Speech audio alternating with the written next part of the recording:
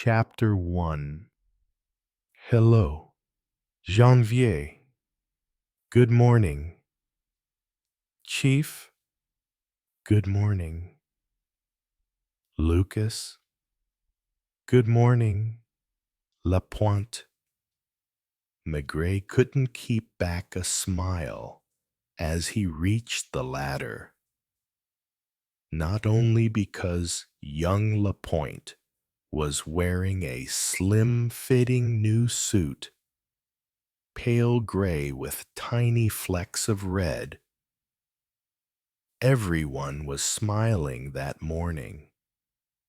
In the streets, in the buses, in the shops.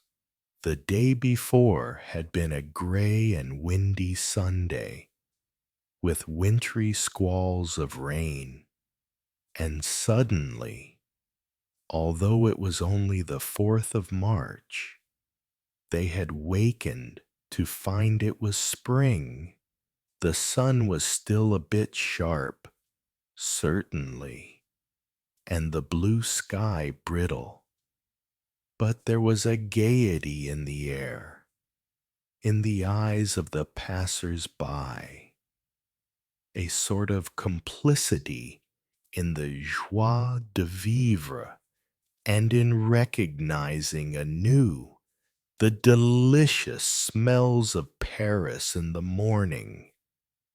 Maigret had come out without a coat and had walked a good part of the way. As soon as he had come into the office, he had opened the window. The Seine had changed color too. The red lines on the funnels of the tugs were brighter, the barges like new again. He had opened the door of the inspector's office. "Are you coming in?" Boys.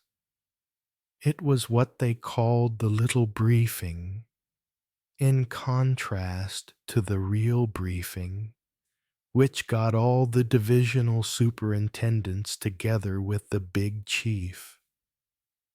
Maigret called his closest associates together. "Did you have a good day yesterday?" he asked Janvier. "We took the children to my mother-in-law's at Vaucresson." Lapointe, uncomfortable in his new suit, which was a little too summery, kept in the background. Maigret sat down at his desk, filled a pipe, and began to go through his mail. "That's for you, Lucas. It's about the Labourg case." He held some other papers out to Lapointe. "Take these to the public prosecutor's office." You couldn't say there was foliage yet, but there was just a touch of pale green on the trees. The key. There was no big case on at the moment. None of those cases that filled the hallways of the criminal police with reporters and photographers, and which provoked peremptory telephone calls from high places. Only ordinary things. Cases to be followed up.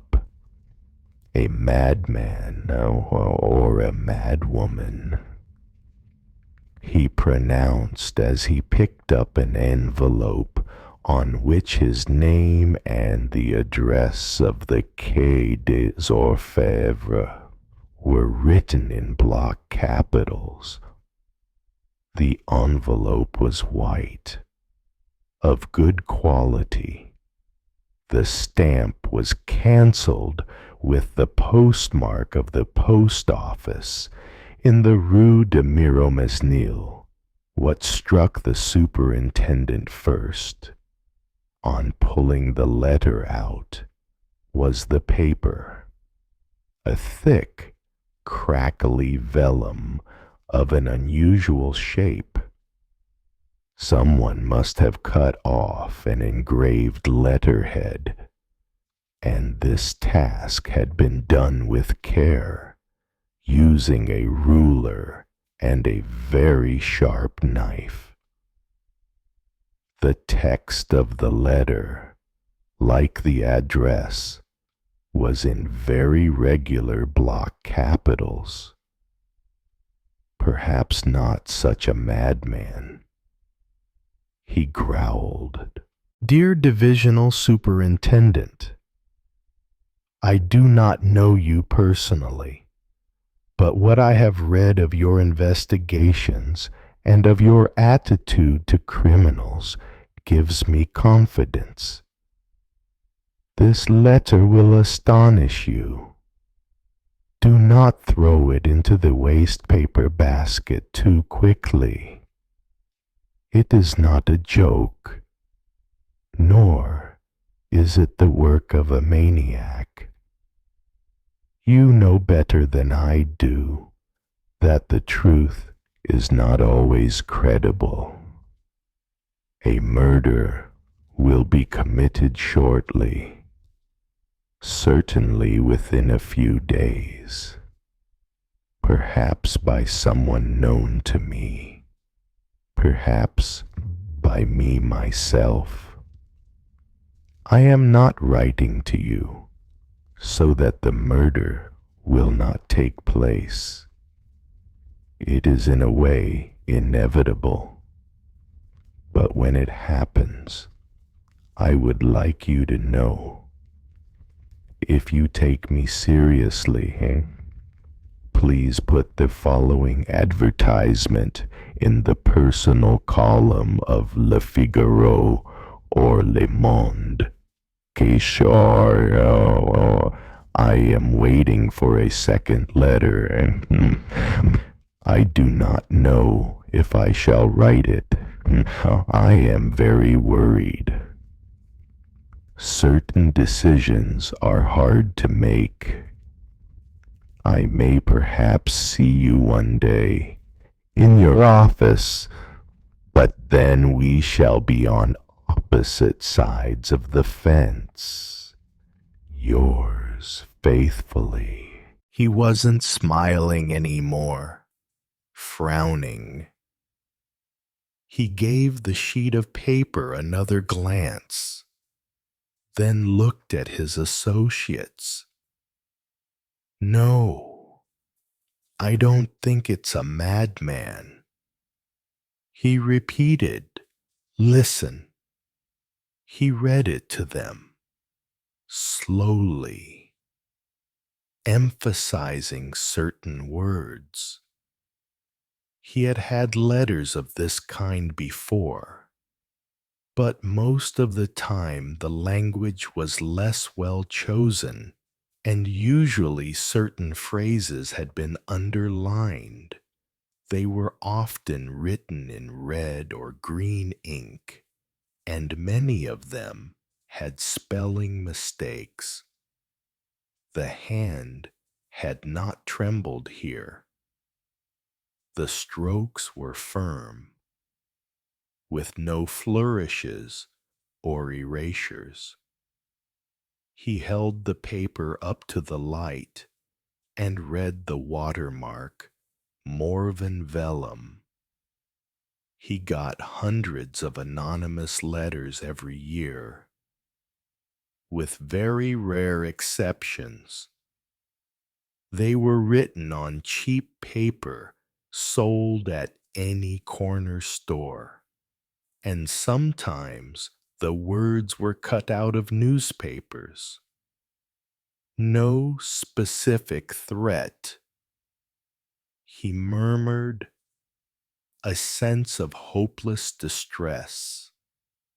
Le Figaro and Le Monde, two daily papers read largely by the intellectual bourgeoisie.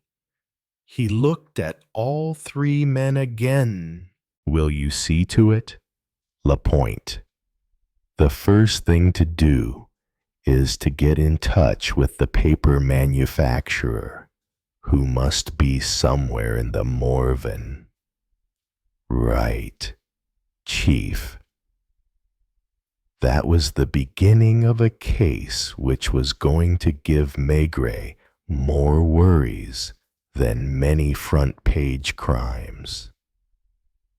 Put the advertisement in the Figaro, in both papers. A bell rang for the briefing. The real one, and Maigret, file in hand, went to the director's office. Here, too, the open window was letting the sounds of the city steal in. One of the superintendents was sporting a sprig of mimosa in his buttonhole, and he felt obliged to explain. They're selling them in the street for some charity. Maigret did not mention the letter. His pipe was good. He watched the faces of his colleagues lazily as they set out the details of their cases in turn, and he made a mental calculation of the number of times he had been present at the same ceremony. Thousands. But much more often, he had envied the divisional superintendent who had been his chief. As he went every morning to the Holy of Holies, wouldn't it be wonderful to be chief of the crime squad? He hadn't dared to dream of that then, no more than Lapointe or Janvier or even Lucas did now. It had happened all the same, and after so many years, he didn't even think about it anymore, except on a morning like this, when the air smelled sweet, and when, instead of swearing at the roar of the buses, people smiled. When he got back to his office half an hour later, he was surprised to find Lapointe there, standing in front of the window. His fashionable suit made him look thinner, taller, much younger. 20 years before, a detective inspector wouldn't have been allowed to dress like that. That was almost too easy. Chief, you found who makes the paper, Geron and Sons, who have had the Morven paper mills at Autun for 3 or 4 generations. It's not a factory. It's all done by craftsmen. The paper is handmade, whether it's for deluxe editions, usually books of poems, it seems, or for writing paper. The Geron have no more than 10 people working there. From what I was told, there are still a few paper mills like that in the region. Did you get the name of their agent in Paris? They don't have an agent.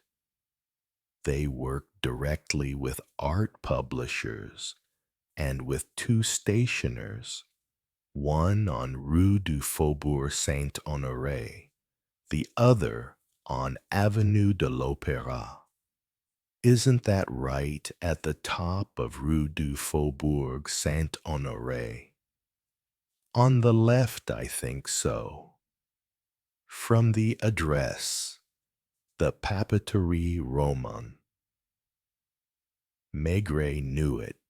because he had often stopped in front of the window. There were invitations there and visiting cards, and one could read names there that one doesn't usually come across. The Comte and Comtesse de Vaudry have the honor to. The Baron de Grand Lussac has the pleasure of announcing princes and dukes. Real or not, one wondered if such people still existed. They invited each other to dinner, to shoots, to bridge parties. They announced the marriage of their daughters or the birth of a child, all on sumptuous paper. In the other window, one could admire desk blotters with armorial bearings, engagement books bound in Morocco. You'd better go and see them. Roman. Think it's the more likely district. The shop on Avenue de l'Opera had a quality trade, but it also sold fountain pens and ordinary stationery. I am off. Chief, lucky man. Maigret watched him go, like a schoolboy watching one of his friends sent on an errand by the teacher. He had only the usual drudgery to do. Paperwork. Always paperwork. Quite devoid of interest. For a magistrate who would file it without reading it because the case was closed. The smoke from his pipe began to turn the air blue, and a light breeze came in off the Seine, making the papers flutter.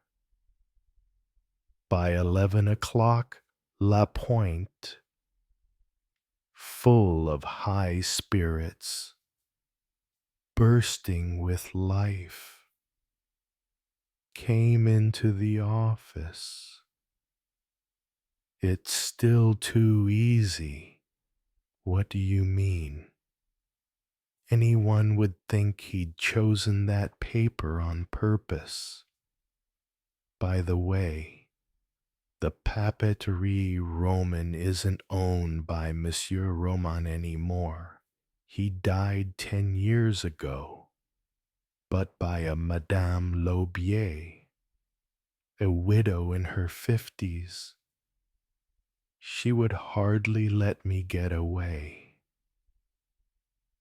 She hasn't ordered any paper of that quality for 5 years. No one was buying it. It's not only too expensive, it doesn't take typing well. She still had 3 customers for it. One of them died last year. A count with a chateau in Normandy and a racing stable. His widow lives in Caen and has never ordered any writing paper. There was also an embassy, but when the ambassador was recalled, the new one ordered a different paper. There's still one customer. There's still one customer. And that's why I say it's too easy. It's a Monsieur Emile Parendon, a lawyer on Avenue Marigny. He has been using this paper for more than 15 years and won't have any other. Does that name mean anything to you? I've never heard it. Has he ordered any recently? The last time was last October, headed Yes, very tastefully. Always 1,000 sheets and 1,000 envelopes. Maigret picked up the telephone. Get me Maitre Bouvier, please. A lawyer he had known for more than 20 years, whose son also was a member of the bar.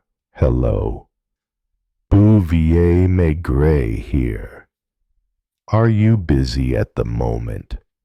Never too busy to speak to you. I'd like some information, confidential. Of course. Just between the two of us. That's right. Do you know a colleague of yours called Émile Parendon Bouvier seemed surprised. What in heaven's name can the criminal police have against Parendon? I don't know. Probably nothing. That's most likely. I haven't met Parendon more than 5 or 6 times in my life. He hardly sets foot in the law courts, and then only for civil cases. How old is he? No age. He might just as easily be 40 as 50. He must have turned to his secretary. Look up Parendon's date of birth in the bar yearbook. Emile. There's only one, anyway. Then, to Maigret, you must have heard of his father, who's still alive. Or, if he's dead, it's only recently. Professor Parendon, the surgeon at Laennec, a member of the Academy of Medicine, of the Academy of Ethical and Political Sciences, etc., etc. A character. When I see you next, I'll tell you about him. He came to Paris very young, with the hay still in his ears. He was short and stocky and looked like a bull. And he didn't just look like one. What about his son? He's a jurist, really. He specializes in international law, particularly in maritime law. They say he's unbeatable there. People come from all over the world to consult him, and he's often asked to arbitrate in delicate cases where big business interests are at stake. What kind of man is he, humdrum? I don't think that I'd recognize him in the street. Is he married? Thank you, my dear. There. Have his age here. 46. Is he married? I was going to say I didn't know, but it's coming back to me.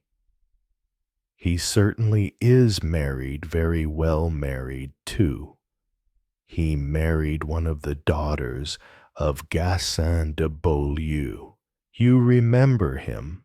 He was one of the most ferocious prosecutors at the time of the Liberation. Then he was appointed first president of the Supreme Court of Appeal. He must have retired to his chateau in the Vendée now. The family is very rich. Do you know anything else?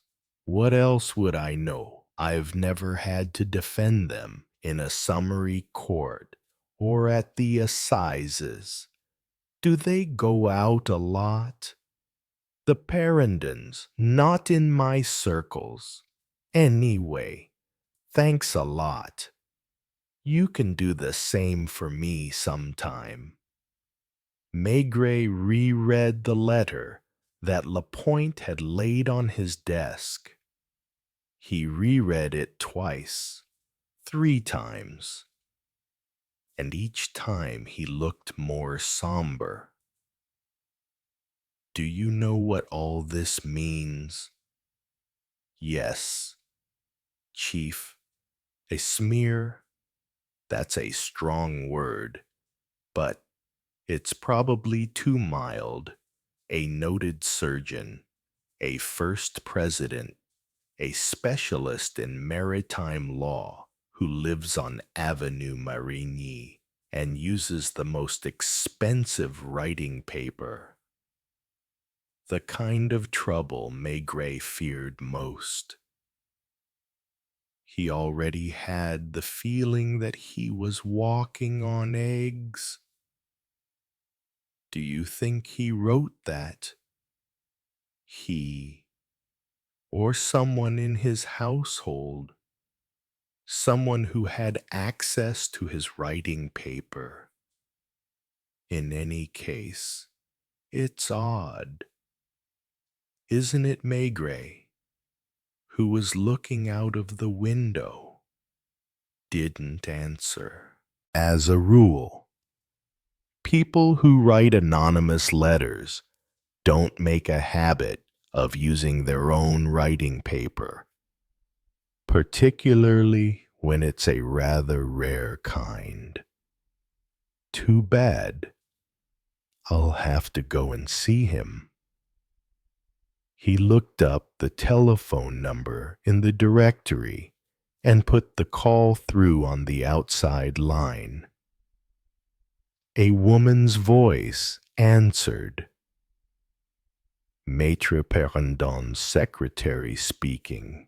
Good morning, mademoiselle. This is Superintendent Maigret of Criminal Police. Would it be possible for me to speak to Maître Perrandon? I don't want to interrupt him. Just a moment, please. I'll find out. It was the easiest thing in the world. Almost immediately, a man's voice said, "This is Perrandon." There was a questioning note in his voice.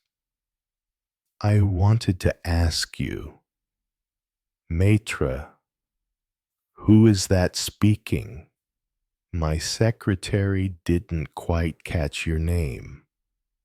Superintendent Maigret.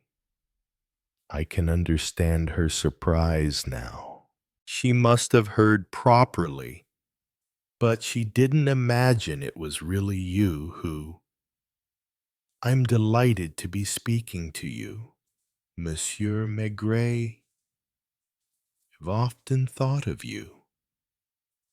Have even been on the point of writing to you to ask your opinion on certain matters. Haven't dared, knowing you to be such a busy man. Perrandon had a timid voice, yet it was Maigret who was the more embarrassed of the two. He felt ridiculous now. With his meaningless letter, now I'm the one who is disturbing you. And for a mere trifle, in the bargain, I would prefer to speak to you in person, as I have a document I would like to show you. When would you like to come? Have you got a free moment sometime this afternoon? Would 3:30 be convenient? I must confess that I usually take a short siesta, and I feel terrible if I don't have it. 3:30 will be fine. I'll come to your house. Thank you for being so helpful." When Maigret put down the receiver, he looked at Lapointe as if he were waking up from a dream. Didn't he seem surprised?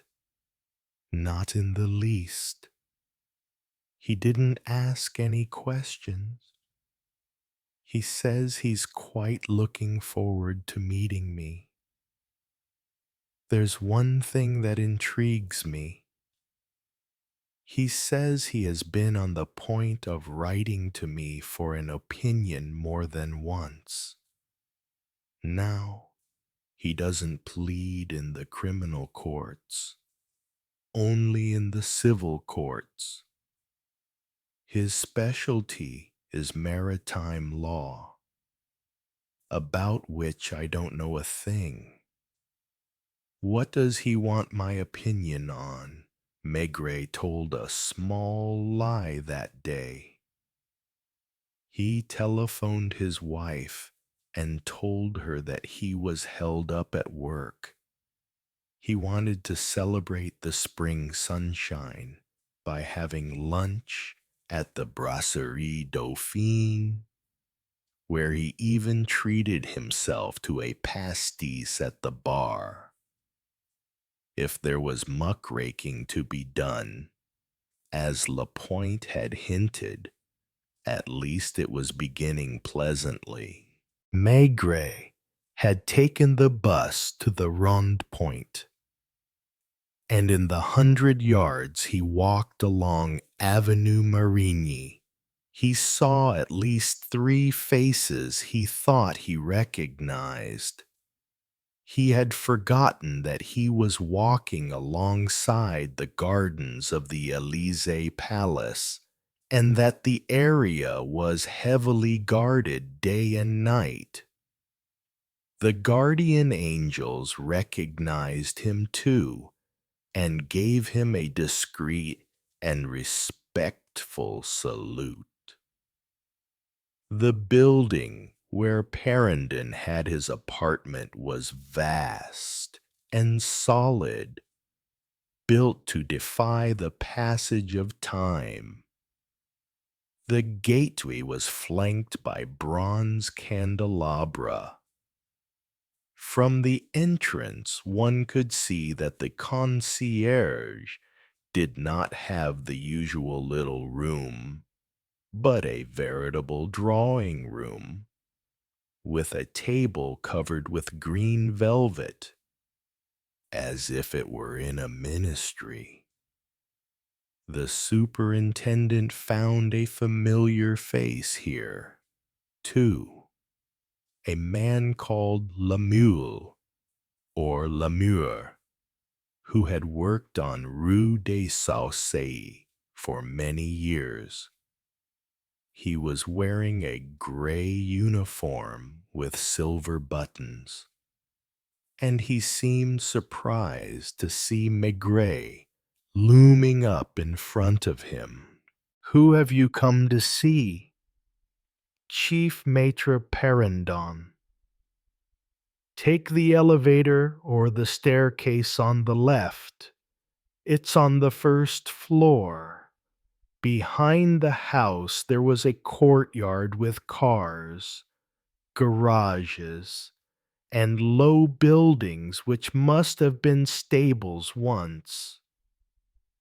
Maigret emptied his pipe mechanically, tapping it on his heel before he started to climb the marble staircase.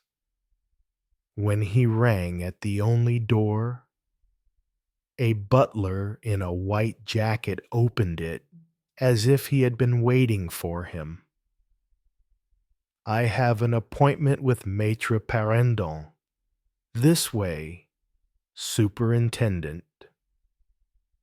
He took Maigret's hat with an air of authority and showed him into a library the like of which the superintendent had never seen before. The room was long, with a very high ceiling. and books lined the walls from floor to ceiling, except where there was a marble fireplace with a bust of an oldish man on the mantelpiece. All the books were bound in leather, most of them red leather. The only pieces of furniture were a long table, 2 chairs, and an armchair. He would have liked to examine the titles of the books, but a young secretary wearing glasses was already approaching him. "Will you come this way?" Superintendent. The sun was pouring in through the windows, more than 9 feet high, and playing on the carpets, on the furniture, on the pictures, for from the hall on, the place was filled with antique pier tables and other period furniture, busts and paintings of gentlemen in the costumes of every age. The girl opened a light oak door, and a man who had been sitting at his desk got up and stepped forward to greet Maigret. He too wore glasses with very thick lenses. "Thank you, Mademoiselle Vague." He had to walk a long way. Since the room was as big as a state reception room, here too the walls were lined with books. There were portraits, and the sun broke up the whole into diamond patterns. You have no idea how happy I am to see you, Monsieur Maigret. He held out his hand, a little white hand, which felt boneless to the touch. In contrast to the decor, the man seemed even smaller than what must be his real size, small and frail, and curiously light. And yet he wasn't thin. His outlines were quite rounded, but the whole effect was of weightlessness, of insubstantiality. "Come this way, please. Let's see. Where would you prefer to sit?" He pointed to a tawny leather armchair near the desk. "I think you would be most comfortable here. I am a little deaf." Maigret's friend Bouvier had been right in saying that the man was of no age. He still had an almost childish expression in his face and his blue eyes, and he looked at the superintendent with a kind of wonder. "You can't imagine the number of times I've thought of you. When you are on a case, I devour several newspapers a day so that I don't miss a detail. I might almost say that I wait to see what your reactions are." Maigret felt awkward. He had grown accustomed to the curiosity of the public.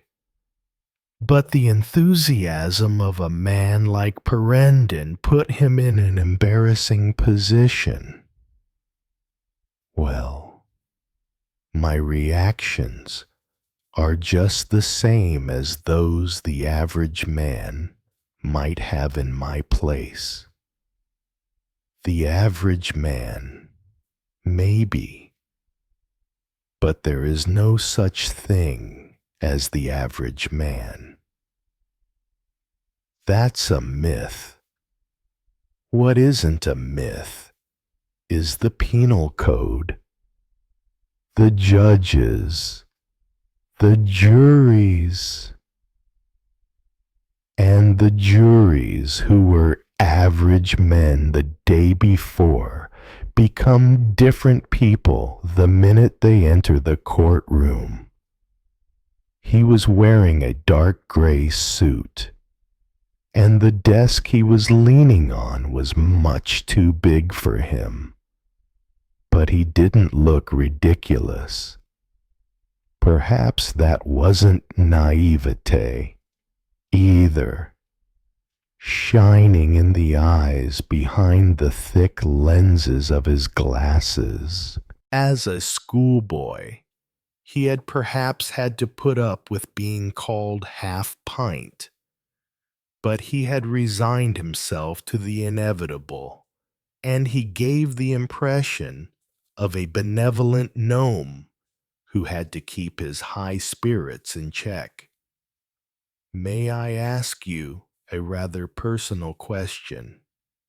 How old were you when you began to understand men, I mean, to understand the men we call criminals? Maigret blushed and stammered, I don't know. I'm not sure that I do understand them. Oh, yes, you do. And they know it very well.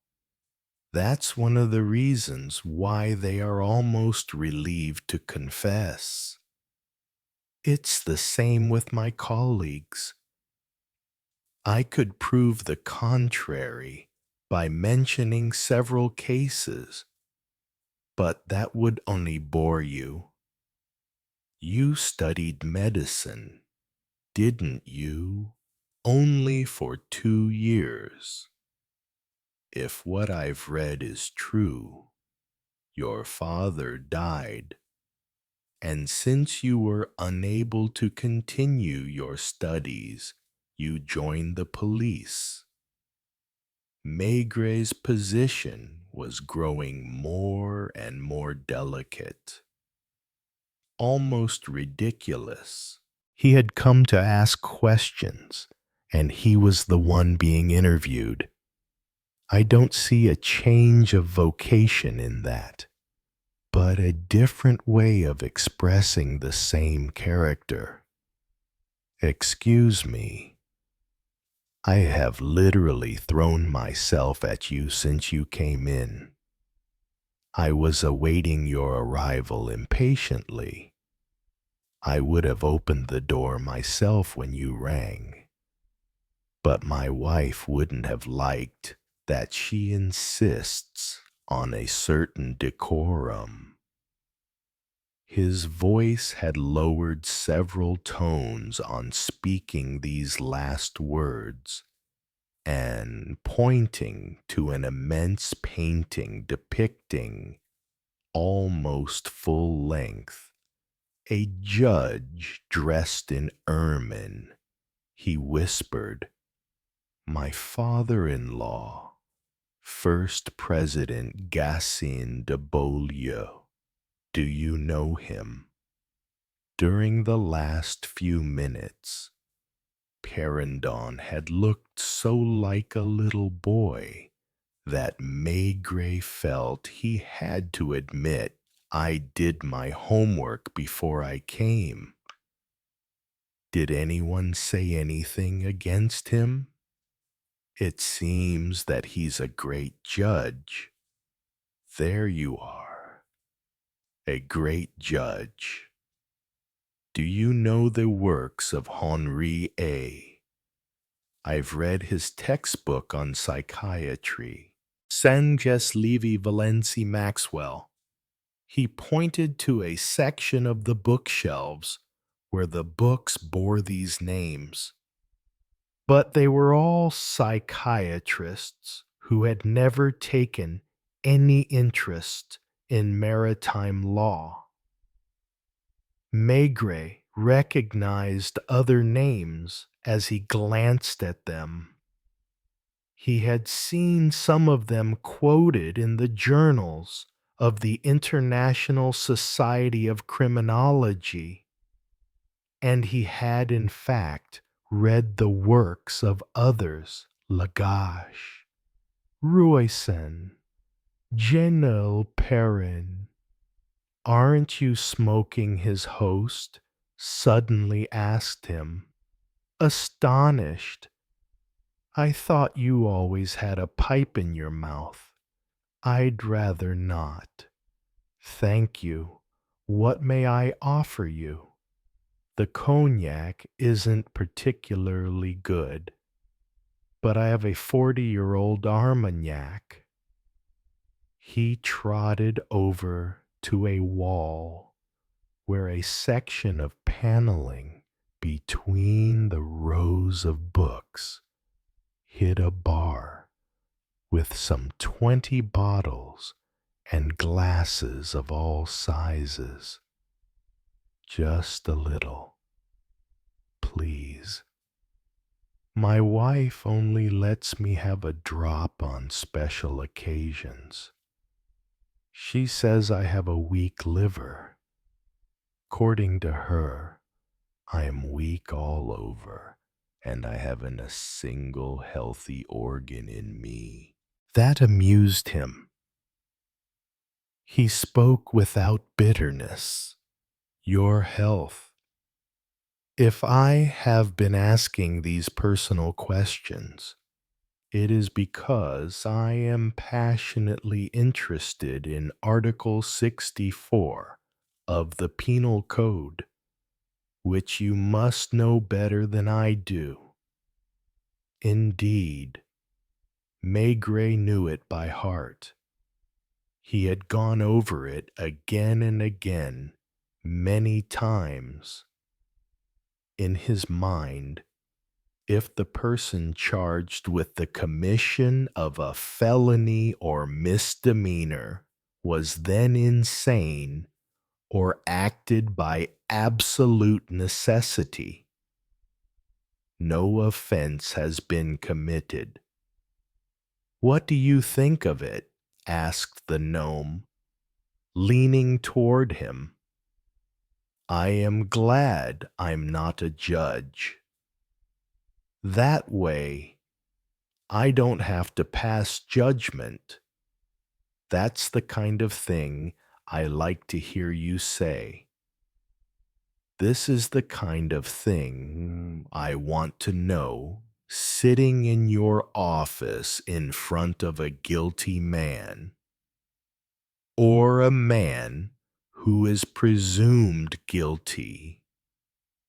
Are you capable of determining to what extent he is responsible? Rarely. The psychiatrists afterwards. This library is full of psychiatrists. The older generation, for the most part, answered responsible and went on their way with a clear conscience. But read Henri A. again. For example, "I know. Do you speak English very badly? Do you know what they mean by a hobby? Yep, a pastime. Something one does without payment. A craze. A mania.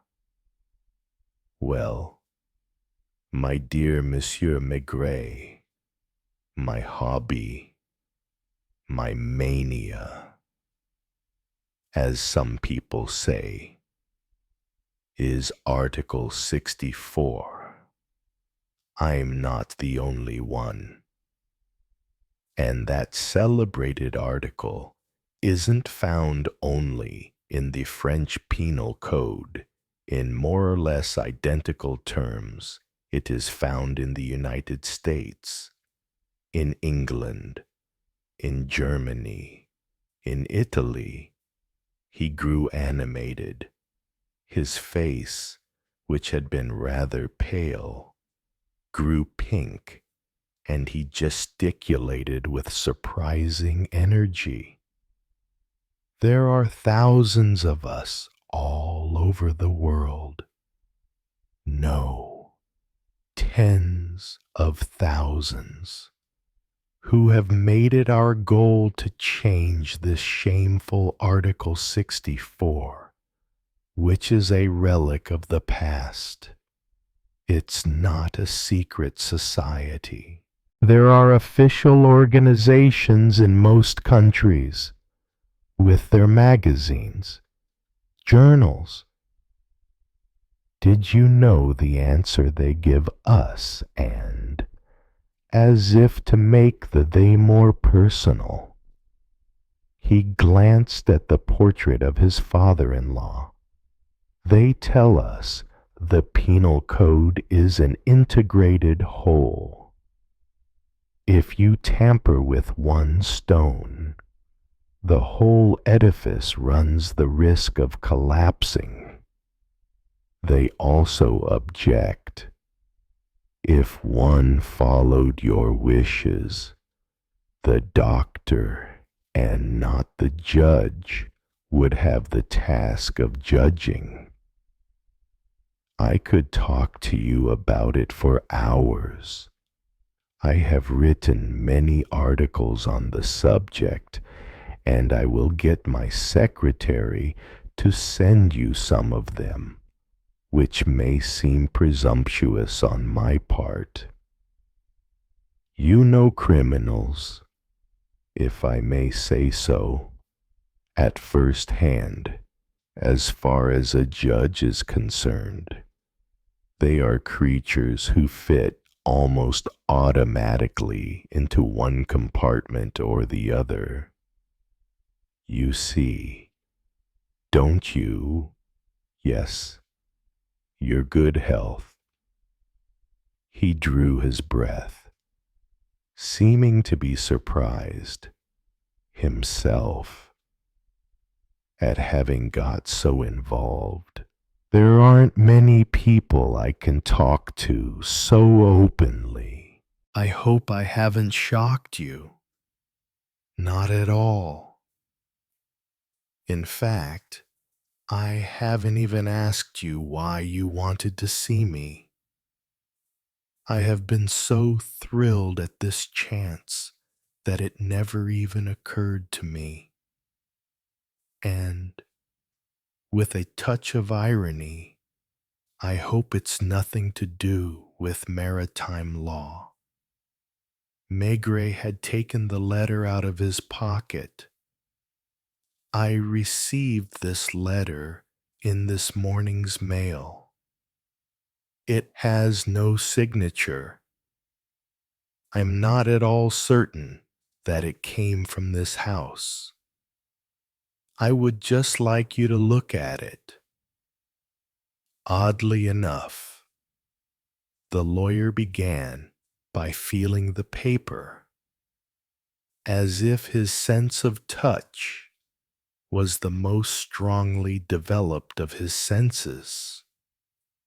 It could be mine. It's not easily come by. The last time, my engraver had to order it from the manufacturer. That's exactly what brought me here. Parendon had put on a different pair of glasses, crossed his short legs, and was moving his lips as he read, uttering a few phrases in a low voice. A murder will be committed shortly, perhaps by someone known to me, perhaps by me myself. He reread the paragraph carefully.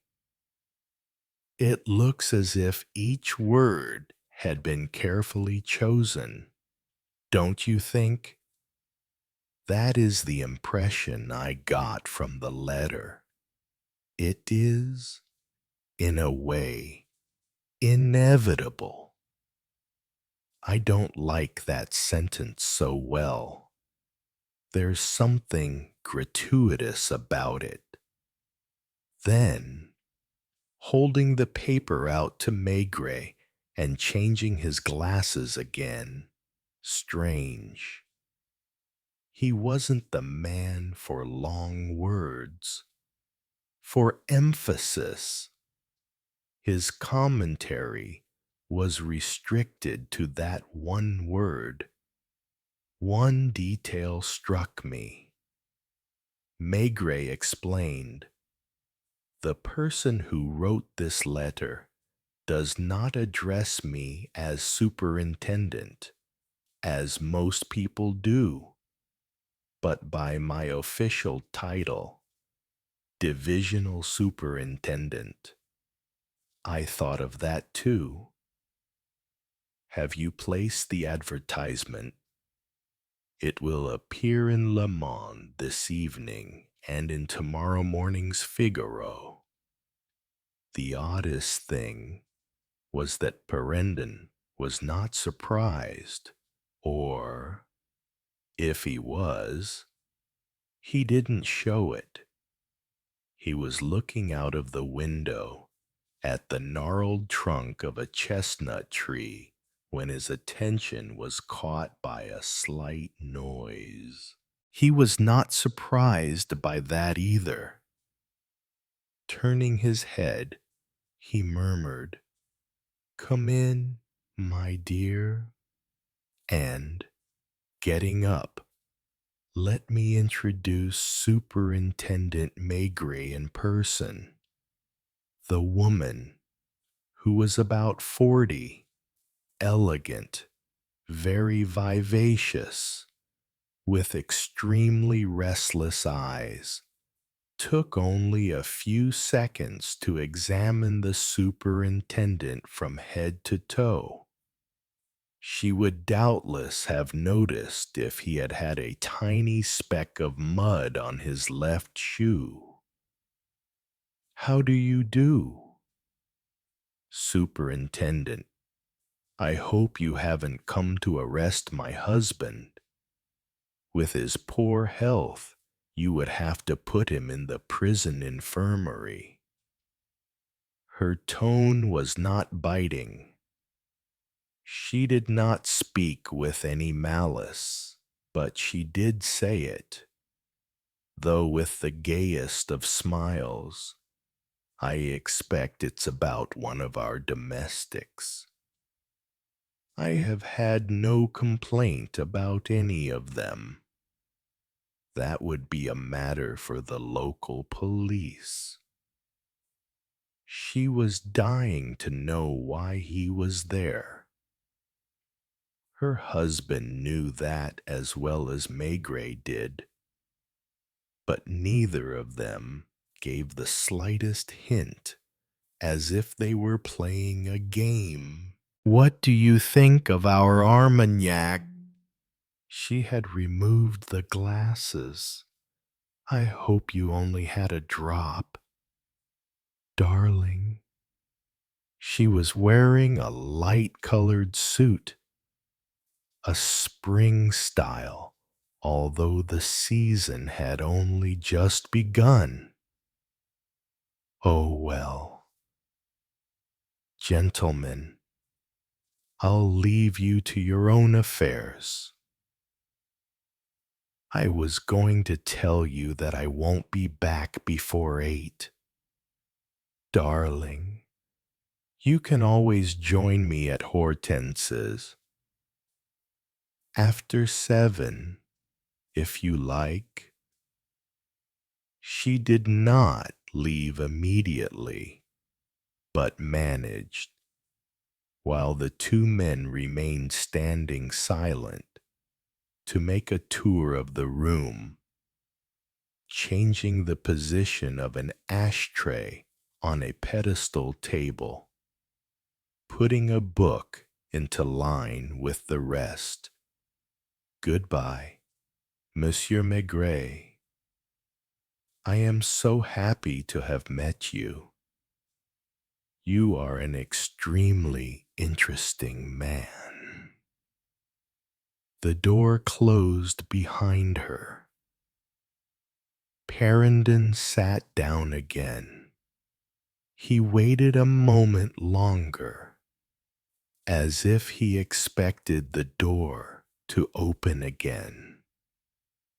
Finally, he laughed, a childlike laugh. Did you get that Maigret didn't know what to say? You are an extremely interesting man. She is furious that you didn't say anything to her. Not only does she not know why you are here, you didn't comment on her dress, or, more important, on how young she is. Nothing would have given her greater pleasure than for you to have taken her for my daughter. Do you have a daughter? Yes, she's 18. She has passed her baccalaureate and is taking some classes in archaeology. I don't know how long that will last. Last year she wanted to be a lab assistant. I don't see a lot of her, except at meal times, when she deigns to eat with us. I have a son, too, Jacques. He's 15 and in the 3rd grade at the Lycée Racine. They are all the family we have. He spoke lightly, as if the words had no importance, or as if he were poking fun at himself. In fact, I'm wasting your time, and we ought to get back to your letter. Wait a moment. Here's a sheet of my writing paper.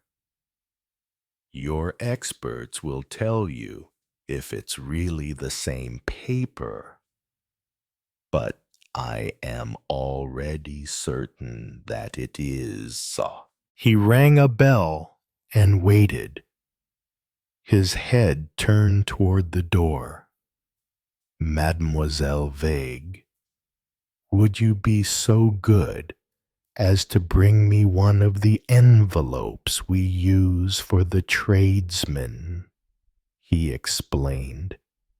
We pay the tradespeople by check at the end of the month. It would be pretentious to use our engraved envelopes to pay their bills. So we have ordinary white envelopes. The girl brought one. You can compare them too. If the envelopes and the paper are both the same, you can be almost certain that the letters came from here. That did not appear to upset him unduly. Can you think of any reason which might have prompted someone to write this letter? He looked at Maigret, first rather bewildered, then with a more disillusioned look. Reasons I wasn't expecting that word. Monsieur Maigret, I realize you must ask the question, but why reasons? Undoubtedly everyone has some, consciously or not. Do many people live in this apartment? Living in, not very many. My wife and I. Of course. Do you sleep in separate bedrooms? He gave Maigret a swift look, as if he had scored a point. How did you guess I don't know? I asked the question without thinking. It's quite true. We do sleep in separate rooms. My wife likes to go to bed late and stay in bed in the mornings, and I am an early bird. In any case, you are free to go through all the rooms whenever you like. I may as well say at once that I did not choose the apartment, nor did I have anything to do with furnishing it. When my father-in-law, a glance at the first president, retired and went to live in the Vendée, there was a sort of family council. There are 4 daughters, all married. They more or less divided up their inheritance ahead of time, and my wife got this apartment with all its contents, including the portraits and the busts. He neither laughed nor smiled. It was more subtle than that. One of the sisters will inherit the country place in the Vendée, in the forest of Vouvant, and the other 2 will share the stocks and bonds. The Gassins de Beaulieu are a very wealthy old family, so there's enough for everyone. So I am not quite in my own home, but rather in my father-in-law's, and only the books and furniture in my bedroom and this study are my own things. Your father is still alive, isn't he? He lives almost opposite, on the Rue de Miromesnil, in an apartment he furnished for his retirement. He has been a widower for 30 years. He was a surgeon, a famous surgeon. Yes, you know that too. Then you must know that his passion was not Article 64, but women. We own an apartment just as big as this one, but more modern, on Rue d'Aguesseau. My brother and his wife live there. He's a neurologist. Now the family. I have already told you about my daughter, Paul, and her brother, Jacques. If you want to get on well with her, you had better know that my daughter calls herself Bambi and insists on calling her brother Gus. I suppose that will pass, and even if it doesn't, it's not very important. As for the domestics, as my wife would say, you have already seen Ferdinand, the butler. His surname is Fauchois. He comes from Berry, like my family. He's a bachelor. His room is on the other side of the courtyard, over the garages. Lise, the maid, sleeps in the apartment, and there is a Madame Marchand who comes in daily to do the cleaning. I was forgetting the cook. Madame Vauquin, her husband is a pastry cook, and she has to go home at night. Aren't you taking any notes? Maigret just smiled. Then he got up and went over to a large ashtray where he emptied his pipe. Now, my side of the household, if I may call it that. You have met Mademoiselle Vague. That's her real name, and she doesn't find it at all ridiculous. I have always called my secretaries by their surnames.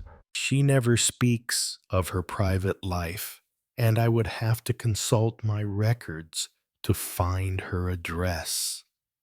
All I know about her is that she goes home by metro and that she will do evening work without complaining. She must be about 24 or 25, and she is rarely in a bad temper. To help me with my briefs, I have an ambitious clerk, René Tortu. His office is at the end of the hall. Finally, there is what we call the scribe, a boy of about 20 who has just come from Switzerland. I think he has ambitions to be a playwright. He does everything. A sort of office boy.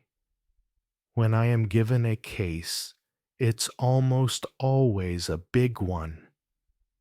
A matter of millions, if not hundreds of millions. And then I have to work day and night for a week or more. After that, we fall back on routine, and I have time to. He blushed and smiled. To devote to our Article 60 for Monsieur Maigret. One day you must tell me what you think of it. In the meantime, I shall let everyone know that you are to have the freedom of the apartment and to answer all your questions truthfully. Maigret looked at him, a bit worried. He was not sure whether he was looking at a very astute actor or, on the contrary, a poor, sickly man whose only consolation was a subtle sense of humor. I shall probably come in tomorrow, sometime in the morning, but I shan't disturb you. In that case, I shall probably disturb you.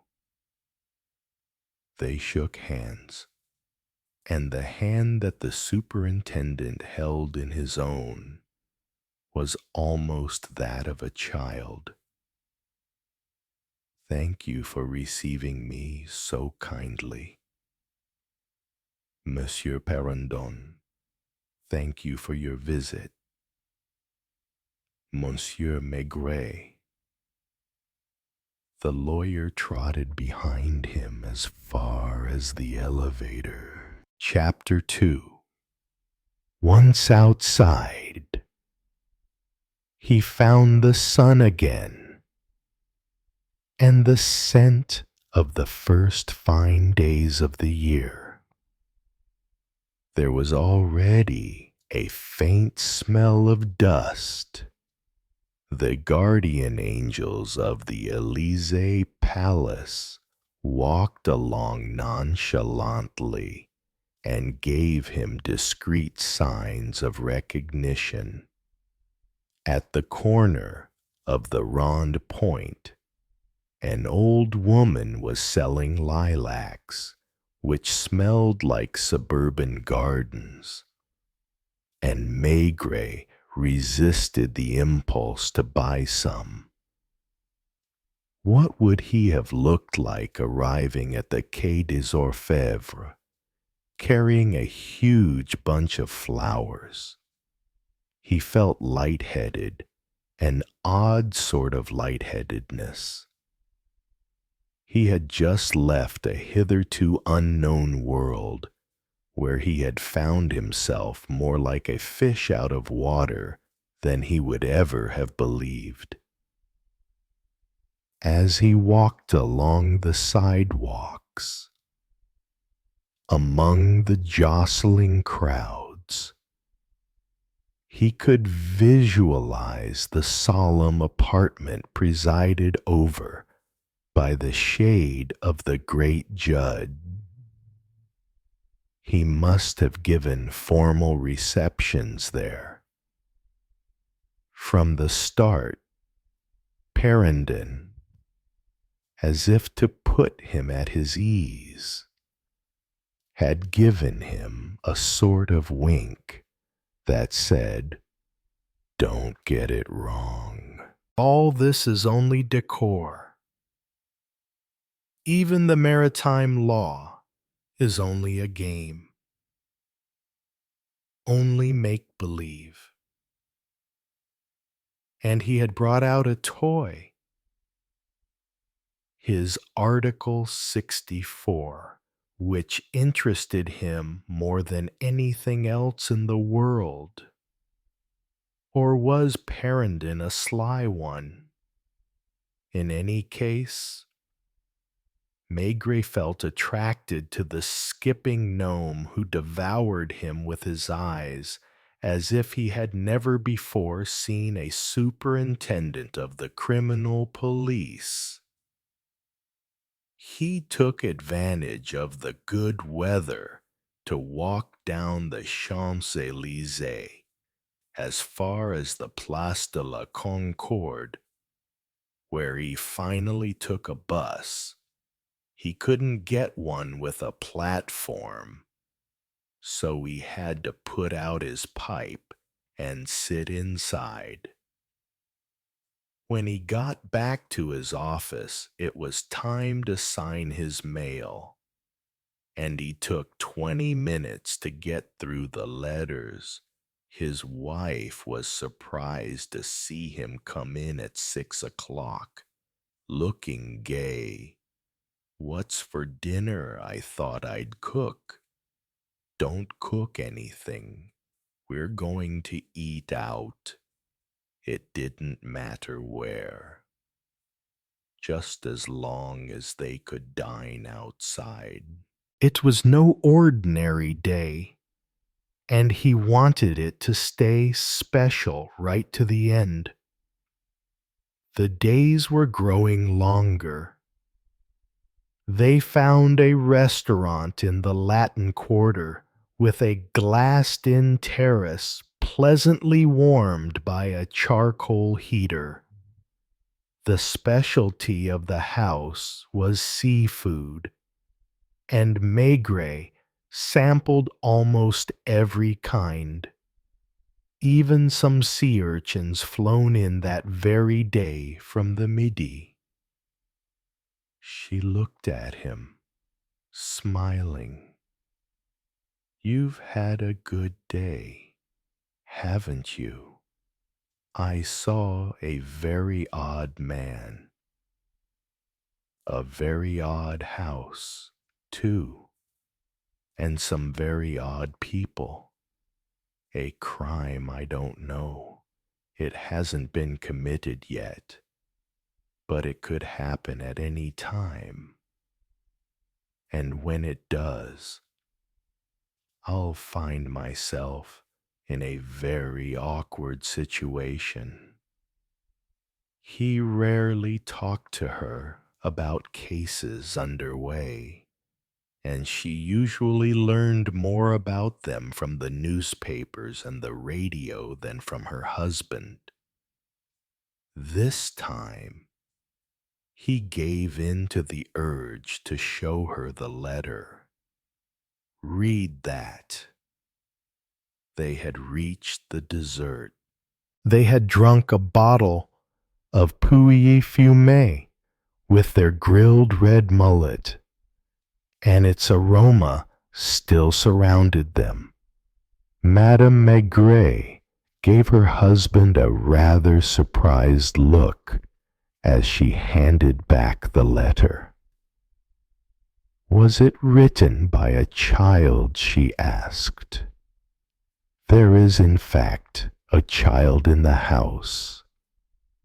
I haven't seen him yet. But there are such things as childlike men, and childlike women too. When they get to a certain age, is that what you think? Somebody wanted me to go into that house. If he hadn't, he wouldn't have used writing paper, which is sold these days only in 2 stationers in Paris.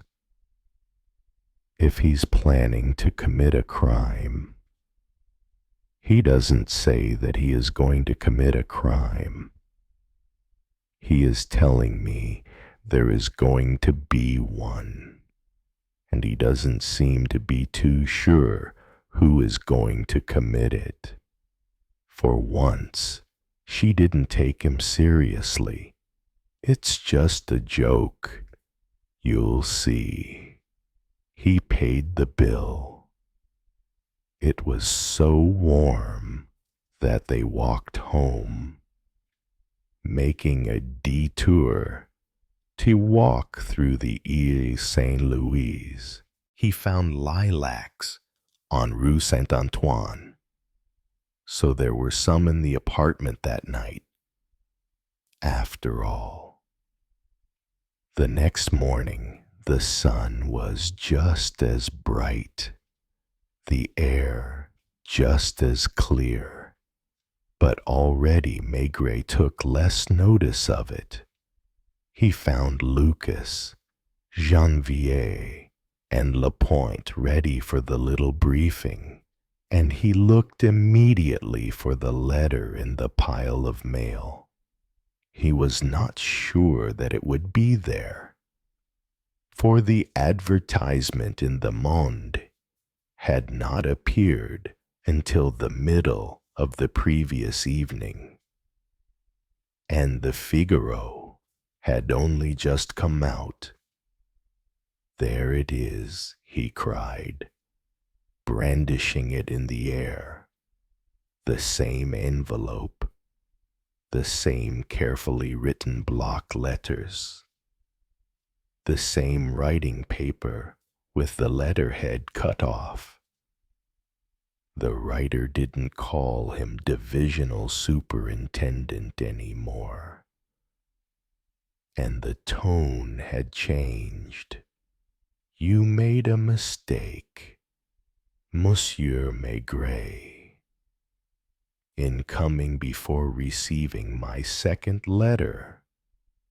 Now they all have a bee in their bonnet, and that means things will be speeded up. From now on, the crime may be committed at any moment, and that will be partly your fault.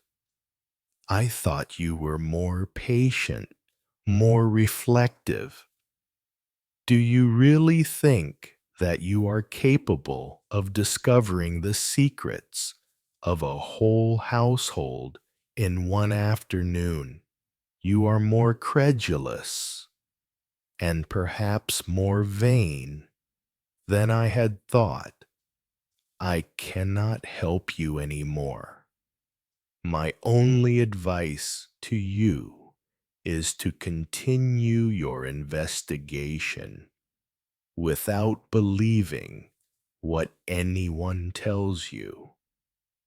With regards, in spite of everything, I retain my admiration for you.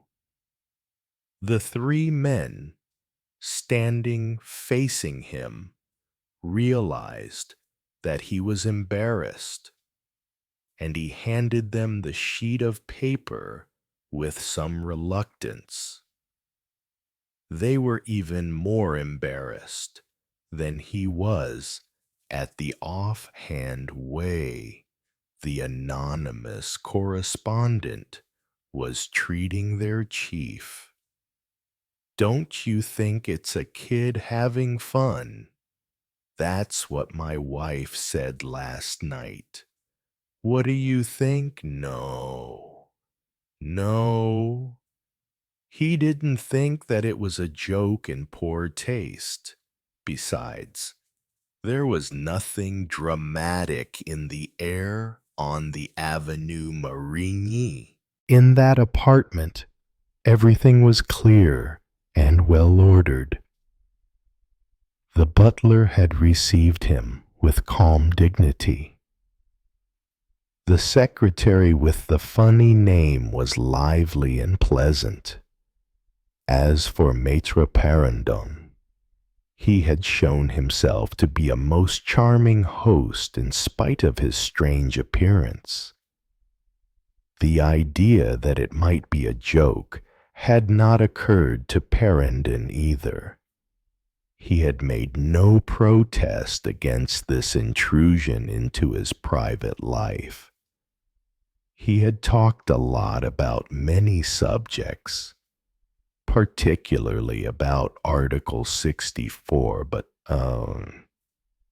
after all, hadn't there been an undercurrent of unhappiness all the time? Maigret did not mention it at the big briefing. He realized that his colleagues would shrug their shoulders if they knew he was involving himself in such an unlikely affair. Anything new with you? Maigret Janvier is just on the point of arresting the man who killed the postmistress. We are almost sure. But we'd better wait a bit and see if he had an accomplice. He's living with a young girl, and she's pregnant. Ordinary things, commonplace things, everyday things. 1 hour later, he left the everyday world as he went into the building on Avenue Marigny. The uniformed concierge waved to him through the glass door of the lodge. Ferdinand, the butler, took his hat and asked, "Do you wish me to announce your arrival to Monsieur Gnome? Take me to the secretary's office." Mademoiselle Vague. That was it. He had remembered her name. She worked in a small room with green-painted filing cabinets around the walls, and she was typing on the latest model electric typewriter. "Did you want to see me?" she asked, not at all upset. She got up, looked around her, and pointed to a chair near the window, which looked onto the courtyard. "I'm sorry, I haven't got an armchair for you. If you'd rather, we could go to the library or the drawing room. I'd prefer to stay here." He could hear a vacuum cleaner running somewhere in the apartment. Another typewriter was clacking away in one of the offices. A man's voice, not Parendon's, was speaking on the telephone. "Yes, yes, I understand you perfectly, my dear boy. But the law is the law, even if it sometimes runs counter to common sense. I have spoken to him about it, of course. No, he can't see you today or tomorrow, and that wouldn't help anyway." Monsieur Tortue Maigret asked. She nodded. The clerk was speaking in the next room. Mademoiselle Vague went over and shut the door, cutting off the sound just as if she had turned off the radio. The window was open a little, and a chauffeur in blue denims was hosing down a Rolls Royce. Does that belong to Monsieur Parendon? No. To the tenants on the second floor, they're Peruvians. Does Monsieur Parendon have a chauffeur? He has to, because his eyesight is too poor to let him drive. What kind of car does he have? A Cadillac? Madame uses it more often than he does, although she has a little English car of her own. Does the noise disturb you? Are you sure you wouldn't like me to shut the window? No.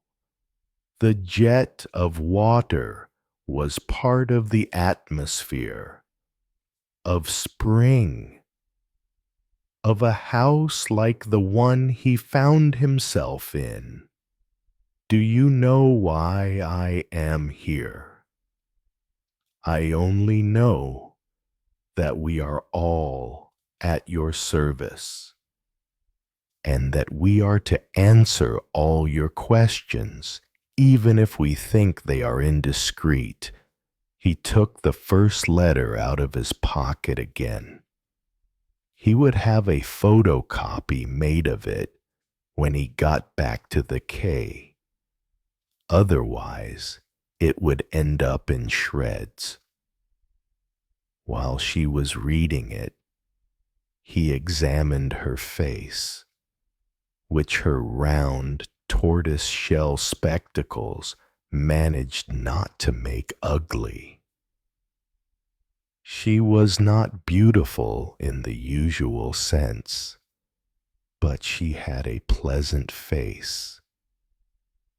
Her mouth in particular held the eye, full, smiling, its corners turned up. Yes, she said, handing back the paper. What do you think of it? What does Monsieur Parendon think? The same as you do. What do you mean? That he was no more surprised than you are. She forced herself to smile, but he could tell that the shot had gone home. Should I have reacted in any special way when someone announces that a murder is going to be committed in a house? That could happen in any house, couldn't it? Up to the moment when a man commits a crime. I suppose that he acts like any other man, that he is like any other man. Otherwise we would arrest future criminals in advance. That's true enough. The strange thing was that she had thought of that. For few people in the course of Maigret's long career had given him that simple piece of reasoning. I put the advertisement in. This morning I had a second letter. He held it out to her, and she read it with the same attention, but this time with a certain anxiety too. I'm beginning to understand, she murmured, why you are worried and why you are taking on the investigation yourself. May I smoke? Please do. I am allowed to smoke in here, which isn't the case in most offices. She lit a cigarette with simple, unaffected gestures. Unlike so many women, she smoked in order to relax. She leaned back a little in her secretary's chair. The office did not look at all like a business office. Although the typewriter table was metal, an extremely beautiful Louis the table stood beside it. Is the Parendon boy a practical joker, Gus? He's quite the opposite. He is intelligent, but reserved. He is always at the top of his class at the lycée, though he never does any work. What is he most interested in? Music and electronics. He has built a complete hi-fi system in his bedroom. And he subscribes to I don't know how many scientific magazines. Look, here's one that came in this morning's mail. I'm the one who puts them in his room. Electronics of tomorrow. Does he go out a lot? I am not here in the evenings. I don't think so. Has he any friends? Sometimes a friend comes to listen to records or to do experiments with him. How does he get on with his father? She seemed surprised by the question. She thought for a moment and smiled to excuse herself. I don't know what to say. I have been working for Monsieur Parendon for 5 years. It's only my second job in Paris. Where was the first in a business on Rue Réaumur? I wasn't happy because the work didn't interest me. Who got you this post, René? I mean Monsieur Tortue. He told me about this job. Did you know him well? We used to have our evening meal at the same restaurant on the Rue Colincourt. Do you live in Montmartre? On the Place Constantin Piqueur. Was Tortue your petit ami? First of all, he's not so little, almost 6'3". Anyway, except for one time, there hasn't been anything between us. Except for one time, I've been told to be absolutely frank, haven't I? One evening, not long before I came here, we went to the movies together on the Place Clichy. After we left Chez Maurice, that's the restaurant on Rue Colincourt. Do you still eat there? Almost every evening. I'm part of the furniture. And he, not so often now that he's engaged. So, after the movies, he asked me if he could come up and have a drink at my apartment. We'd already had a few drinks, and I was a little bit drunk. I said no, because I hate the idea of a man coming into my room. It's something physical. I'd go with him to his apartment on the Rue des Saules. Why didn't it happen again? Because it didn't work out. We both realized that. Just one of those things. In fact, we're still good friends. Is he going to get married soon? I don't think he's in any hurry. Is his fiancée a secretary too? She's Dr. Perendon's, the boss's brother's assistant. Maigret smoked his pipe in short puffs, trying to soak up everything about this world which he had not known anything about the previous day, and which had just welled up in his life. Since we're talking about such things, I'm going to ask you another indiscreet question. Do you go to bed with Monsieur Perendon?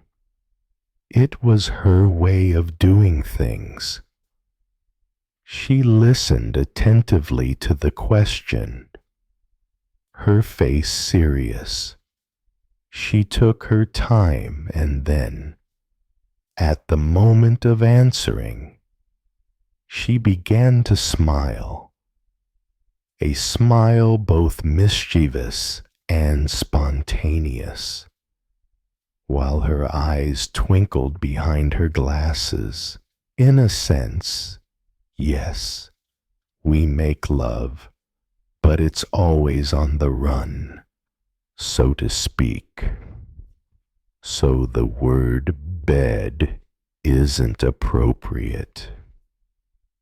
Since we've never been to bed together, does Tortu know? We've never spoken about it, but he must guess. Why, when you know the apartment better, you'll understand. Let's see. How many people are around here during the day? Monsieur and Madame Perendon and the 2 children. That's 4. 3 in the office. 7. Ferdinand, the cook, the maid, and the cleaning woman. Brings us to 11, not to mention Madame's masseur, who comes 4 mornings a week, or her sisters, or her friends, even though there are a lot of rooms. One meets everyone else, especially in here. Why in here especially? Because it's in here. Everyone comes to get paper, stamps, paper clips. If Gus needs a piece of string, it's these drawers he comes to look in. Bambi always needs stamps or scotch tape. As for Madame, he watched her, curious to see how she would continue. She's everywhere. Oh, yes. She goes out a lot, but one never knows if she's out or in. You will have noticed that all the halls and most of the rooms are carpeted. You can't hear anyone coming. The door opens and in pops someone you weren't expecting. For example, she sometimes pushes open my door and mutters, "Oh, excuse me," as if she'd made a mistake. Is she inquisitive or scatterbrained Unless she has a thing about it. Has she never surprised you with her husband? I'm not sure. Once, not long before Christmas, when we thought she was at the hairdresser's, she came in at a rather delicate moment. We had time to look normal. At least I think we did. But I'm not sure. She seemed very natural and began to talk to her husband about the present she had just bought for Gus. Hasn't she changed in her attitude to you? No. She is nice to everyone. A kind of niceness that is peculiarly her own. A little as if she were floating around above us to protect us. I've secretly nicknamed her the Angel. Don't you like her? I wouldn't have her for a friend, if that's what you mean. A bell rang, and the girl got up suddenly. Will you excuse me? The boss is calling me. She was at the door already, having picked up a pencil and a shorthand notebook on the way. Maigret remained alone, watching the chauffeur in the courtyard not yet reached by the sun. He was polishing the rolls with a chamois and whistling a catchy tune. Mademoiselle Vague did not come back, and Maigret remained seated by the window, he who had such a horror of waiting. He could have gone along to the end of the hall, to the office occupied by Tortu and Julien Baud, but it was as if he were in a pleasant stupor, his eyes half closed, looking first at one thing, then at another. The table that served as a desk had heavy oak legs, tastefully carved, and it must have stood previously in another room. Its surface was polished by long use. There was a beige blotter with 4 leather corners. The pen tray was very ordinary, made of a kind of plastic. It held fountain pens, pencils, a rubber, and a scraping knife. There was a dictionary near the typing table. Suddenly, he frowned. He stood up rather regretfully and went over to look more closely at the table. He had not been mistaken. There was a thin cut, still fresh, such as the erasing knife would have made cutting a sheet of paper. Near the pen tray, there was a flat metal ruler. You've noticed that too. He jumped.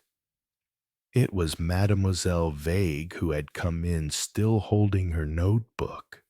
What do you mean? The scratch. Isn't it awful to spoil such a lovely table? Have you any idea who did it?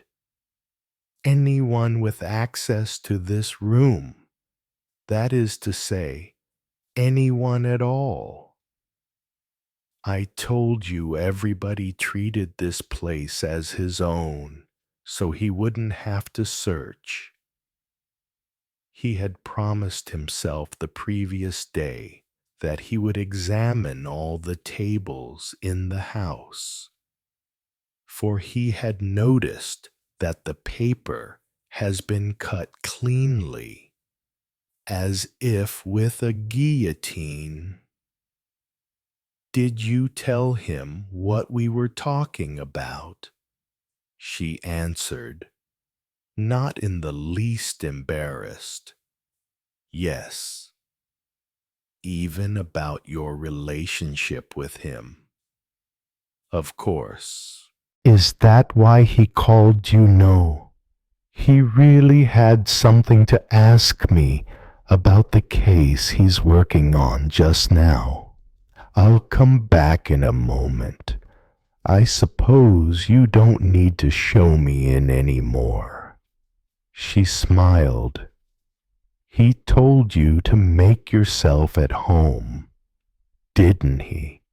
So he knocked at the tall oak door, opened it, and found the little man sitting at his desk, which was covered this morning with official-looking documents. "Come in, Monsieur Maigret.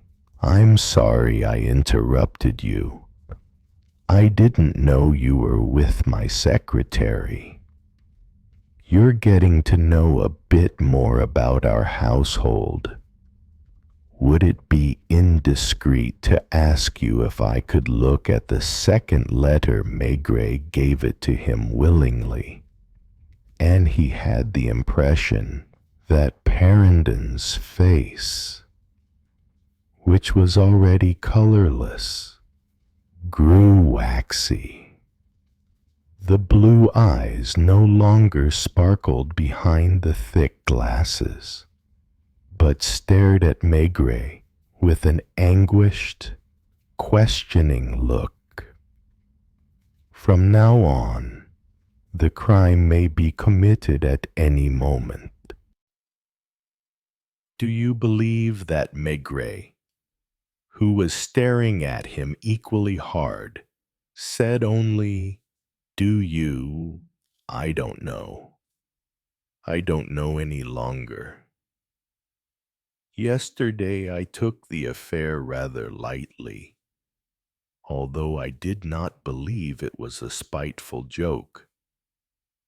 I was tempted to think it was a minor revenge, treacherous and naive at the same time. Against whom? Against me. Against my wife. Against anyone in the house. A clever way of getting the police here and having us harassed by questions.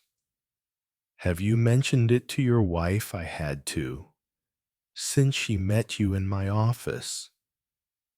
You could have told her that I had come to ask your opinion on a professional matter." Parendon's face expressed mild surprise. Would Madame Maigret be satisfied with an explanation like that? "My wife never asks questions. Mine does. And she goes on asking, just as you do in your interrogations, if one can believe what one reads, until she thinks she has got to the bottom of things.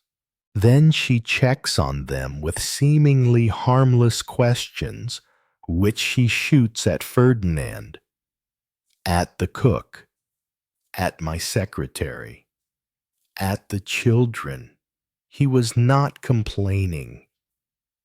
There was no bitterness in his voice, more a kind of admiration. In fact, he seemed to be talking about a phenomenon whose merits are widely known. What was her reaction? That it must be revenge on the part of one of the domestics. Have they any grounds for complaint? They always have grounds for complaint. For example, Madame Vaucan, the cook, works late when we give a dinner, and the cleaning woman leaves at 6 sharp, regardless. On the other hand, the cleaning woman earns 200 francs less than the cook. You understand. What about Ferdinand? Did you know that Ferdinand, who is so correct, so formal, was in the Foreign Legion and has taken part in commando raids? No one checks on what he does in the evenings in his room above the garage, whom he sees or where he goes. Are they the people you suspect too? The lawyer hesitated a second and decided to be honest. No. Why? None of them would have written the sentences in the letter, or used certain of the words. Are there any guns in the house? My wife has 2 shotguns, because she is often invited on a shoot. I don't shoot. Have you a revolver? I have an old Browning in a drawer of my bedside table. Lots of people do. I think one tells oneself that if burglars, he laughed softly, I could give them a fright. Anyway, here. He opened a drawer of the desk and took out a box of cartridges. The gun is in my room at the other end of the apartment, and the cartridges are here. A habit I got into when the children were younger and I was afraid of accidents. This makes me realize that they're now well into the age of reason, and I could load my Browning. He kept on rummaging in the drawer, and this time he pulled out an American-style blackjack. Do you know where I got this toy? 3 years ago, I was surprised to be called to the police station to see the superintendent. When I got there, I was asked if I had a son called Jacques. He was 12 at the time. A fight had broken out as the boys were coming out of school, and the policeman found Gus in possession of this blackjack. I questioned him when I got home and learned that he had got it from a friend in exchange for 6 packages of chewing gum. He smiled, amused at the memory. Is he a violent boy? He went through a difficult period when he was between 12 and 13. He used to have violent but short-lived tempers, especially when his sister teased him. After that, it wore off. I would say he's too calm, too solitary a boy for my liking. Hasn't he any friends? I only know of one. A boy called Genevieve, who comes quite often to listen to music with him. His father is a pâtissier on Rue du Faubourg Saint-Honoré. You must have heard the name. Ladies go there from all over town. If you will excuse me now, I'll go back to your secretary. What do you think of her? She is intelligent, both spontaneous and thoughtful. That seemed to please Perendon, who purred, I find her invaluable, while Perendon immersed himself in his papers once again. Maigret rejoined Mademoiselle Vague in her office. She was not even pretending to work and was obviously waiting for him. One question that you will find ridiculous. Mademoiselle has the Perendon boy. Everyone calls him Gus. Right. Has Gus ever tried to make love to you? He's 15 years old. I know. That's just the age to be curious about certain things, or for sentimental attachments. She thought for a moment, like Perendon. She took time to think before answering. It was as if he had taught her exactitude. No, she said finally.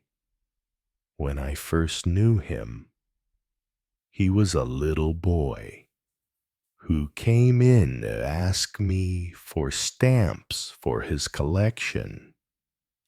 A boy who scrounged incredible amounts of pencils and Scotch tape. And sometimes he asked me to help him with his homework. He would sit where you are and watch me with a serious expression. And now he is half a head taller than I am, and he has been shaving for a year.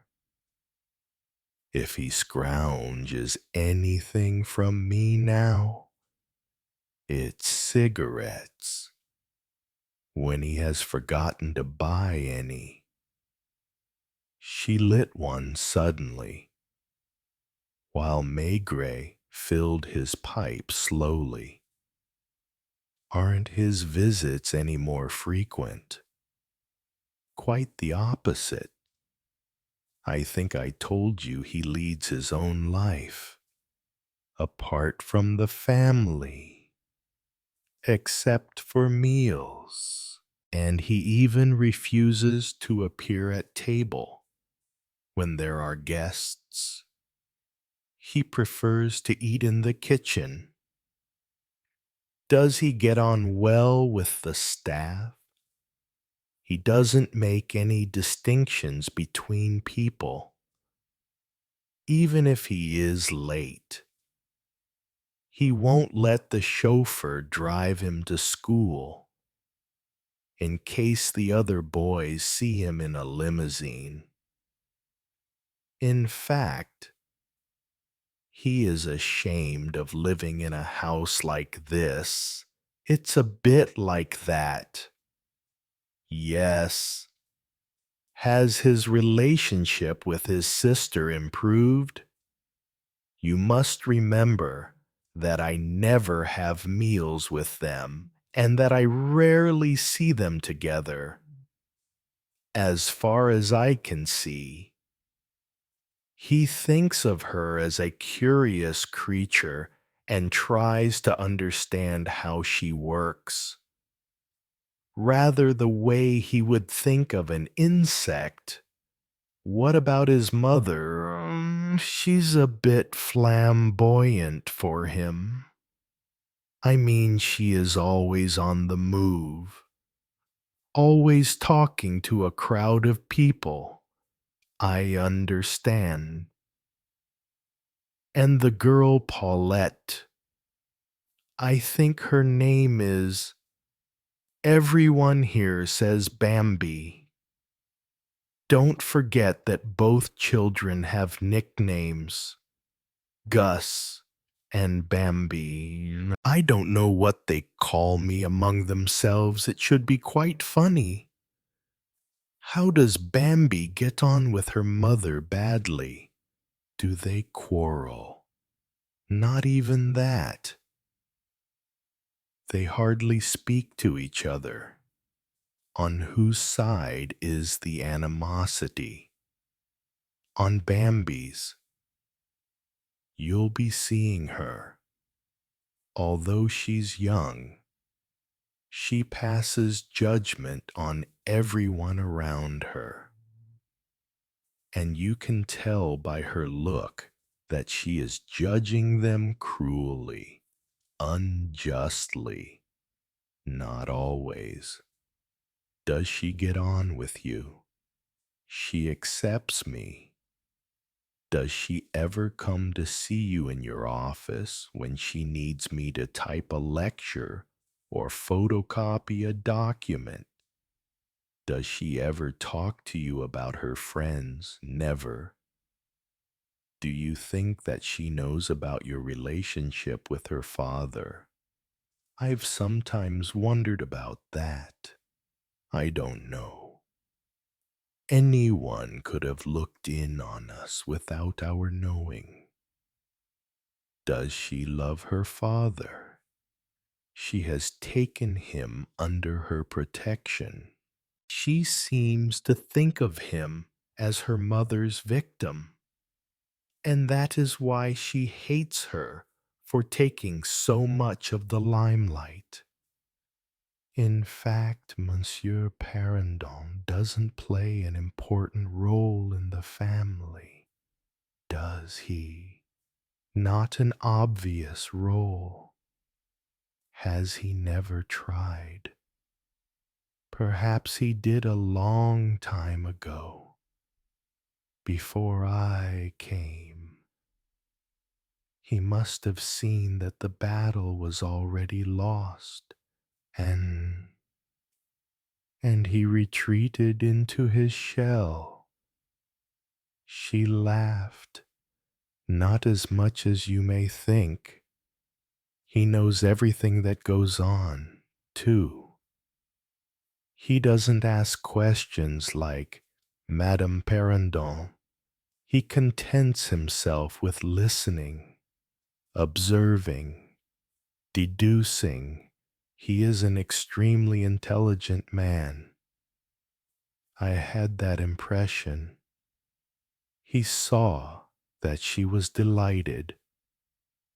Suddenly, she looked on him as a friend, as if he had won her over. He realized that if she and Parendon made love, it was not because he was her boss, but because she felt a real passion for him. I imagine you don't have a lover. That's right. I don't want one. Don't you mind living alone? On the contrary, I would find it unbearable to have someone around all the time. Even more so, to have someone in my bed. No passing affairs. Still that slight hesitation between the truth and a lie. Sometimes, very rarely, and with a pride that was quite comical. She added as if she were making a profession of faith, but never in my apartment. What kind of relationship is there between Gus and his father? I did ask before. But we got sidetracked. Gus admires him, but he admires him from a distance, without letting him see it, with a kind of humility. You see, to understand them, you would have to know the whole family, and your investigations would have to go on forever. You know that the apartment belonged to Monsieur Gaston de Beaulieu, and it's full of reminders of him. The former president has been ill for 3 years and never leaves his house in the Vendée. But before that, he sometimes came to spend a week or two here. He still has a room, and from the moment he came in, he was master of the house again. So you knew him very well. He used to dictate all his letters to me. What kind of man is he? From his portrait, the one in Monsieur Perrandon's office. If you have seen the portrait, you have seen the man. What is called an upright and honest judge and a cultivated man? You know what I mean. Man who walked around larger than life and who acted as if he had just stepped down from his pedestal. While he was here, no one in the apartment was allowed to make any noise. Everyone walked on tiptoe. They whispered, the children, who were younger then than they are now, lived in terror. Monsieur Perrandon's father, the surgeon, on the other hand. Does he still come? Not very often. That's just what I was going to tell you. You will have heard the stories about him. Everyone has. He was the son of peasants in Berry, and he always behaved like a peasant. His speech is intentionally rough and colorful. Even in his lectures, a few years ago, he was still a force of nature. Since he lives very near here, on Rue de Miromesnil, he often used to drop in for a visit, just in passing, and the children adored him. That didn't please everyone, particularly Madame Perrandon. It's true there was no love lost between them. I don't know anything for sure. The servants have talked about a violent scene between them. At any rate, he doesn't come any more, but his son goes to visit him every 2 or 3 days, so the Gassins, in fact, have beaten the Perrandons more than you think. The air was blue with smoke from Maigret's pipe and Mademoiselle Vague's cigarettes. The girl walked over to the window, which she opened wider to let in the fresh air, because, she went on in an amused tone, the children have aunts, uncles, and cousins. Monsieur Gaston de Beaulieu had 4 daughters, and the other 3 live in Paris too. They have children ranging in age from 10 to 22. In fact, last spring, one of the girls married an officer attached to the naval ministry. So much for the Gaston de Beaulieu clan. If you'd like it, I'll make up a list for you. with their husbands' names.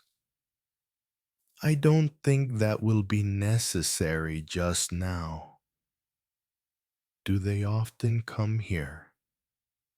Sometimes one of them, sometimes another.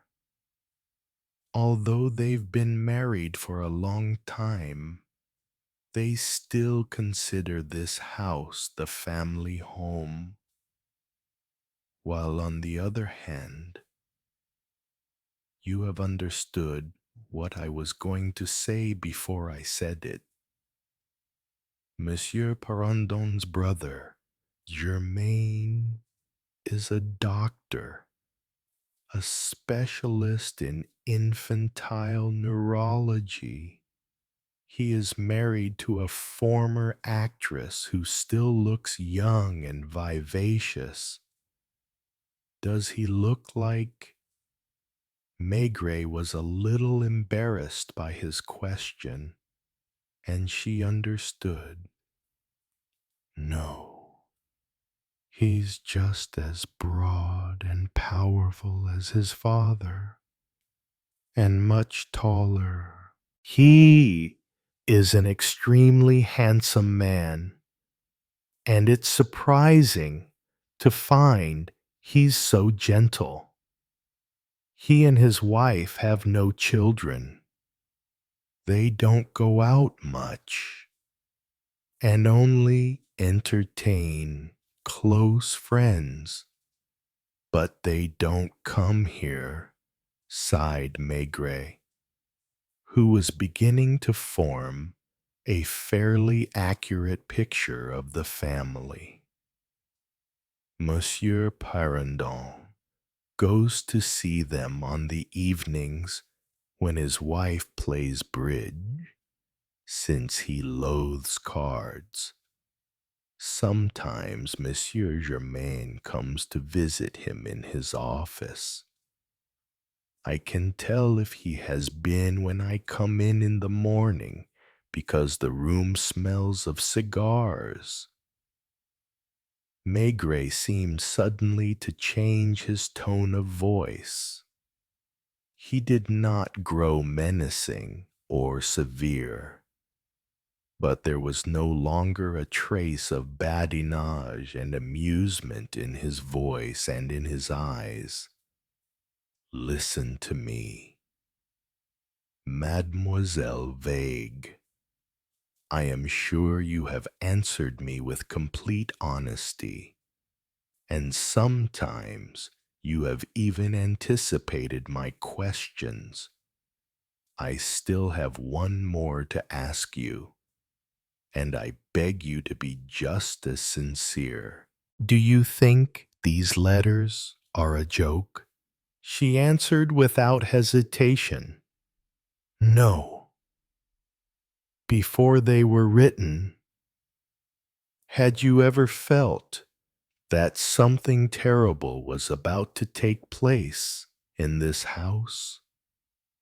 This time she hesitated, lit another cigarette, then said, perhaps, when I don't know, I'm thinking, perhaps after the summer holidays, around that time. Anyway, what did you notice? Nothing in particular, just something in the air. I'm tempted to say a sort of oppression. Who, in your opinion, is the person who is being threatened? She blushed suddenly and was silent. Why won't you answer? Because you know perfectly well what I would say. Monsieur Parandon. He stood up, sighing. Thank you. I think I have tormented you enough this morning. I'll probably come back to see you again soon. Do you want to question the others, not before lunch? It's almost noon. I expect I'll see them after. She watched him leave, tall, bulky, awkward. Then suddenly, when the front door had closed again, she began to cry. Chapter 3. There was a dark little restaurant on Rue de Miromesnil, a relic of former days, where the menu was still written on a slate and where one could see the proprietor's wife through a glass door.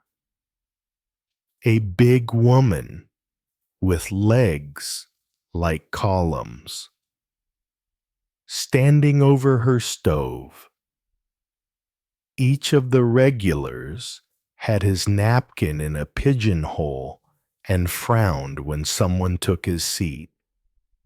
That was a rare occurrence since the waitress, Emma, didn't like new faces. Some of the older inspectors from the Rue des Saussayes went there regularly, and so did clerks of the type one hardly ever sees anymore. The type one imagines seated in front of ancient black desks, wearing oversleeves. The proprietor, seated at his desk, recognized the superintendent and came over to welcome him. "It's a long time since we've seen you around here. Anyway, you can congratulate yourself on your sense of smell. There are andouillettes today." Maigret liked to eat alone this way from time to time, letting his eye wander over an old-fashioned decor, over characters who for the most part worked in rear courtyards with unexpected offices, disputed claims offices, security loans offices, orthopedists, lumber dealers. As he himself said, he ruminated. He didn't think. His mind wandered from one idea to another, sometimes tying in old cases with the one on hand. Parendon fascinated him. In his mind, as he ate the crisp, juicy andouillette served with French fries that didn't taste of grease, the gnome assumed aspects which were both moving and frightening. Article 64. Monsieur Maigret. Don't forget. Article 64. Was it really an obsession with him? Why did this important lawyer, whom people came from all over the world to consult at great expense on maritime matters, why did he so hypnotize himself with the article of the penal code which in fact dealt with human responsibility? Oh, yes, he did it prudently, without giving the slightest definition of dementia, and limiting it to the moment of the action. That is to say, to the moment of the actual crime. He knew some psychiatrists of the old school, the men the judges like to choose as experts because they do not look for subtleties. Those men, in delimiting the responsibility of a criminal, only take lesions and other abnormalities of the brain into account. Or, since the penal code mentions it in the next article, epilepsy. But how can one establish that a man, at the moment when he killed another, at the precise moment of the death blow, was in full possession of his faculties? How, even more important, can one swear that he was capable of resisting the impulse? Article 64. Yes, Maigret had often argued about it, particularly with his old friend Pardon. It was argued over, too, at almost every Congress of the International Society of Criminology, and there were fat volumes on the subject, for the very volumes which filled a large part of Parendon's library. Well, is it good? The jovial proprietor refilled his glass with a Beaujolais, which was perhaps on the young side, but had exactly the right fruity taste. Your wife hasn't lost her touch. She'd be pleased if you would go and tell her that before you leave, the apartment was the very image of a man like Gaston de Beaulieu, a man of authority, a commander of the Legion of Honor, a man who had never had any doubts about the code, about the law, or about himself. Seated at the tables around Maigret were thin men, fat men, men in their 30s, men in their 50s. Almost all of them were eating alone, staring into space or at a newspaper. They had in common that particular patina given by a humble, monotonous way of life. There is a tendency to imagine people the way one wishes them to be. Here, one man had a crooked nose or a receding chin. Another had one shoulder too low, while his neighbor was obese. Half of the heads were bald, and more than half of those eating wore glasses. Why did Maigret think of that? For no reason in particular. Because Parendon, in his huge study, looked like a gnome. Others, more cruel, might have said like a monkey. As for Madame Parendon, he had hardly seen her. She had only put in a rapid appearance, as if to give him a sample of her brilliant personality. How had that pair got together? By what happy meeting, or through what clever stroke of family business?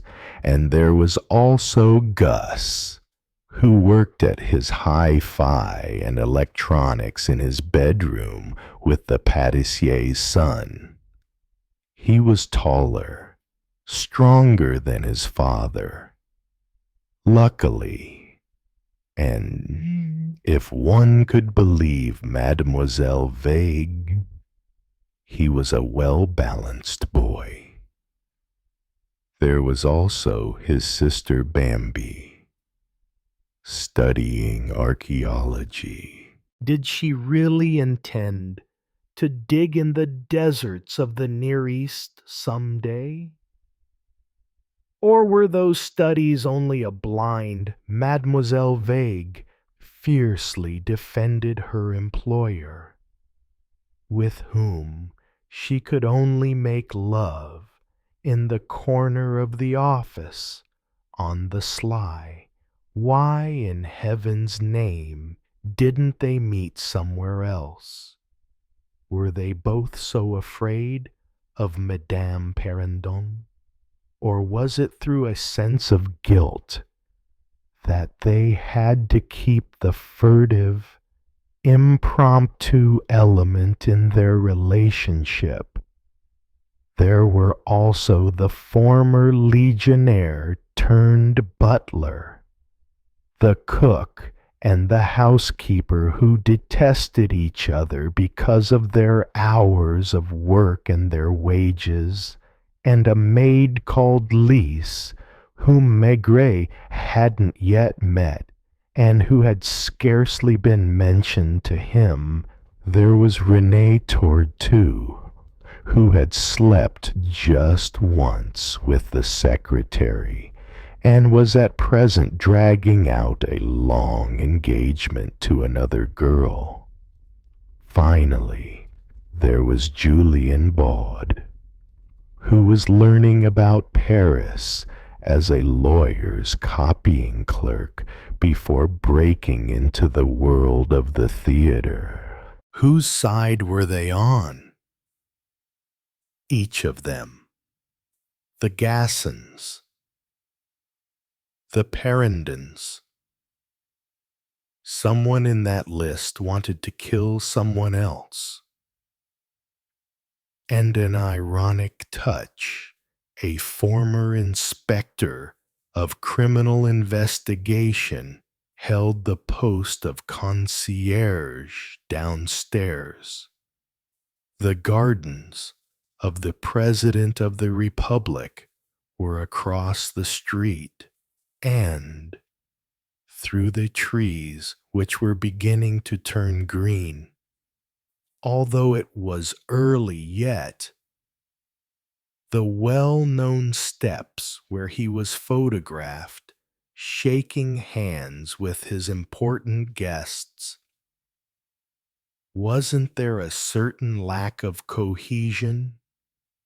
The bistro, the things around Maigret, seemed more real, more solid. It was everyday life. Unimportant people. Yes.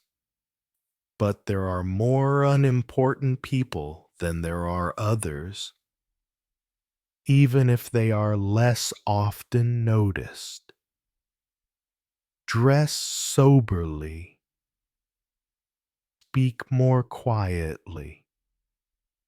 Hug the walls as they walk along or crowd together in the metro. He was automatically served a baba au rhum liberally covered with whipped cream. Another of the proprietor's wife's specialties.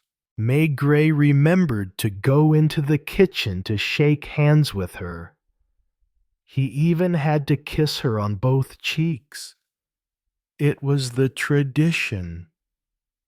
I hope it won't be so long before you come again. If the murderer took his time, Maigret might well be back often, for his thoughts kept returning to the murderer who was not yet a murderer, to the potential murderer. Are there not thousands and thousands of potential murderers in Paris? Why had this one felt it necessary to warn Maigret in advance, through a kind of romanticism, to make himself interesting? Or did he want to be stopped before he did anything? How could he be stopped? Maigret walked up as far as Saint Philippe du Roule in the sunshine and turned to the left, stopping from time to time in front of a shop window. Very expensive things, often quite useless, which people bought anyway. He passed the Papeterie Romane, where he amused himself by reading names straight out of the Almanach de Gotha on visiting cards or engraved invitations. This was where the paper that had started it all had come from. Without the anonymous letters, Maigret might still not have known the Parendons, the Gassans de Beaulieu's, the aunts, the uncles, the cousins. Like him, other people were walking along the sidewalks just for the pleasure of blinking in the sunlight and breathing the air with its little gusts of warmth. He felt like shrugging his shoulders, jumping on the first open bus that came along, and going back to the quay. To hell with the Parendons. Back there he might find some poor devil who had really killed, because for him that was the only way out. Or perhaps a young tough from Pigalle, newly arrived from Marseille or Bastia, who had done an arrival to prove he was a man. He took a seat on a cafe terrace near a stove to drink his coffee. Then he went inside and shut himself in the telephone booth. "This is Maigret. Get me someone from my office, please." "It doesn't matter. Janvier, Lucas, or Lapointe if you can." It was Lapointe who answered. "Anything new?" "Son, a phone call from Madame Parendon. She wanted to speak to you yourself, and I had a terrible time getting her to understand that you have lunch just like anyone else." "What did she want?" "She wants you to go and see her as soon as possible. At home. Yes. She'll wait for you until 4 o'clock. She has an important appointment after that, with her hairdresser, no doubt." "Is that all?" "No. But the other might be a joke." Half an hour ago, the switchboard girl had someone on the line, a man or a woman.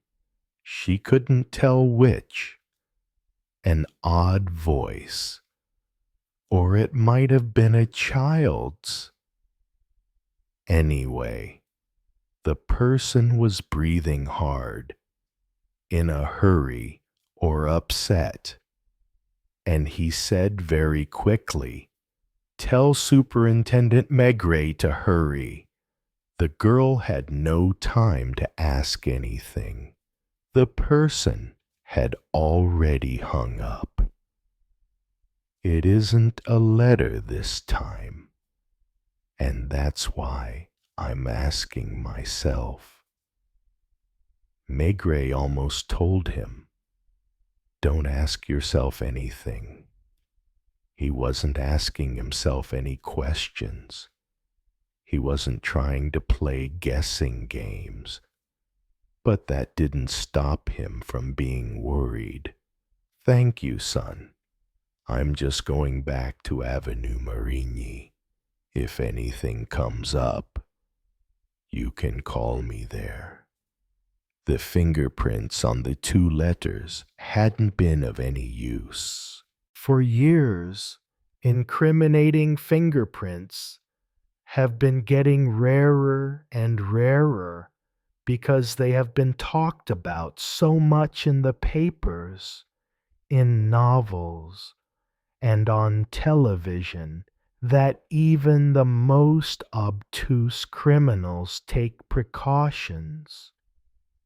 He walked past the lodge where the former inspector from the Rue des Saussayes greeted him with respectful familiarity.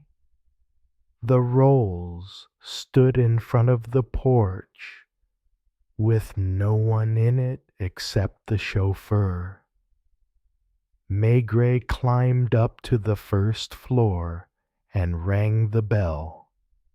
Good afternoon, Ferdinand.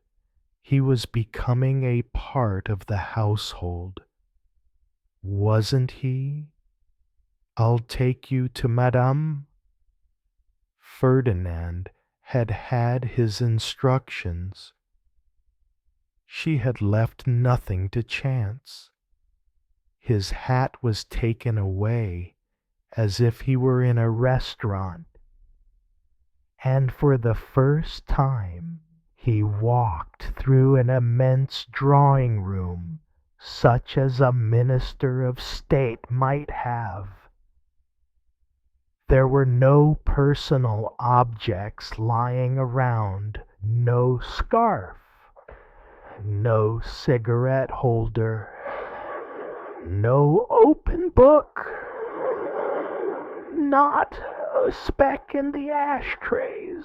3 tall, open windows looked out on the quiet courtyard, which was now bathed in sunshine, and where no cars were being washed. A hall, a sharp turn. The apartment seemed to consist of a central body and 2 wings, like an old chateau. A strip of red carpeting ran on the white marble floor. Always the 2 high ceilings, which dwarfed everyone. Ferdinand knocked gently at a double door, which he opened without waiting for a reply, and announced Superintendent Maigret. He found himself in an empty boudoir, but Madame Perrendon appeared immediately from a neighboring room, her arm outstretched, walking up to Maigret, whose hand she shook vigorously. I am a little ashamed. Superintendent, of having telephoned you, or rather, of having telephoned one of your subordinates. Here everything was blue, the silk brocade covering the walls, the Louis XV armchairs, the upholstery, even the yellow patterned Chinese carpet had a blue background. Was it by chance that at 2 in the afternoon she was still wearing a house coat, an elegant turquoise blue house coat? Forgive me for receiving you in my den, as I call it, but it is the only place where one isn't constantly interrupted. The door through which she had come was still ajar, and he caught a glimpse of a dressing table, also Louis XV, which indicated that it was her bedroom. Do sit down. She pointed to a fragile chair into which the superintendent eased himself carefully, telling himself not to move too much. Do smoke your pipe. Even if he didn't want to, she wanted him to be like the newspaper photographs. The photographers, too, never failed to remind him, "Your pipe, superintendent," as if he puffed at his pipe from morning till night. What if he wanted to smoke a cigarette or a cigar, or not smoke at all? He did not like the chair he was sitting in, which he expected to collapse at any moment. He did not like this blue boudoir, or this woman in blue who was giving him a veiled smile. She was sitting in an easy chair. She lit a cigarette with a gold lighter such as he had seen in Cartier's window. The cigarette case was gold. Quite a few things in these rooms must be gold. I am a little jealous of the fact that you went to see the little vague girl before you came to see me. This morning, I shouldn't have dared to disturb you so early. Was he going to turn into a diplomatic Maigret? He was annoyed at his own suavity. No doubt you have been told that I get up late and that I keep to my rooms until midday. It is true, and it isn't. I lead a very busy life, Monsieur Maigret, and in fact, I start my days early. First of all, there is this big house to run. If I didn't telephone to the shops myself, I don't know what we should eat, nor what kind of bills we should get at the end of the month. Madame Vauquin is an excellent cook, but the telephone still frightens her and makes her stammer. The children take up my time, even though they are grown up now. I have to take an interest in their clothes, their activities. If it weren't for me, Gus would live in jeans, a sweater, and tennis shoes all year round. It doesn't matter. I won't mention the charity work I'm involved in. Other people are content to send a check or to attend a cocktail party. But when it's a question of real work, you won't find anyone. He waited patiently, politely, so patiently and so politely that he did not bring her back to the matter in hand. I imagine you lead a very busy life too. You understand, Madame. I am only a civil servant.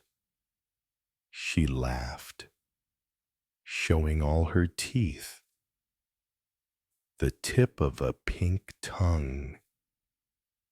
Her tongue was very pointed, he noticed.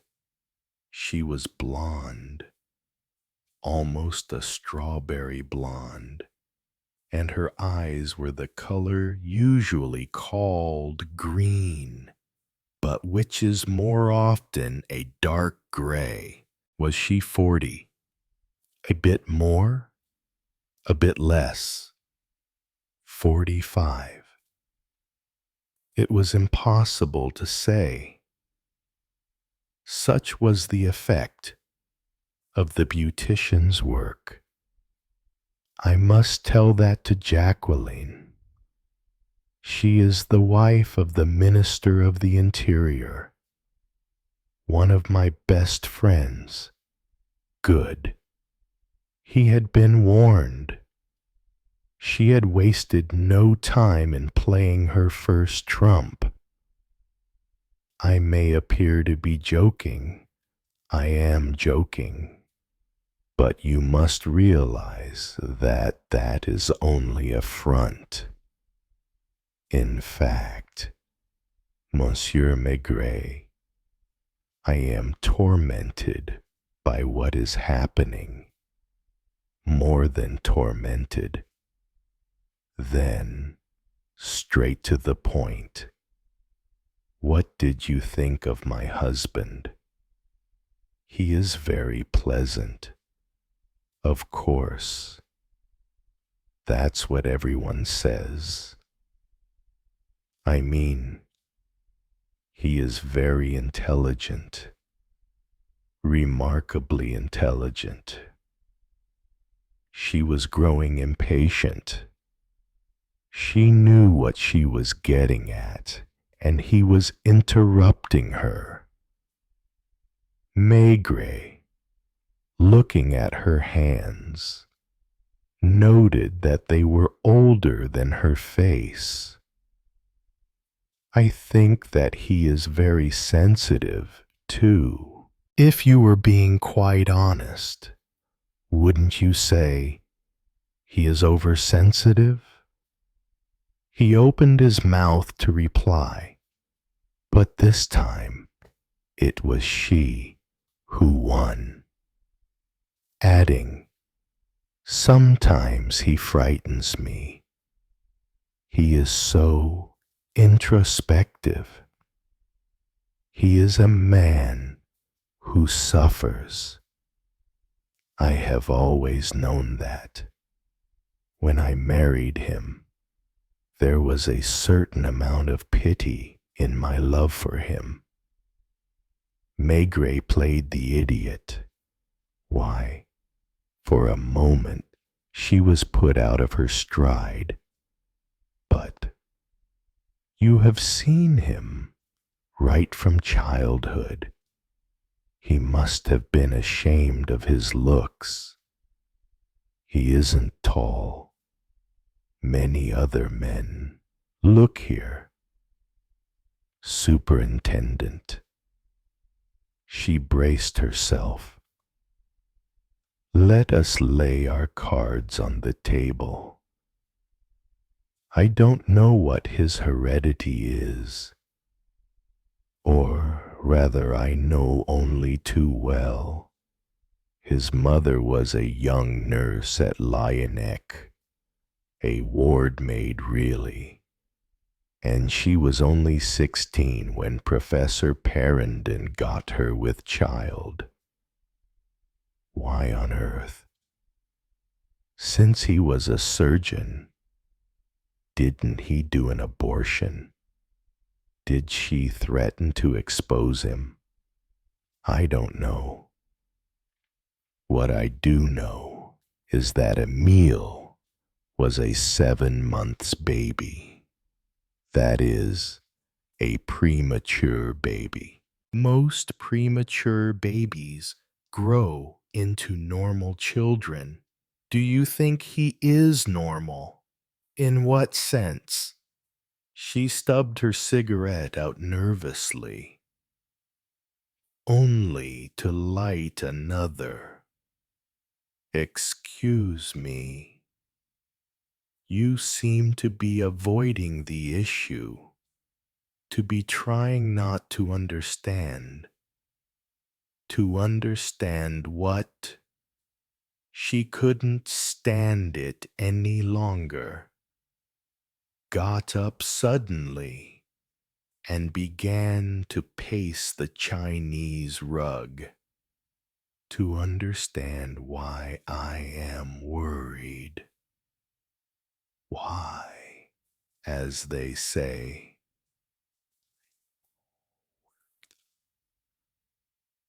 For almost 20 years, I have forced myself to protect him, to make him happy, to give him a normal life. He kept on smoking his pipe in silence, his eyes following her. She was wearing extremely elegant slippers, which must have been made to measure. Those letters he told me about, I don't know who wrote them, but they reflect my own fears quite closely. Has this been going on for a long time? Weeks? Months? I hardly dare say years.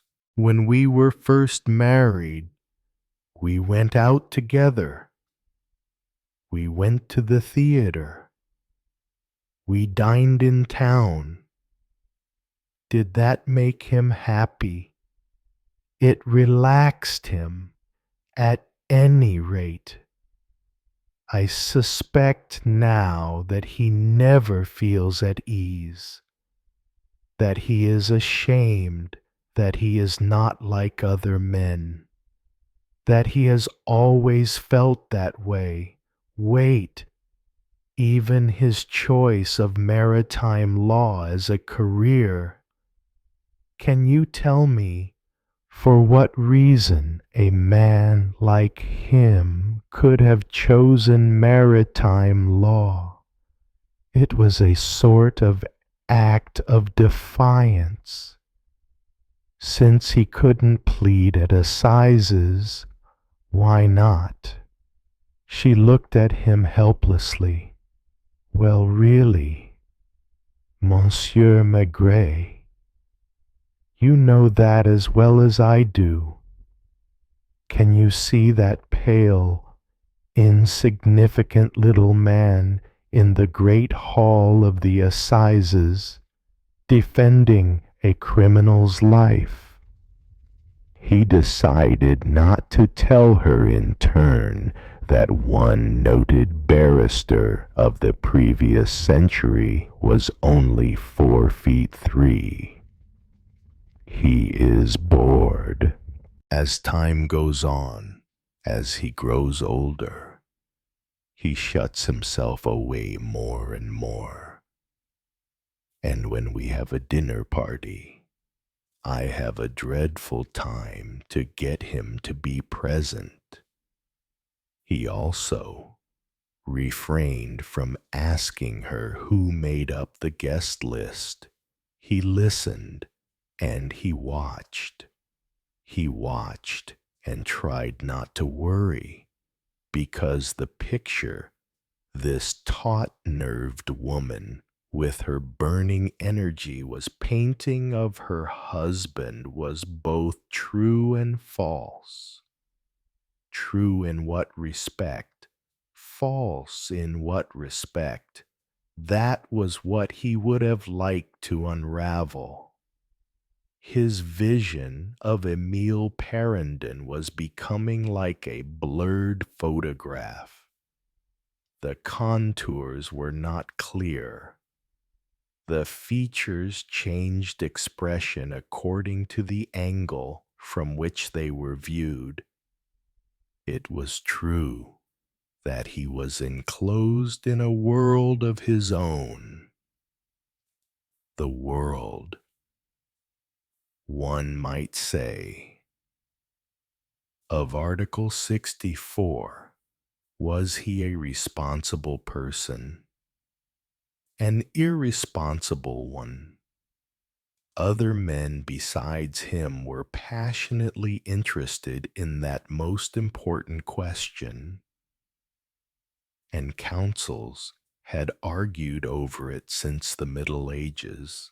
In his case, had the thought not become an obsession, Maigret remembered his own entry into the study the previous day, and the look which Parendon had shot at him, as if the superintendent was for him at that moment sort of incarnation of the celebrated article, or was capable of giving him an answer to it.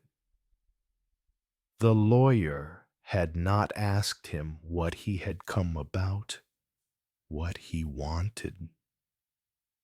He had spoken of Article 64, his mouth almost trembling with passion. It was true that, yes, he did lead an almost solitary life in this house, which was as much too big for him as a giant's coat would have been. How, with his stunted body, with all the thoughts that whirled around in his head, did he face this woman daily?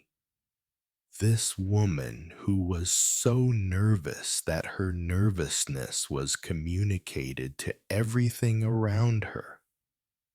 It was true that a half pint, maybe, a gnome that too, perhaps, but sometimes, when the neighboring rooms appeared to be empty, when the time seemed right, he made love to Mademoiselle Vague. What was true? What was false? Didn't even Bambi protect herself from her mother by taking refuge in archaeology? Listen to me, Monsieur Maigret. I am not the empty-headed woman you may have been told about. I am a woman with specific responsibilities, a woman, moreover, who makes a great effort to lead a useful life. Our father brought us up that way, my sisters and me. He was a man of duty. Oh, oh. The superintendent did not like the sound of those words, the righteous judge, the pride of the bench, teaching his daughters the sense of duty. With her, however, it rang a little false. She did not give her mind time to fasten itself onto a sentence, for her face, her whole body, quivered, and word succeeded word. Idea followed idea. Images changed in quick succession. There is fear in this house. That is true. And I am the one who feels that fear most. No, you mustn't believe that I wrote those letters. I am too direct to use such devious methods. If I had wanted to see you, I would have telephoned you, as I did this morning. I am afraid not so much for me, but for him. I don't know what he might do, but I feel he may do something, that he has reached the brink, that a sort of demon inside him is impelling him to take some dramatic action. What makes you think that you have seen him? Haven't you? He seemed to me to be very calm and well balanced, and I found he had a well-developed sense of humor. an irritating sense of humor, not to say a black one. That man is consuming himself. His work only takes up 2 or 3 days a week, and the greater part of his research is done by René Tortu. He reads journals, writes letters to all parts of the world, to people he has never met, but whose articles he has read. He often spends days at a time, without setting foot outside, happy just to watch the world go by through the windows. Always the same chestnut trees, the same wall round the gardens of the Élysée Palace. Nearly said even the same people going by. You have come here twice, and you have not asked to see me. But unfortunately, the most interested party, I am his wife. Do not forget that, even if he seems to forget it sometimes. We have 2 children who still need to be taken care of. She gave him a moment's breathing space when she lit a cigarette. It was the 4th. She smoked greedily, without slowing her rate of speech, and the boudoir was already filled with clouds of smoke. I don't think that you can foresee any better than I can what he will do. Would he take his own life? It is possible, and I would be very upset after having tried for so many years to make him happy. Is it my fault if I haven't succeeded? Perhaps I shall be the victim, which is more likely, because he has come to hate me. Little by little, can you understand that his brother, who is a neurologist, could explain? He needs to project his disillusionment, his bitterness, his humiliations onto someone. Excuse me if... Let me finish, please. Tomorrow. The next day, someday, you will perhaps be called here, and you will find yourself in front of a dead woman who will be me. I forgive him in advance, because I know he is not responsible, and that medicine, in spite of all its progress, do you consider your husband to be a medical case? She looked at him with a kind of defiance. Yes, a mental case. Perhaps, have you consulted any doctors? Yes, doctors who know him.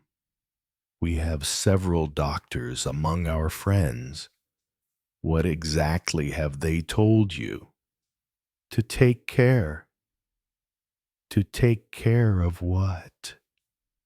We haven't gone into details. They were not consultations, but social conversations. Are they all of the same opinion? Several of them are. Can you give me their names? Maigret said that so that he could take his black notebook out of his pocket. The gesture was enough to make her beat a retreat. It wouldn't be right to give you their names, but if you want to have him examined by an expert. Maigret had put aside his patient, bland manner. His face too was strained, for things were beginning to happen quickly.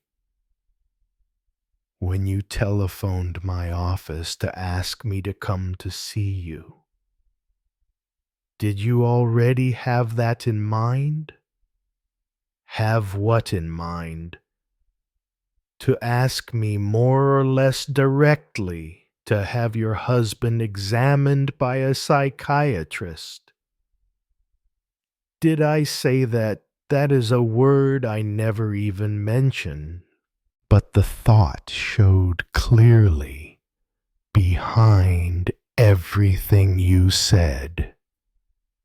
In that case, either you have misunderstood me, or I have expressed myself badly. Perhaps I am too frank, too spontaneous. I don't take the trouble to choose my words. What I said to you, what I am repeating now, is that I am afraid that there is fear running loose in this house. And I am repeating to you, fear of what? She sat down again as if she were exhausted and looked at him hopelessly. I don't know what I can say to you now. Superintendent, I thought you would understand without my having to go into details. I am afraid for myself, for him. In other words, you are afraid that he may kill you, or that he may commit suicide. Put that way, it seems ridiculous. I know. When everything around us is so peaceful. Forgive me if I seem indiscreet. Does your husband still have sexual relations with you? Up until a year ago. What happened a year ago to change the situation? I came upon him with that girl, Mademoiselle Vague. Yes, in the office. It was so sordid. And after that, you shut your door to him. Did he ever try to come in? Only once. I told him what my reasons were, and he understood. Didn't he insist he didn't even apologize? He went away, just like someone who has got out at the wrong floor. Have you had any lovers? What her eyes had grown hard, her look sharp and spiteful. I am asking you, he repeated calmly, if you have had any lovers.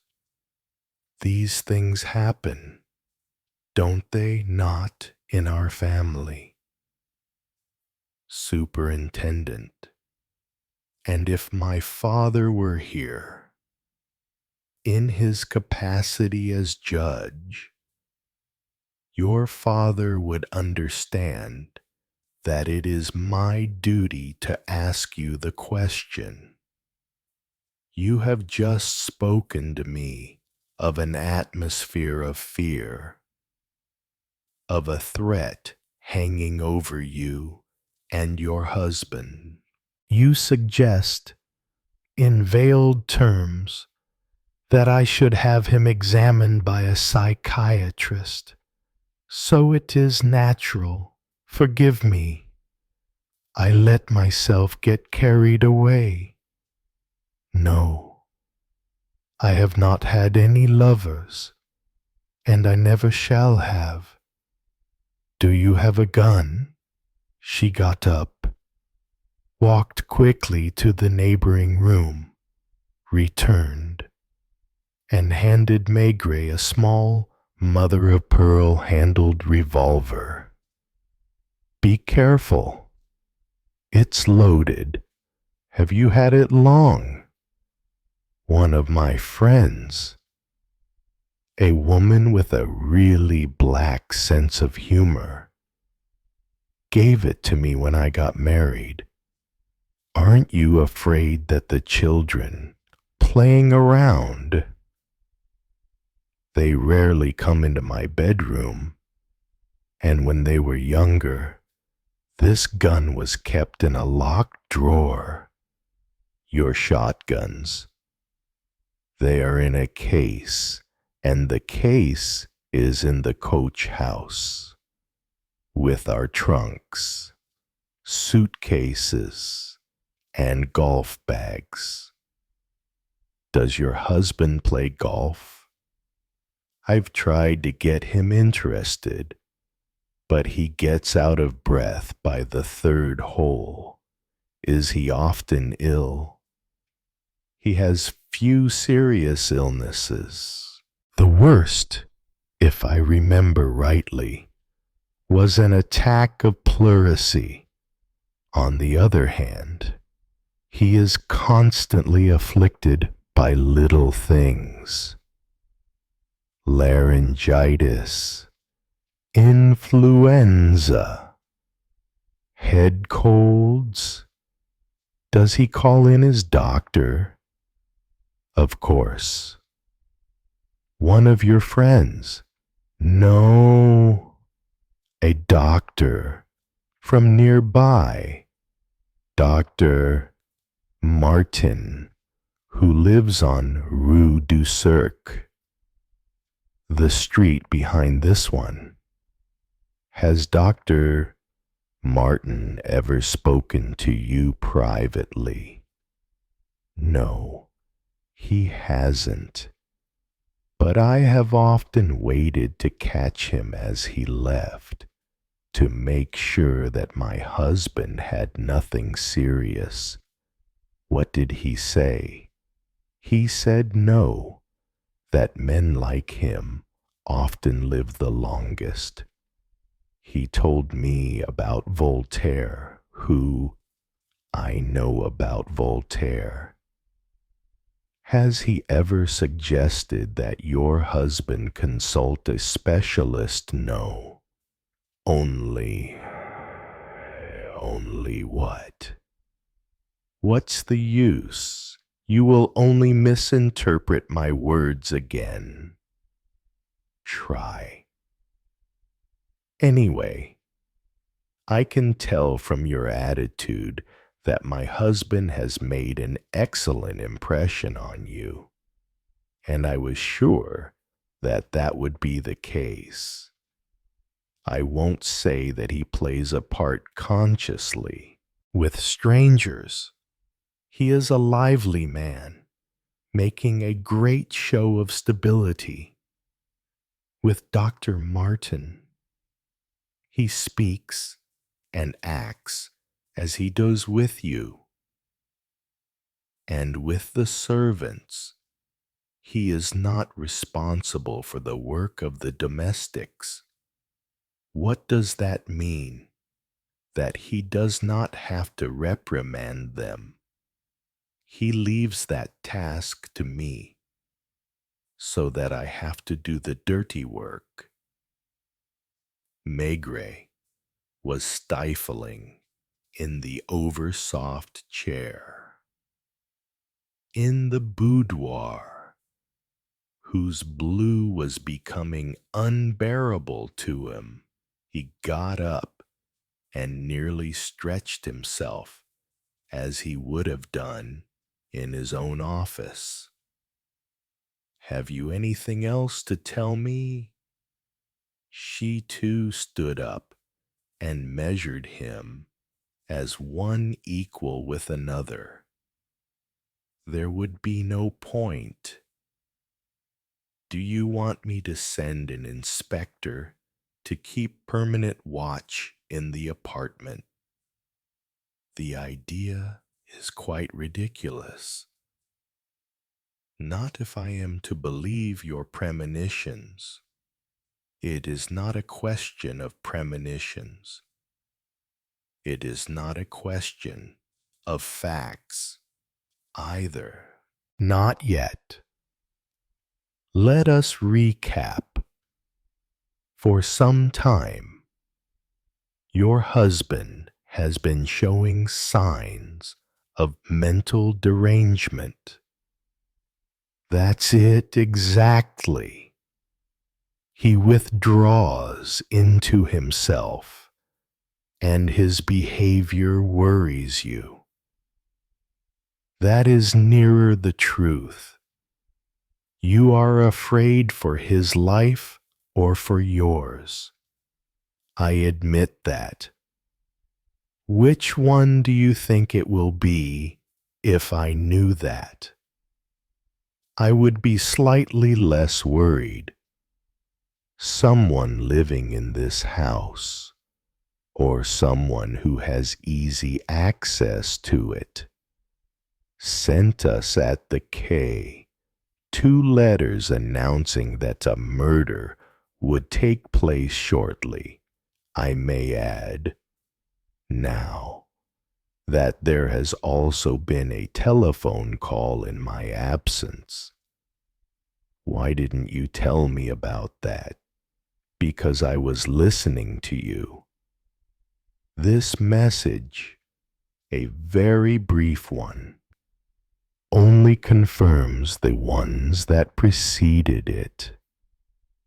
The unknown man or woman said, more or less, "Tell Superintendent Maigret it will be soon."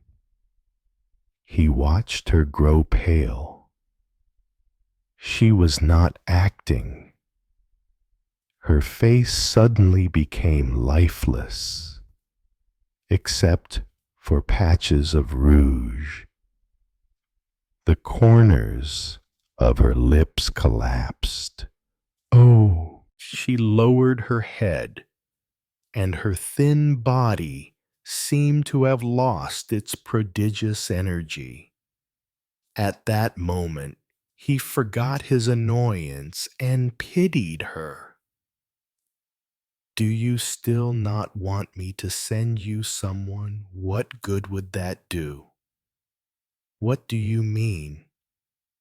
If something is going to happen, the presence of a policeman who will be stationed, heaven knows where, won't stop it. Do you know that your husband has an automatic yes? Does he know that you have this revolver? Of course. And your children. Her nerves so taut that she was almost weeping. She cried, "My children have nothing to do with this. Can't you understand that they mind their own business and not ours?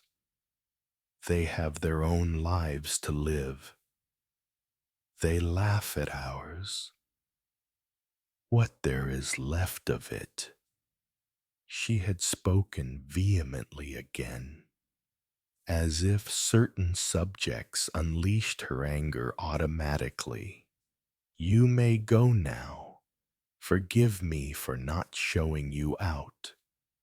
I don't know what I expected. Whatever is going to happen, let it happen. Go and see my husband. Or that girl.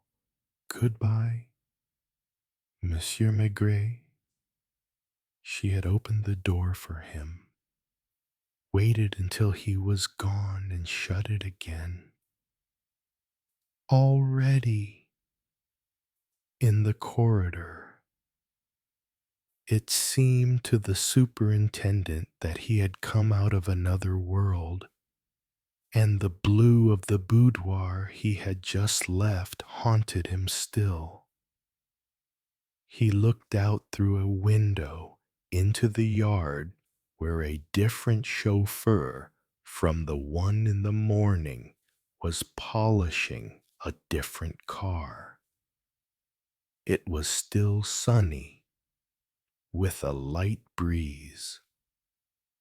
He was tempted to take his hat from the cloakroom, since he knew where it was, and to leave without saying anything. Then, as if in spite of himself, he went to Mademoiselle Vague's office. She was wearing a white smock over her dress and was photocopying documents. The Venetian blinds were closed, letting in only a few rays of light. "Do you want to see Monsieur Parendon?" "No, that's just as well, because he's in conference with two important clients. One of them has come from Amsterdam and the other from Athens. They are both ship owners who..." He wasn't listening, and she went to open the Venetian blinds, flooding the narrow room with sunshine.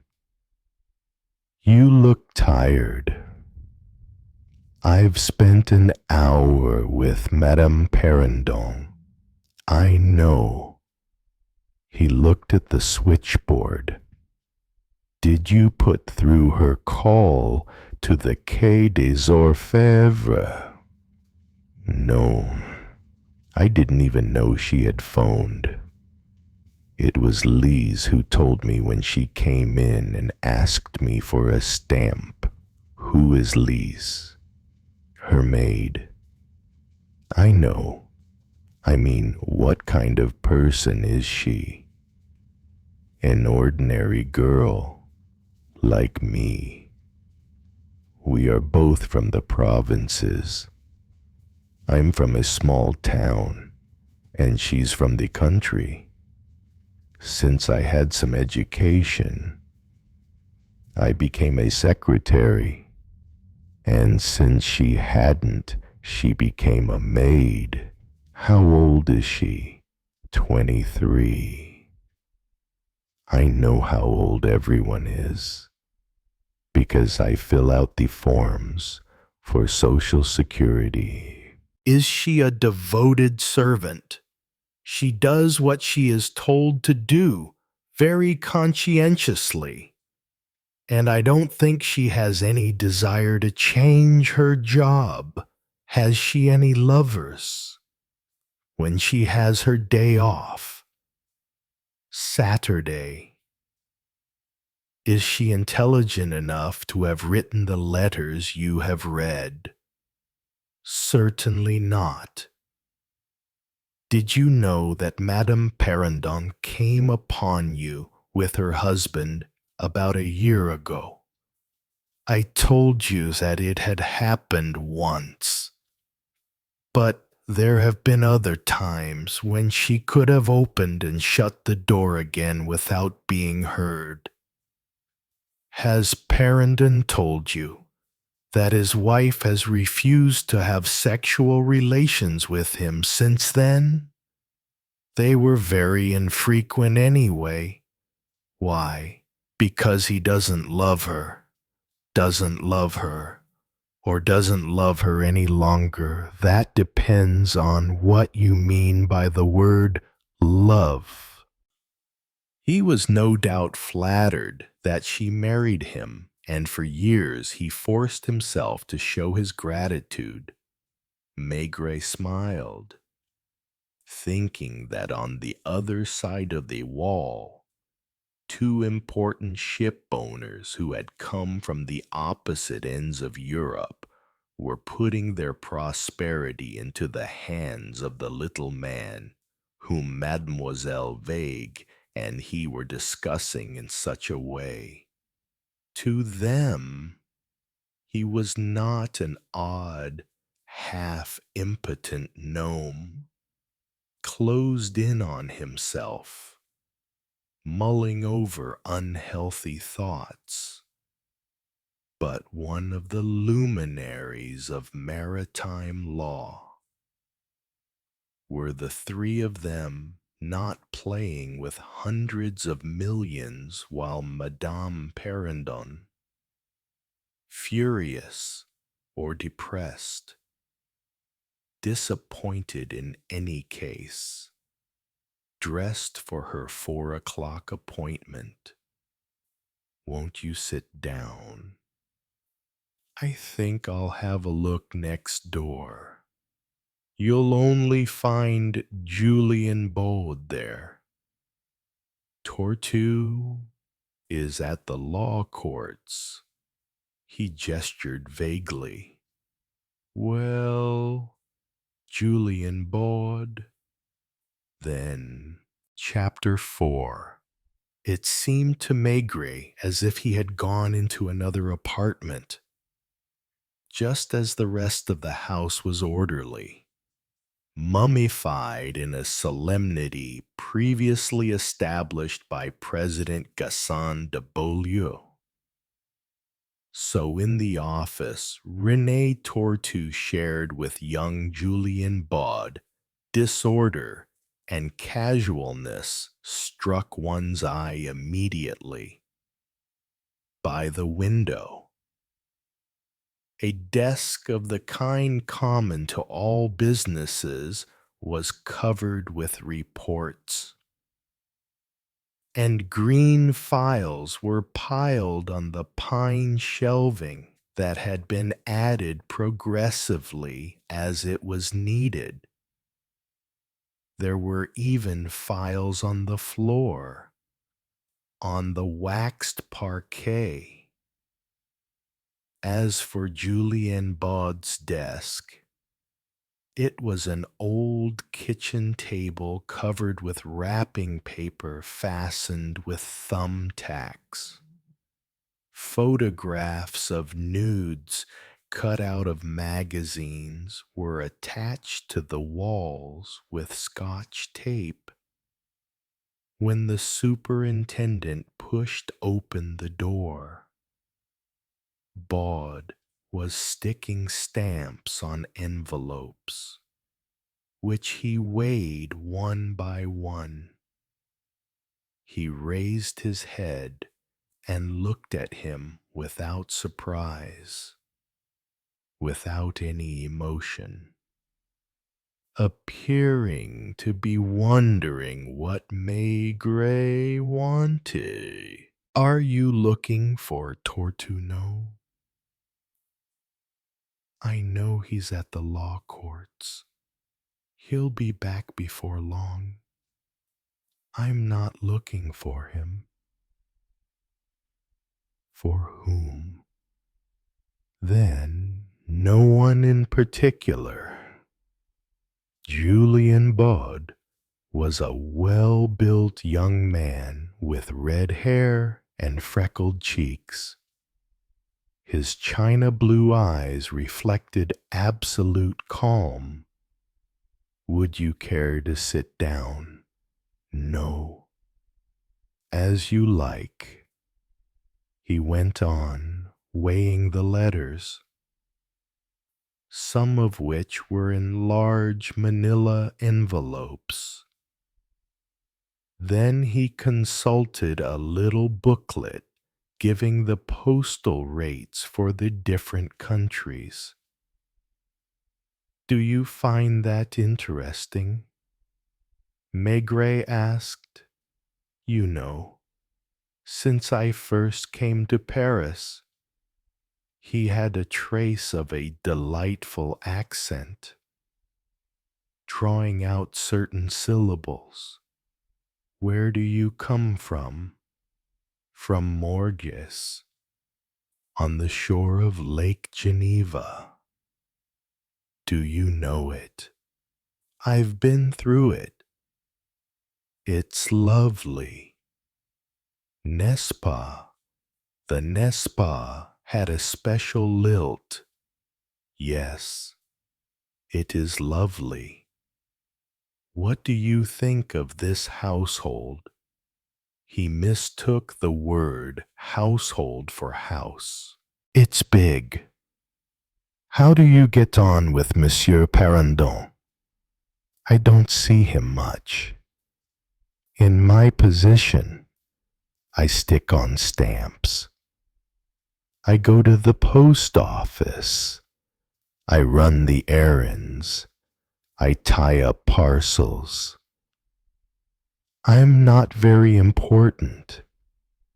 From time to time, the boss comes into the office and taps me on the shoulder and asks, "Everything all right, young man?"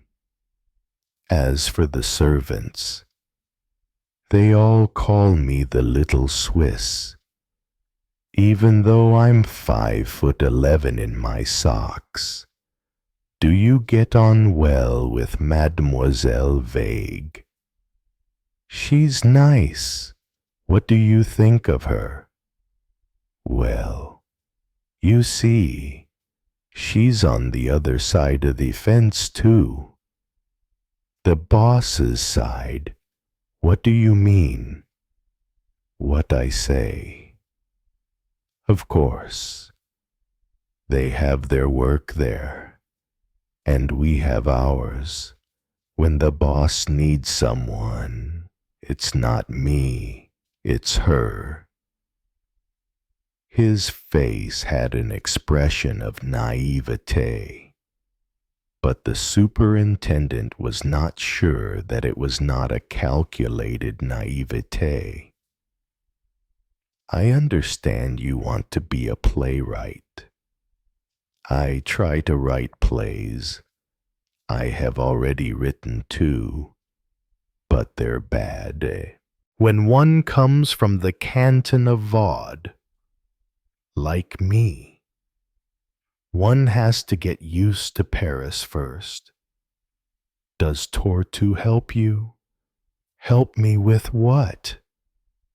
To get to know Paris by taking you around.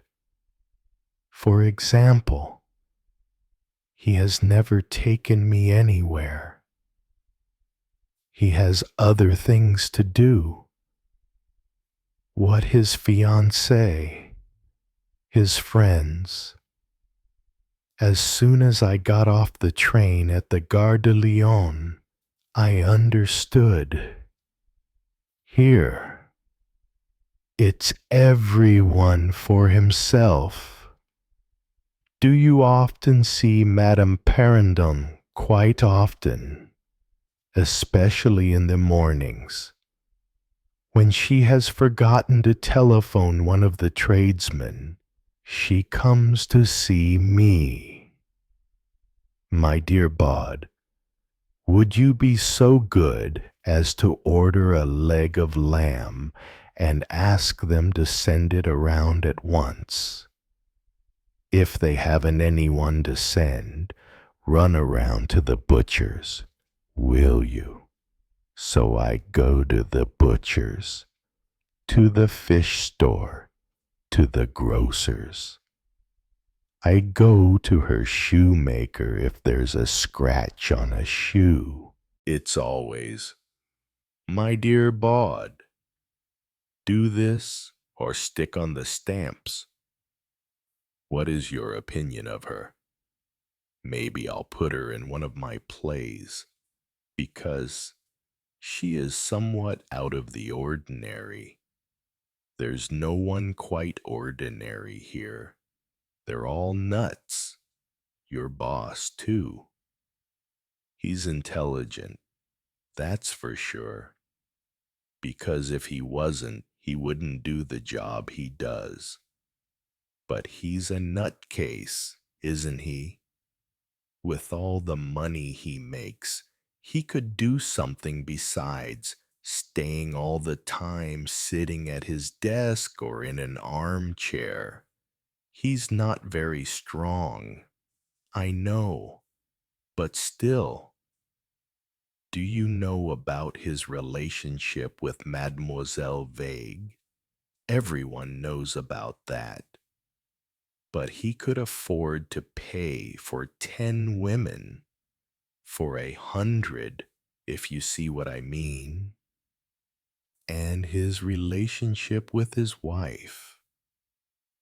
What relationship? They live in the same house and meet each other in the hallway, like people passing in the street. Once I had to go into the dining room during lunch because I was alone in the office and there had just been an urgent telegram. Well, they were all sitting there like strangers in a restaurant. You don't seem very fond of them. I'm not complaining. They provide characters for me, comic ones, comic and tragic at the same time, like life. Have you heard about the letters? Of course. Have you any idea who could have written them? It could have been anyone. It could have been me. Did you do it? No. It never occurred to me. Does the girl get on well with you, Mademoiselle Bambi? He shrugged his shoulders. I wonder if she would recognize me in the street. When she needs something, paper, scissors, anything. She comes in and helps herself without saying anything. Then she goes away again, still not saying anything. Is she a snob? Maybe she isn't. Maybe it's just the way she is. Do you believe, too, that something terrible is going to happen? He looked at Maigret with his big blue eyes. Tragedy can strike anywhere. Listen, last year, one sunny day just like this, a little old lady who was walking along was run over by a bus just outside the house. Well, a few seconds before, she didn't know anything was going to happen. There were hurried steps in the hall. A young man of about 30, brown-haired, tall, stopped short in the doorway. He was carrying a briefcase and had an air of importance about him. Superintendent Maigret. I suppose. You suppose correctly. Did you wish to see me? Have you been waiting for me long? I wasn't waiting for anyone. In fact, he was quite handsome, with his dark hair, his well-defined features, his aggressive way of looking at people. One could tell that he was determined to be successful. Won't you sit down? He asked, going over to the desk where he set down his briefcase. I've been sitting down a good part of the day. We were just chatting, your young colleague and I. The word colleague visibly shocked Rene Tortu, who shot a dirty look at the young Swiss. I had an important case at the law courts. I know. Do you plead often? Whenever a conciliation becomes impossible. Maître Perrandon rarely appears in person before the judges. We prepare the dossiers, and then it is my duty. I understand. The young man had no doubts as to his own importance. What do you think of Maître Perrandon? As a man or as a jurist? As both.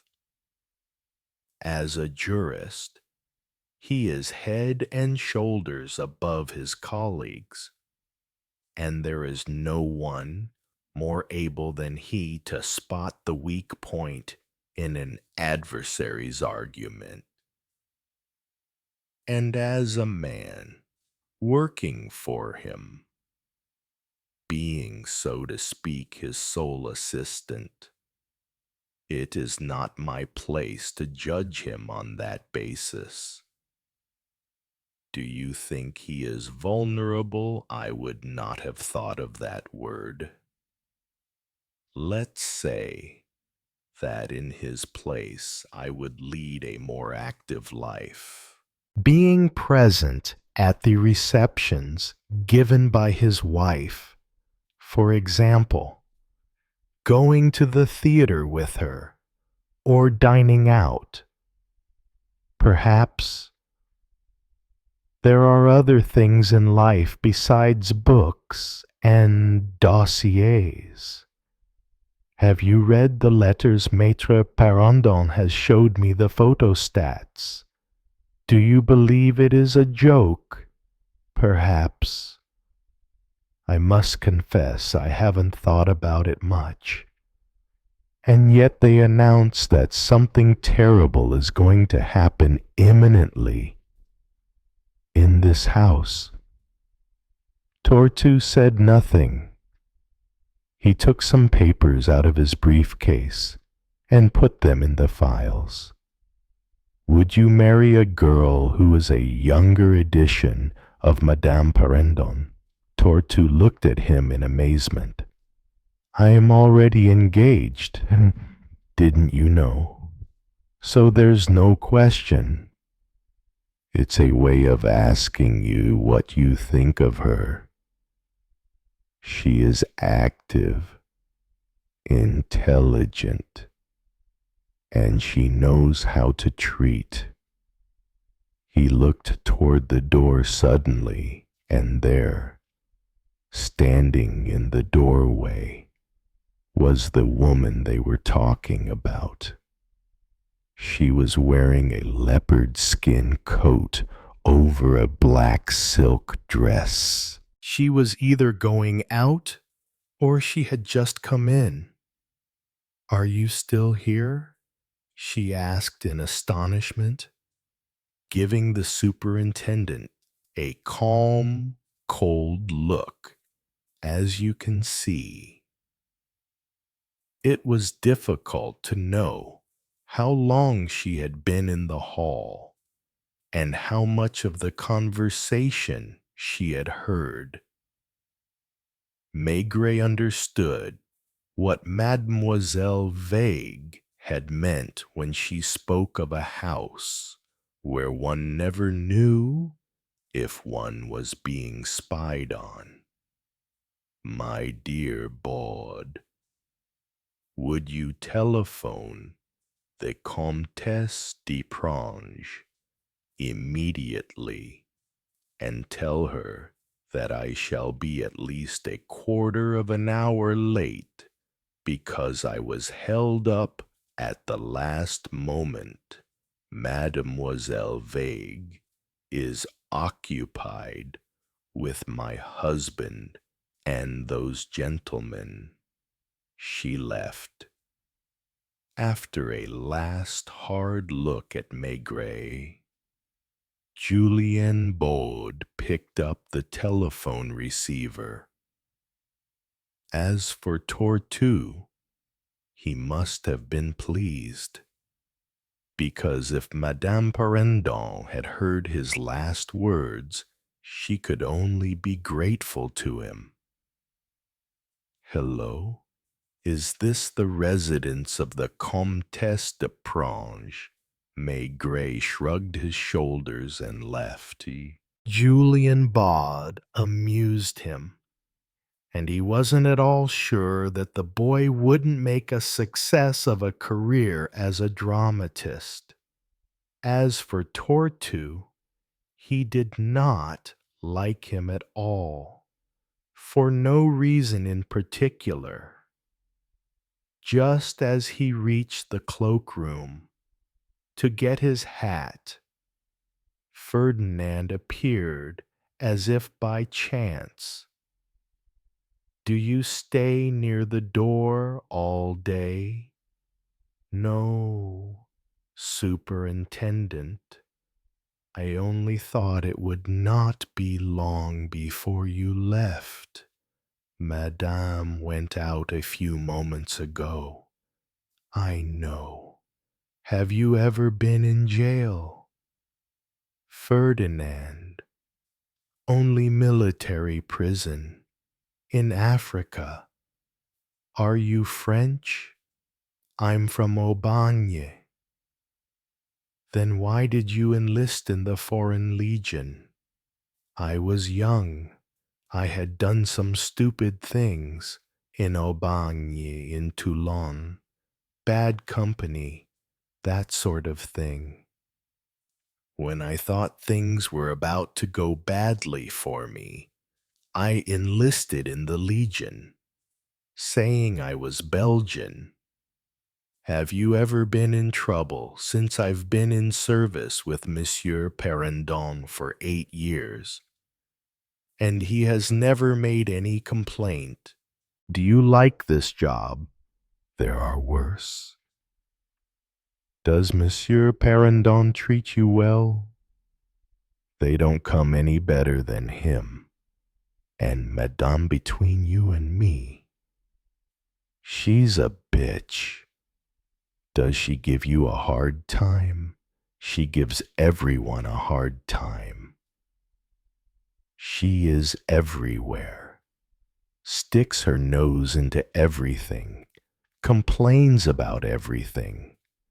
Thank God my room is over the garage, so that you can have your girlfriends in. If I were as foolish as to do that and she found out, she'd fire me on the spot. As far as she's concerned, servants should be castrated. No, but being over there lets me breathe easy. It also allows me to go out when I want, even though there's a bell in my apartment and I'm supposed to be on call. She says, 24 hours a day. Has she ever called you at night? 3 or 4 times. Probably just to make sure that I was there. What was her excuse? Once she had heard a suspicious noise, and she made a tour of the rooms with me, looking for a burglar. Was it a cat? There isn't a cat or dog in the house she wouldn't stand for it. When Monsieur Gus was younger, he asked for a puppy for Christmas, but he got an electric train instead. I've never seen a boy throw such a fit of temper. And the other times, one time, it was a smell of burning. The third, wait a minute. Oh, yes. She had been listening at Monsieur's door, and she hadn't heard his breathing. She sent me to make sure nothing had happened to him. Couldn't she have gone in herself? I suppose she had her reasons. Mind you, I'm not complaining. Since she goes out in the afternoons and almost every evening, there are long periods of peace. Do you get on well with Lise? Not too badly. She's a pretty girl. For a time. Well, you know what I mean. She needs to change. Almost every Saturday, it's a different man. Well, since I don't like to share, what about Madame Vaucan? That toad, doesn't she like you?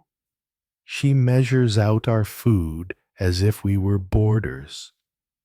And she's even more miserly with the wine, no doubt, because her husband's a drunk who beats her at least twice a week naturally. She has it in for all men, Madame Marchand. I hardly see her except when she's pushing her vacuum cleaner. That woman never talks, but she moves her lips whenever she's alone. Maybe she's praying.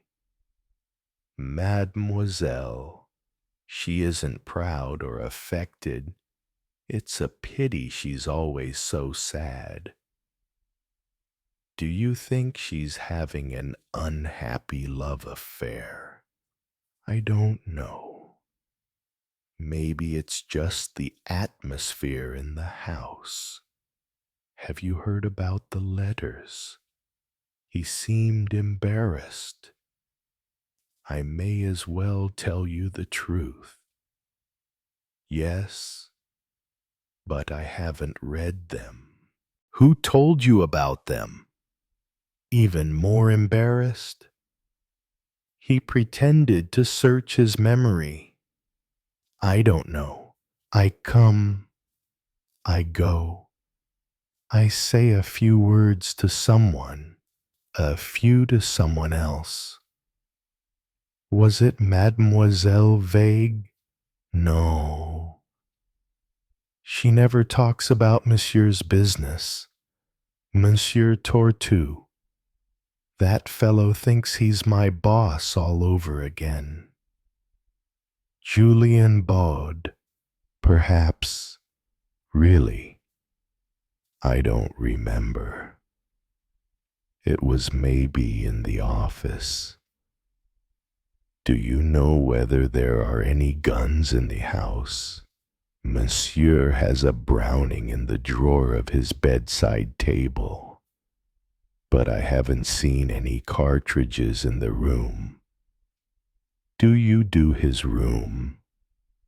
That's part of my duties. I serve at table too, of course. Don't you know of any other gun? There's Madame's little toy, a 633 made at her stall. You'd need to fire it point blank to hurt anyone.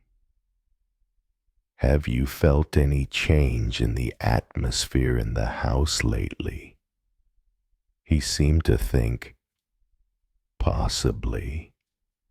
They never talk much at the table. Now, I might say, they never talk at all. Only a few words between Monsieur Gus and Mademoiselle. From time to time. Do you believe the letters? About as much as I believe in astrology. According to the horoscopes in the paper, I ought to get a fat sum of money at least once a week. So, You don't think that something might happen, not because of the letters. Because of what? Then I don't know. Does Monsieur Parendon seem odd to you? That depends on what you mean by odd. Everyone has his own idea about the life he leads. If he's happy that way, anyway, he's not mad. I would even say just the opposite, that she is the one who is mad. Not that either. Good God, that woman is as wily as a fox. Thank you. I do my best. Superintendent, I've learned that it pays to be honest with the police. The door shut behind Maigret. He went down the broad staircase with its wrought iron balustrade. He waved a hand to the concierge, who was braided like a hotel porter, and breathed the fresh air again with a sigh of relaxation. He remembered a pleasant bar on the corner of the Avenue Marigny and the Rue du Cirque, and it wasn't long before he was leaning at the counter. He wondered what he would drink, and ended up by ordering a pint of beer. The atmosphere of the Parendons still stuck to him. But would it not have been the same if he had spent as much time with any family with less intensity? Perhaps he would doubtless have found the same spites, the same pettinesses, the same fears. In any case, the same lack of cohesion. Don't philosophize, Maigret. Didn't he forbid himself to think? On principle. Good. He had not seen the two children, or the cook, or the cleaning woman. He had only seen the maid in the distance, in a black uniform with a lace cap and apron. Because he was on the corner of Rue du Cirque, he remembered Dr. Martin, Parendon's personal physician. I suppose I should see him, he said to himself. He caught sight of the nameplate on the front of the building, climbed to the 3rd floor, was shown into a waiting room where there were already 3 people, and, discouraged, came out again. Aren't you here to see the doctor? I didn't come for a consultation. I'll telephone him. What name, Superintendent Maigret? Wouldn't you like me to tell him that you are here? I would rather not make his patients wait any longer than they have to. There was the other Parendon, the brother, but he was a doctor too. And Maigret knew enough about the routine of Parisian doctors, through his friend Pardon. He didn't want to take the bus or the metro. He felt weary, heavy with fatigue, and he let himself collapse into a taxi. Quai des Orfèvres, yes. Monsieur Maigret. That did not please him. He used to be rather proud of being recognized, but for some years he had been increasingly irritated by it. What kind of fool would he look like if nothing happened in the house on the Avenue Marigny? He had not even dared to mention the letters at the briefing. For 2 days he had neglected his office and had spent most of his time in an apartment where the people led a kind of life that had nothing to do with him. There were cases in progress, fortunately not very important ones, to which he should still be giving his attention. Was it the letters, plus the midday telephone call, that were twisting his view of people? He could not think of Madame Perrandon as an ordinary woman he might meet anywhere. He saw her again in his mind's eye, pathetic in all the blue of her boudoir and her housecoat, putting on some kind of act for his benefit. Perrandon, too, had stopped being an ordinary man.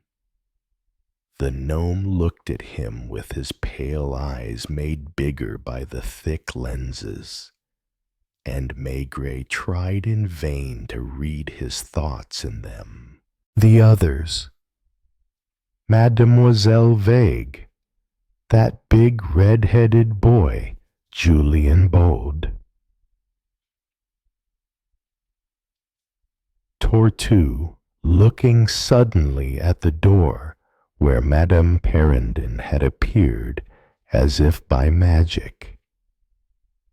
He shrugged his shoulders and, since the car was coming to a stop in front of the main door of police headquarters, rummaged in his pockets for change. Some 10 inspectors filed into his office, each one with a problem to hand over to him. He opened the mail that had come in his absence and signed a pile of documents.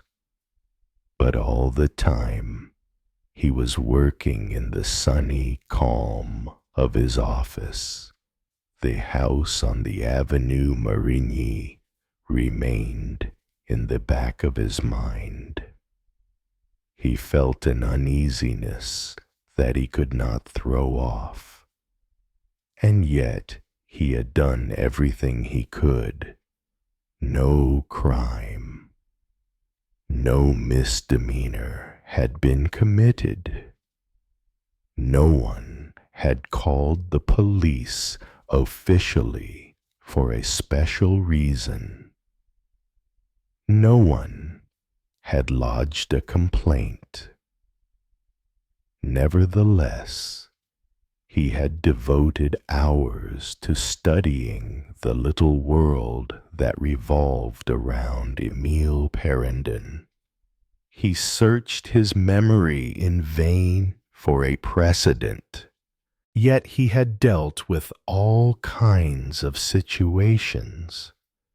At 5:15, someone brought him an express letter which had just arrived, and he recognized the block letters at once. The stamp showed that the letter had been mailed at 4:30 at the post office on Rue de Miromesnil, that is to say, a quarter of an hour after he had left the Perrandons' house. He tore off the strip on the dotted line. Because of the size of the sheet, The writing was smaller than in the previous letters, and Maigret noted, comparing them, that this one had been written more quickly, less carefully, possibly in a feverish sort of haste. Dear Superintendent, when I wrote my first letter to you and asked you to give me your answer by means of an advertisement, I could not have imagined that you would charge headfirst into this case, about which I had hoped later to give you indispensable details. Your haste has spoiled everything, and now you yourself must realize that you are all at sea. Today you have provoked the murderer in some way, and I am sure that he will feel obliged to strike because of you. I may be wrong, but I believe it will be some time in the next few hours. I cannot help you. I am sorry. I do not hold it against you.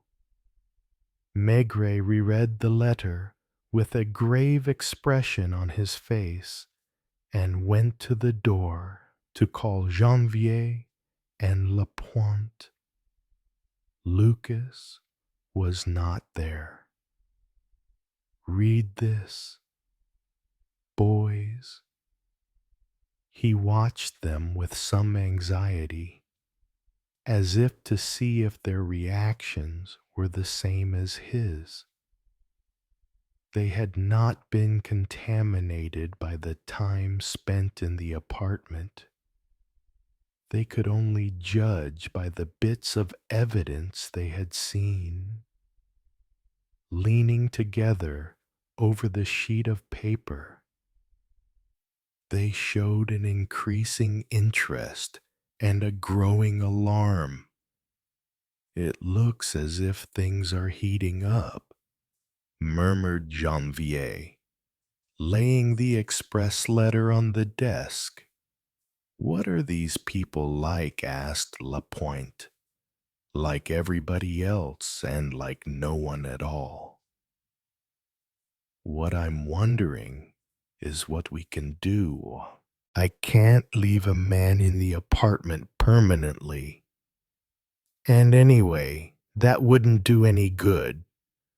The place is so vast that anything could happen in one part without someone in another part noticing. Have someone posted in the building. I'm going to do that tonight to ease my conscience. But if the letters are not a joke, the blow won't come from outside. Are you free? Lapointe. I haven't anything special on. Chief.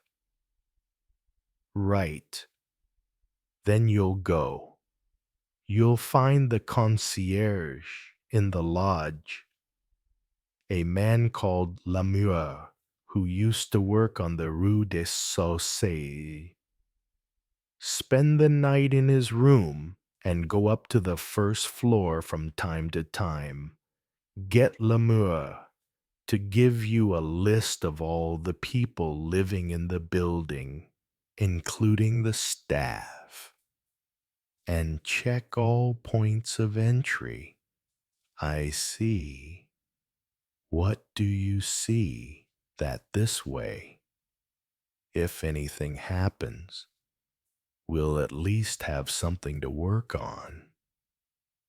It was true, but the superintendent hated to look at the situation in that light. If anything happened, all right, since it wasn't a question of theft, it could only be a death. whose death, killed by whom people had talked to him, had answered his questions, had seemed to be telling the truth.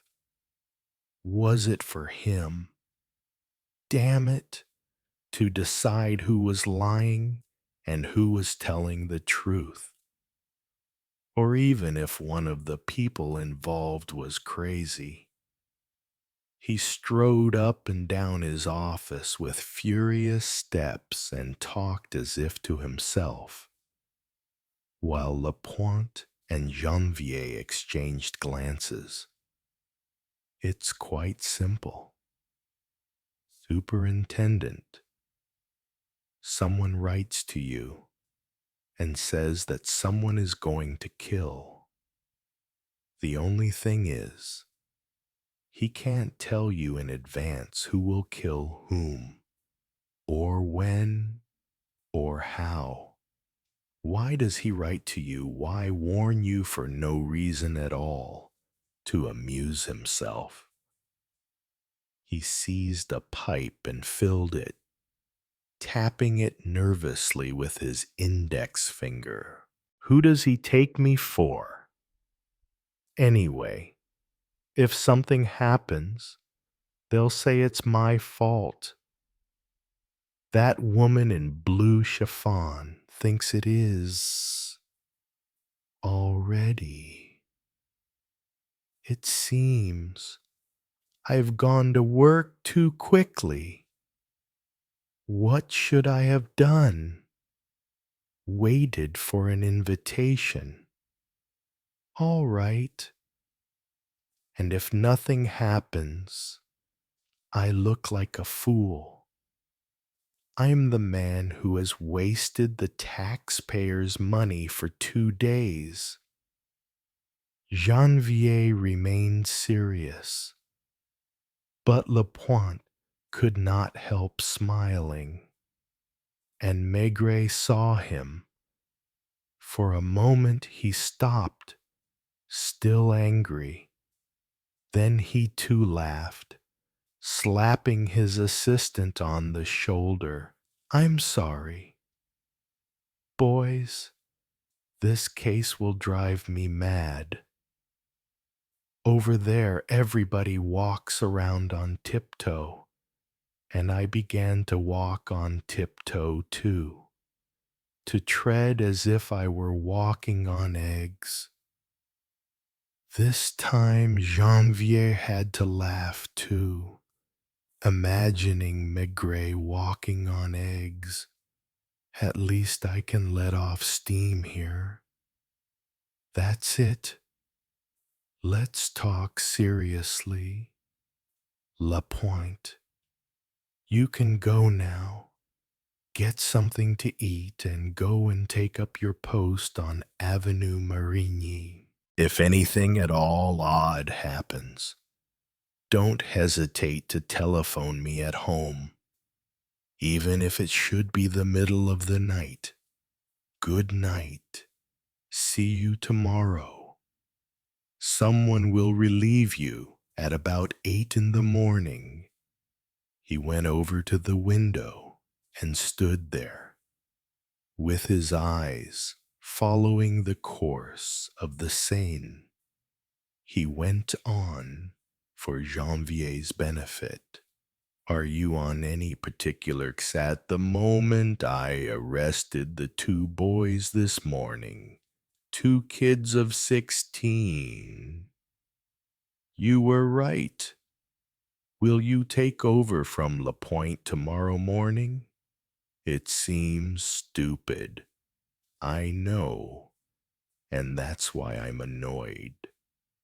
But I feel obliged to take these precautions, which in any case don't serve any useful purpose. You'll see. If anything happens, everyone will blame me. While he spoke the last sentence, he was staring at one of the lamp posts on the Pont Saint-Michel.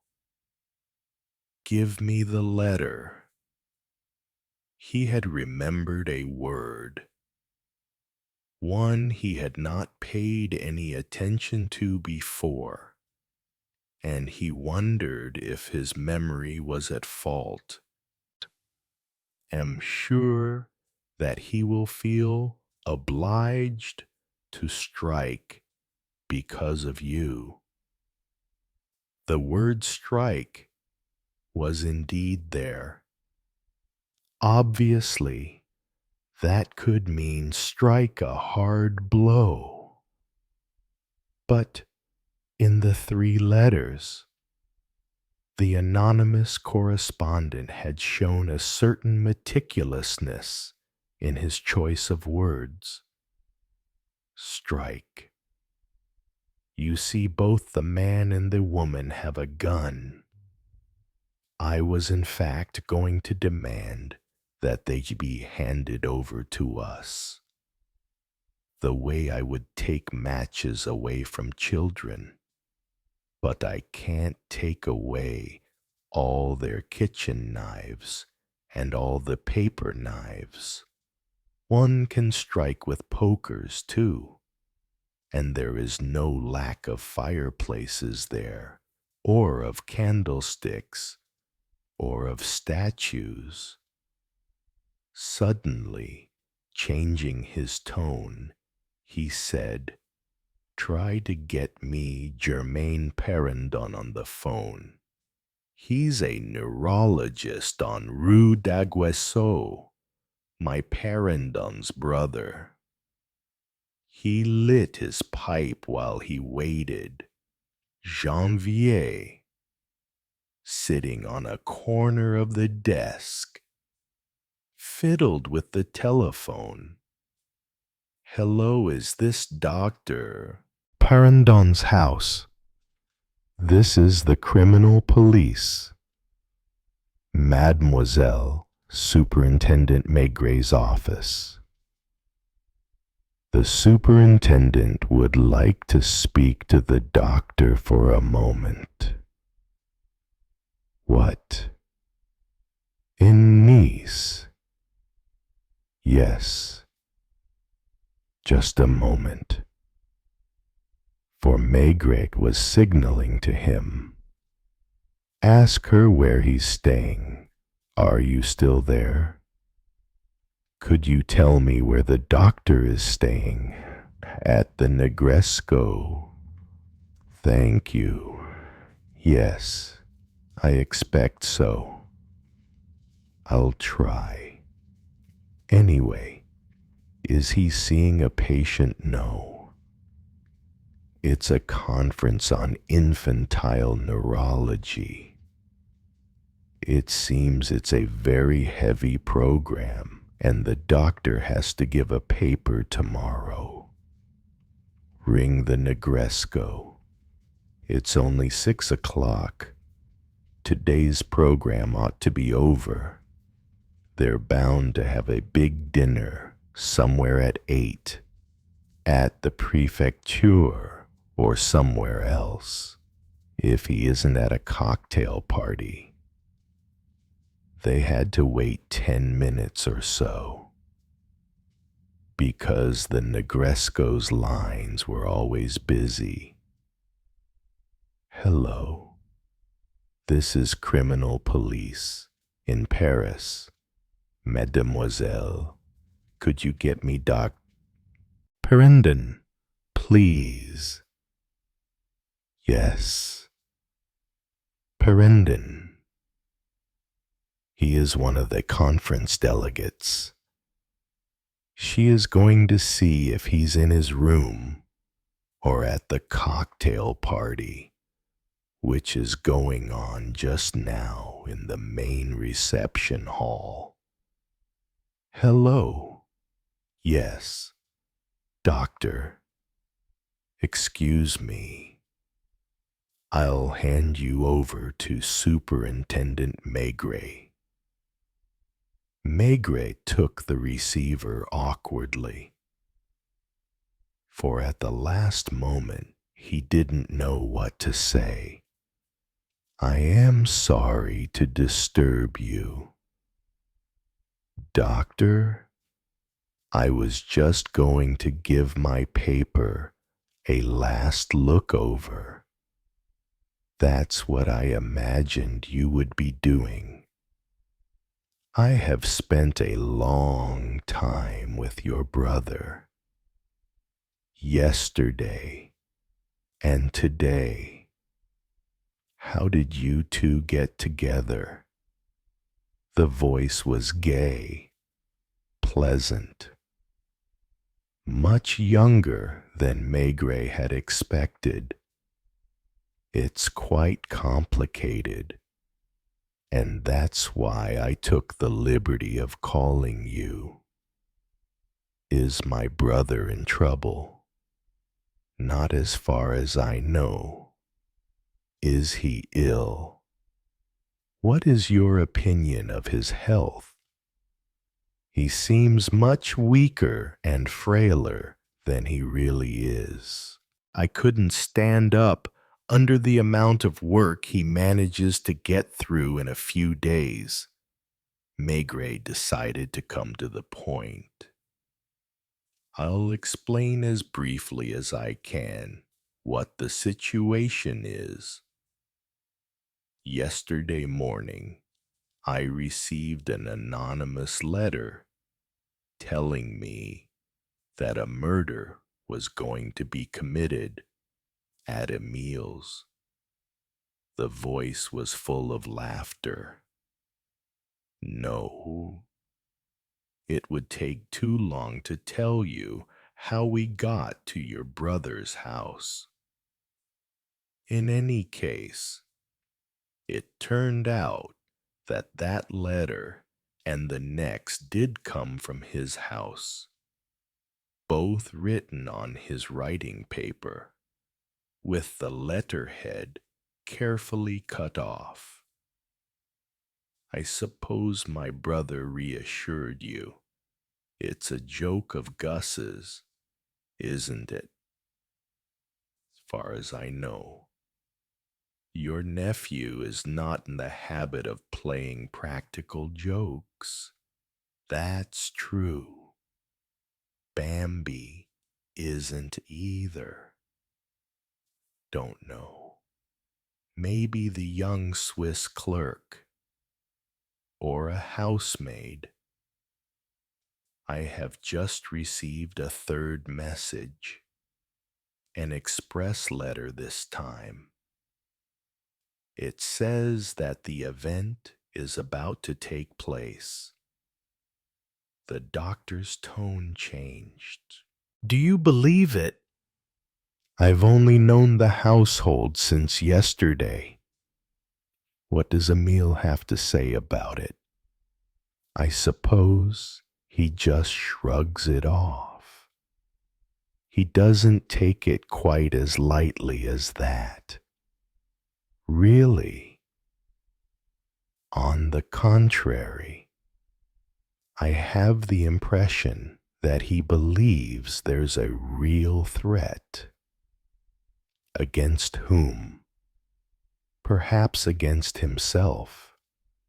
Who on earth would want to harm him? And why?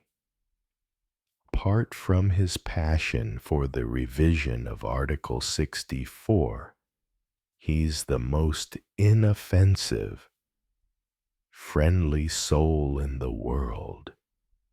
I liked him very much. You spoke of passion just now.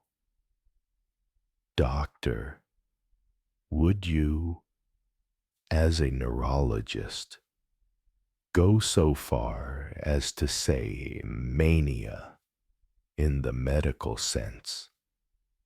Certainly not. His tone had become drier, for he had caught on to the superintendent's meaning. In fact, you are asking me if my brother is sane? I wouldn't have gone as far as that. Are you having the house guarded? I have already sent one of my inspectors over.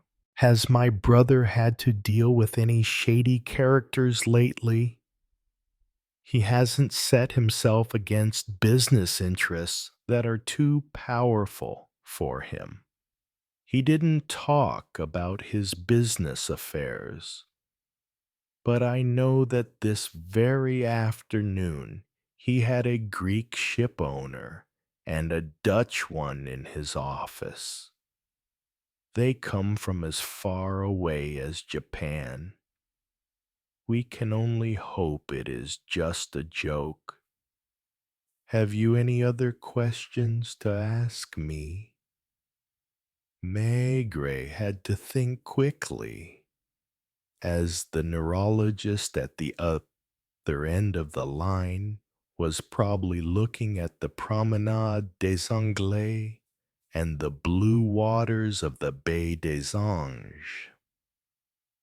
What is your opinion of your sister-in-law's stability between ourselves? And I would certainly not repeat it in the witness box. If all women were like her, I would have remained a bachelor. I said her stability. I understood that. Let's say that she goes to extremes in everything. And, to be fair, I must admit that she is the first to suffer for it. Is she the kind of woman to have fixed opinions? Certainly. If those opinions are plausible and spring from precise facts, I can assure you that if she told you a lie, it was so perfect a lie that you haven't noticed it.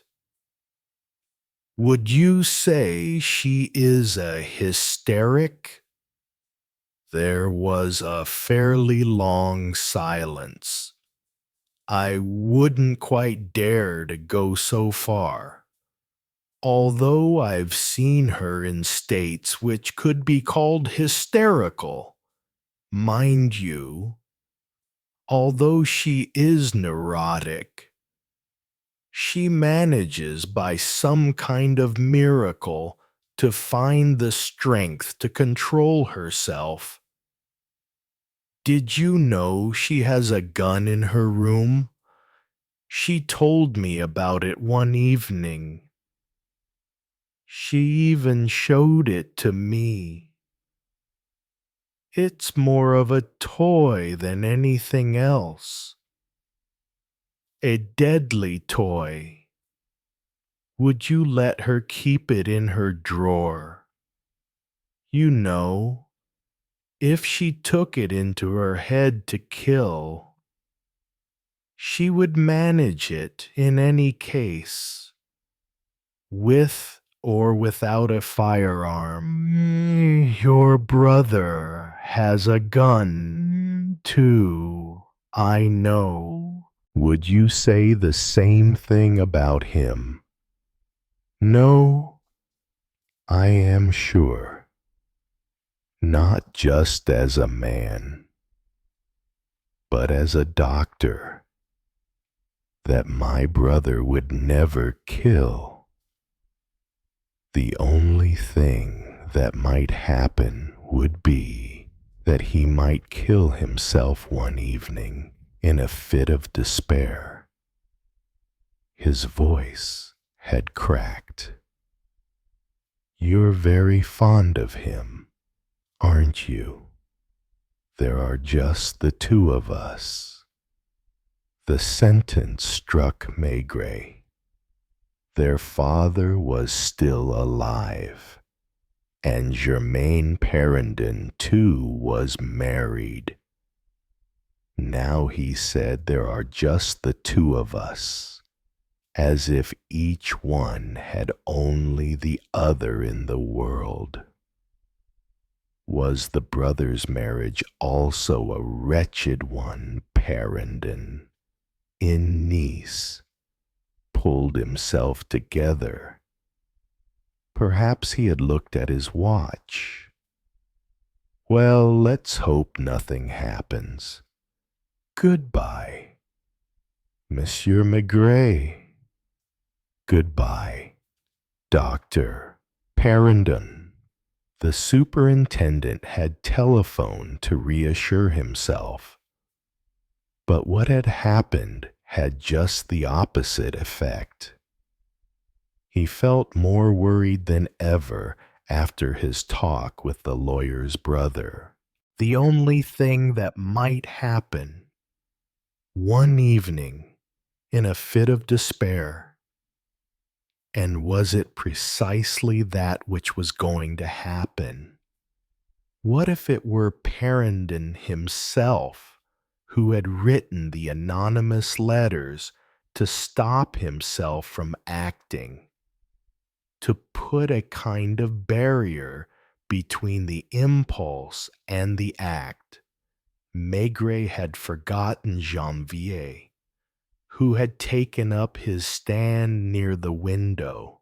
Did you hear that I heard what you said? He doesn't like his sister-in-law. He believes that his brother would never kill anyone, but he is less sure that he wouldn't be tempted to commit suicide someday. The sun had set, and it was suddenly as if something was missing. It was not yet dark. There was no need to put on the lights. The superintendent did so anyway, as if to chase the evil spirits away. Tomorrow you will see the house, and you'll understand better. There's nothing to stop you from phoning and telling Ferdinand who you are, and walking around the apartment and in the offices. They are prepared for it. They expect it. The only thing that might happen would be that Madame Parendon might appear in front of you when you least expected it. I almost believe she gets around without even displacing air. Well, she'll look at you and you will feel vaguely guilty. That's the impression she makes on everybody. Maigret called the office boy to give him the signed documents and the letters to post. Nothing new. No one to see me, no one. Superintendent. Maigret was not expecting any visitors, but he was surprised that neither Gus nor his sister had appeared at any time. They, like the rest of the household, must be fully aware of what had happened since the previous day. They would certainly have heard people talking about Maigret's questionings. Perhaps they had even seen him rounding a corner in the hall. If Maigret, at 15, had heard someone say, he would of course have hastened to question the superintendent thoroughly, ready to take over from him. He realized that time had passed, that was in another world. Shall we have a drink at the Brasserie Dauphine and go home for dinner? That is what they did.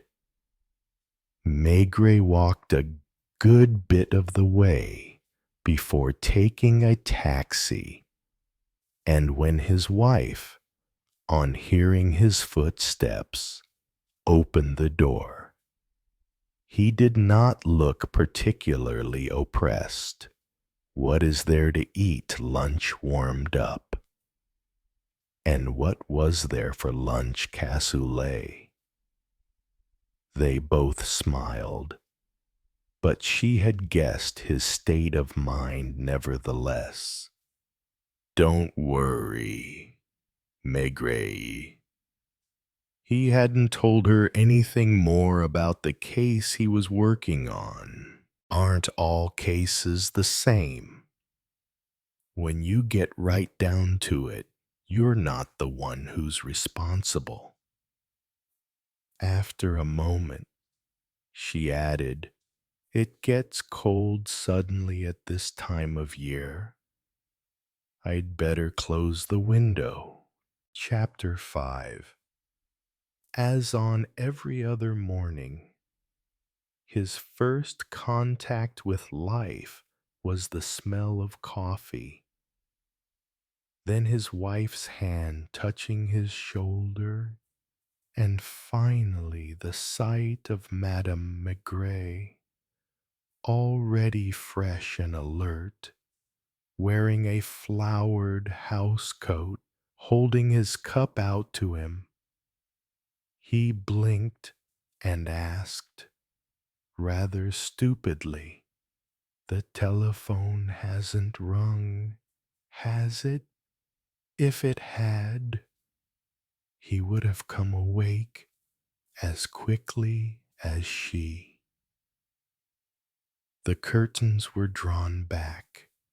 Spring, though it had come early, was still there. The sun was up, and the noises of the street stood out clearly. He gave a sigh of relief. Lapointe had not telephoned. Therefore, nothing had happened on Avenue Marigny.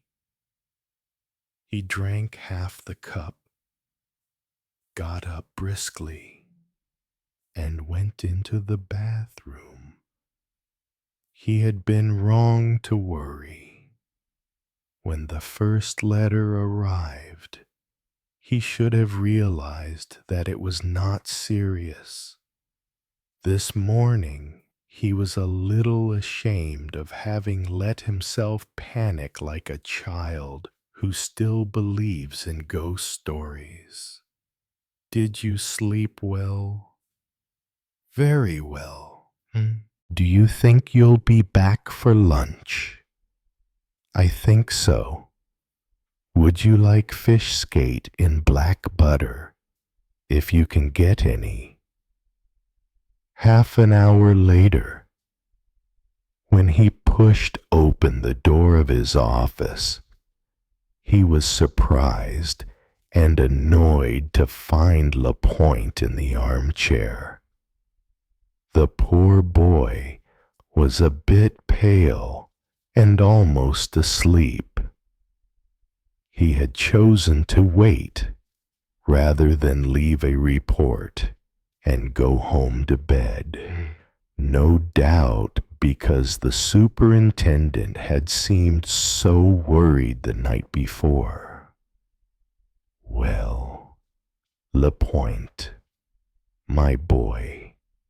The inspector had got up when Maigret sat down in front of the pile of letters on his desk. "Just a minute, please." He wanted to reassure himself first of all that there was no new anonymous letter. "Good. Now tell me, I got there a little before 6 in the evening and made contact with Lamour, the concierge, who insisted that I have dinner with him and his wife. The first person to come into the building after me at 6:10 was young Parendon, the one they call Gus." Lapointe pulled a notebook out of his pocket so that he could refer to his notes. Was he alone? Yes. He had several school books under his arm. Then, a few minutes later, an effeminate-looking man carrying a leather bag, Lamour told me that it was the Peruvian woman's hairdresser. There must be a ball or a big party somewhere, he said calmly, and drained his glass of red wine. By the way, he emptied a bottle by himself, and he was surprised and a bit annoyed that I didn't do the same. Let's see. At 7:45, a woman arrived in a chauffeur-driven car. Madame Hortense, the concierge, called her. She's one of Madame Parendon's sisters, the one she goes out with most often. She's married to a Monsieur Benoit Biguier, an important man, very rich, and they have a Spanish chauffeur. Lapointe smiled. I'm sorry to be giving you these uninteresting details, but since I had nothing else to do, I wrote everything down.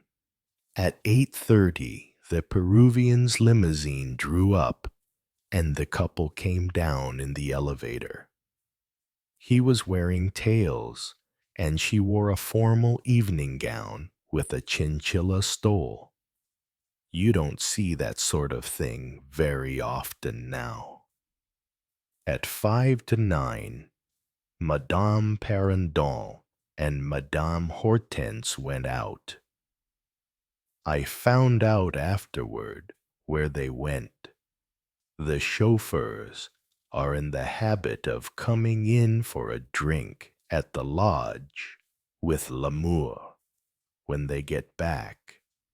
He always has a liter of red wine at hand. There was a charity bridge evening at the Crillon Hotel, and that's where they went. They came back shortly after midnight. The sister went upstairs and stayed there for half an hour. That's when the chauffeur came in for his drink. Nobody paid any attention to me. I just looked like one of them. No one of importance. The hardest thing was not to empty the glasses I was given. Mademoiselle Parendon, they call her Bambi, came in at about 1 o'clock. When did she go out? I don't know. I didn't see her leave. That means she didn't have dinner at home. She was accompanied by a young man whom she kissed at the foot of the stairs. She wasn't at all embarrassed by our being there. I asked Lamour if she always did that. He said she did, and it was always the same boy. But he didn't know who he was. He was wearing a leather jacket and shapeless moccasins, and his hair was on the long side. Lapointe sounded as if he was repeating by rote. Fighting sleep. His eyes on his notebook. You haven't mentioned the departure of Mademoiselle Vague, Tortue, and Julian Baud. I didn't write it down. Really. Because I thought it was part of the routine. They came down at 6 o'clock by the stairs, and once on the sidewalk, they each went their own way. What else? I went up as far as the 4th floor 2 or 3 times, but I saw and heard nothing I could have been wandering about in a church at night. The Peruvians came in at about 3 o'clock. They'd had supper at Maxime's. Before that, they had been to a big movie opening on the Champs-Élysées. It seems they're real in people. That's all that happened at night. Not even a cat. One really can say that. Because there isn't an animal in the place except for the Peruvian's parakeet. Did I tell you that Ferdinand, the Parendon's butler, went off to bed at about 10, and that the cook left at 9 o'clock? It was Ferdinand who appeared first in the morning. At 7 o'clock, he went out, because he usually goes to the bar at the corner of Rue du Cirque to have his first coffee of the day and fresh croissants. He was gone for about half an hour. During that time, the cook arrived, and the cleaning woman, Madame Marchand. The chauffeur came over from his room, which is over the garage near Ferdinand's, and went upstairs for breakfast. I didn't write everything down right away. That's why my notes are a bit confused. During the night, I went to listen at the Parendon's door at least 10 times, and I didn't hear a thing. The Peruvian chauffeur brought out his employer's car to wash it, just as he does every morning. Lapointe put his notebook back in his pocket. That's all. Chief Janvier came. I introduced him to Lamour, who seemed to know him already. And I left. Well, get to bed quickly now. In a few moments, the bell for the briefing would ring in the corridors. Maigret filled a pipe, grabbed his paper knife, and went swiftly through the mail. He was relieved. He had every reason to be. But there was still a sinking feeling in the pit of his stomach, a vague apprehension. The main subject under discussion in the director's office was the son of a minister of state who had had a car crash at 4 a.m. at the corner of Rue François Vernier in unpleasant circumstances. Not only was he drunk, but the name of the girl with him, who had had to be taken to a hospital, could hardly be revealed without causing a scandal. As for the driver of the car that had been run into, he had died instantly. What's your opinion? Maigret. Me, nothing, sir. When it was a matter of politics, or of anything concerning politics, Maigret just played possum. He had the knack of looking vague, almost stupid at such times. Still, we must find an answer. The newspapers don't know anything about it yet, but in an hour or two they will. It was 10 o'clock. The telephone on the director's desk rang. He picked it up nervously. Yes, he's here. He held the receiver out to Maigret. It's for you. He had a premonition. He knew before putting the receiver to his ear that something had happened on Avenue Marigny. And it was indeed Janvier's voice at the other end of the line. It was low, almost as if he were embarrassed. Is that you? Chief, yes. It's me. Well, who is it? Janvier understood the meaning of his question at once.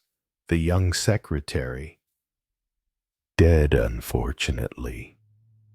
Shot? No. There was no noise. No one noticed anything. The doctor hasn't got here yet. I'm calling you before I have any details, because I was downstairs when it happened. Monsieur Perrandon is here beside me. He's quite shattered. We're waiting for Dr. Martin to arrive at any moment. Was she stabbed? More like butchered. Over. The director and Maigret's colleagues looked at him, surprised to see him so pale, so affected by the call. At the Quai des Orfèvres, particularly in the criminal division. Didn't they deal in murder daily? Who is it? Asked the director. Perrandon's secretary. The neurologist, no. His brother, the lawyer, had some anonymous letters. He pushed through the door without giving any more explanations and went straight to the inspector's office. Lucas. Yes, Chief. He looked around. You, Torrance. Right. You two come into my office. Lucas, who knew about the letters, asked, Has there been a murder? Yes. Perrandon, his secretary.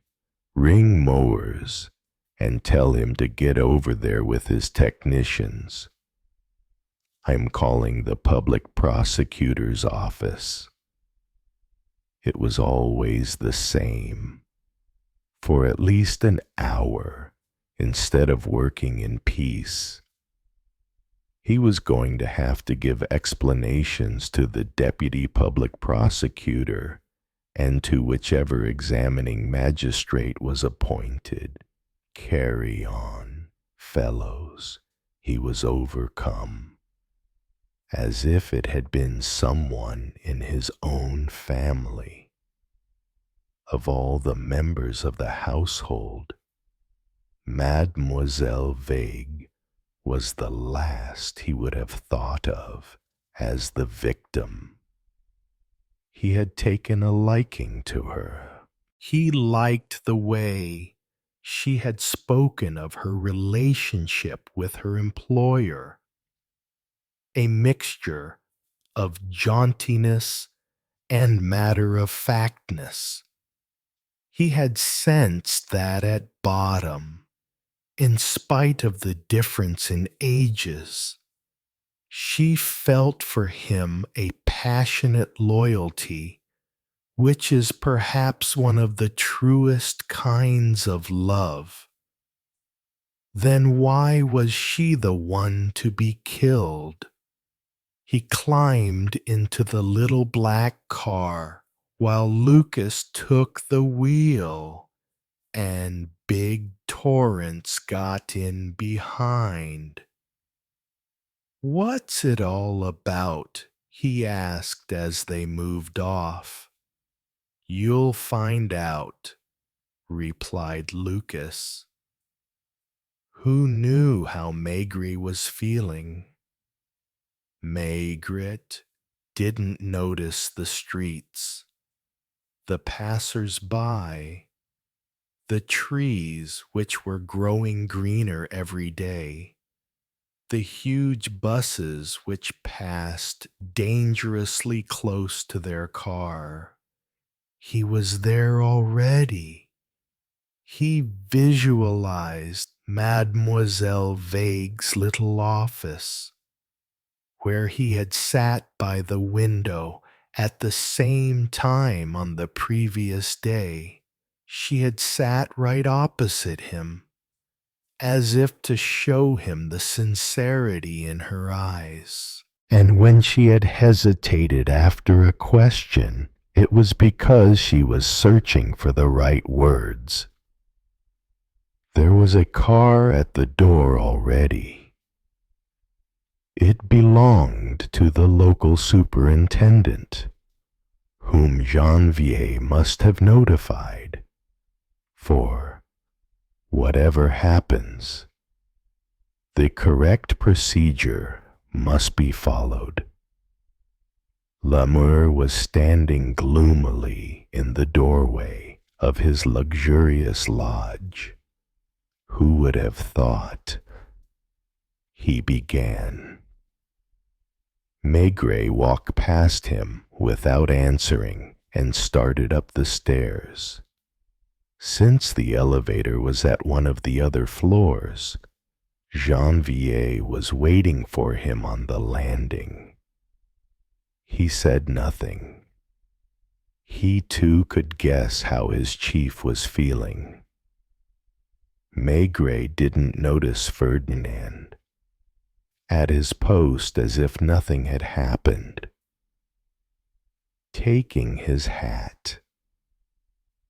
He strode into the hall, past the door of Perendon's office, and came to Mademoiselle Vague's, which was standing open.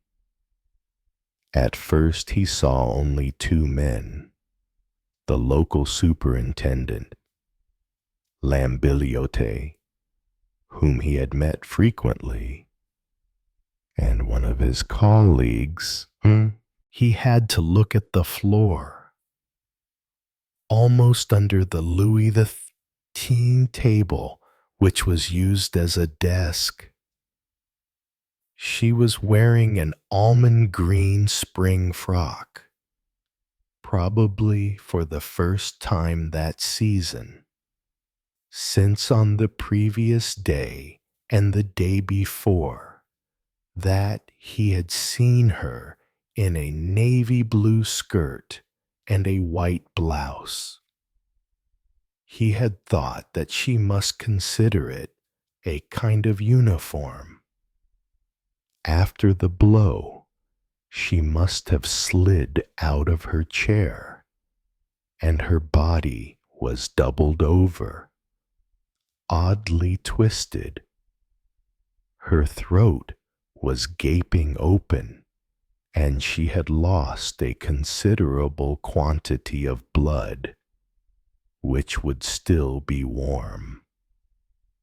It took him some time to realize that Lambiliote was shaking his hand.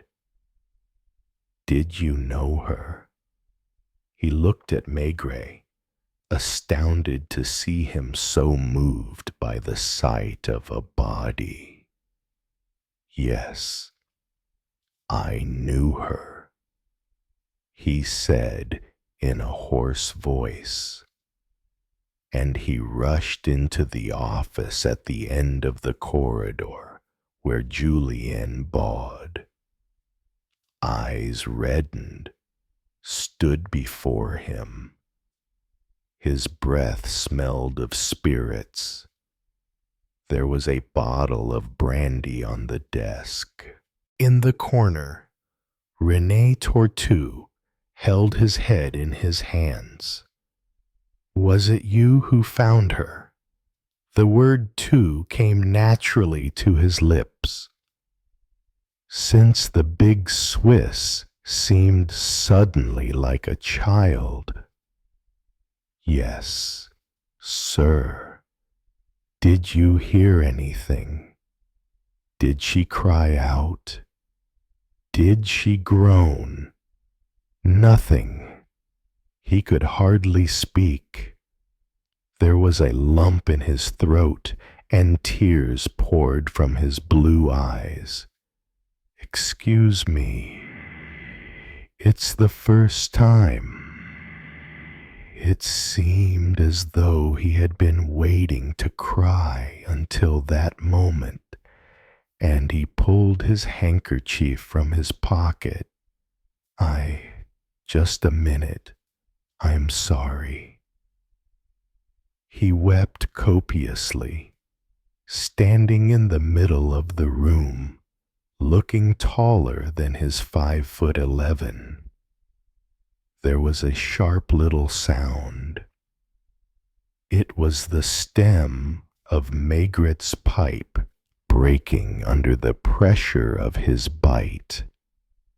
The bowl fell to the floor. He bent down to pick it up and put it in his pocket. Please forgive me. I couldn't help it. Baud got his voice back, dried his eyes, and glanced at the bottle of brandy, but didn't dare touch it. She came in here at about 9:10 to bring me some documents to check. Incidentally, I can't remember where I put them. It's the proceedings of yesterday's session, with notes and references. I must have left them in her office. No. They're on my table, creased by a clenched hand. She asked me to take them back to her as soon as I had finished. I went in. At what time, I don't know. I must have worked for about half an hour. I was very happy, very pleased with life, working for her. I looked around. I didn't see her.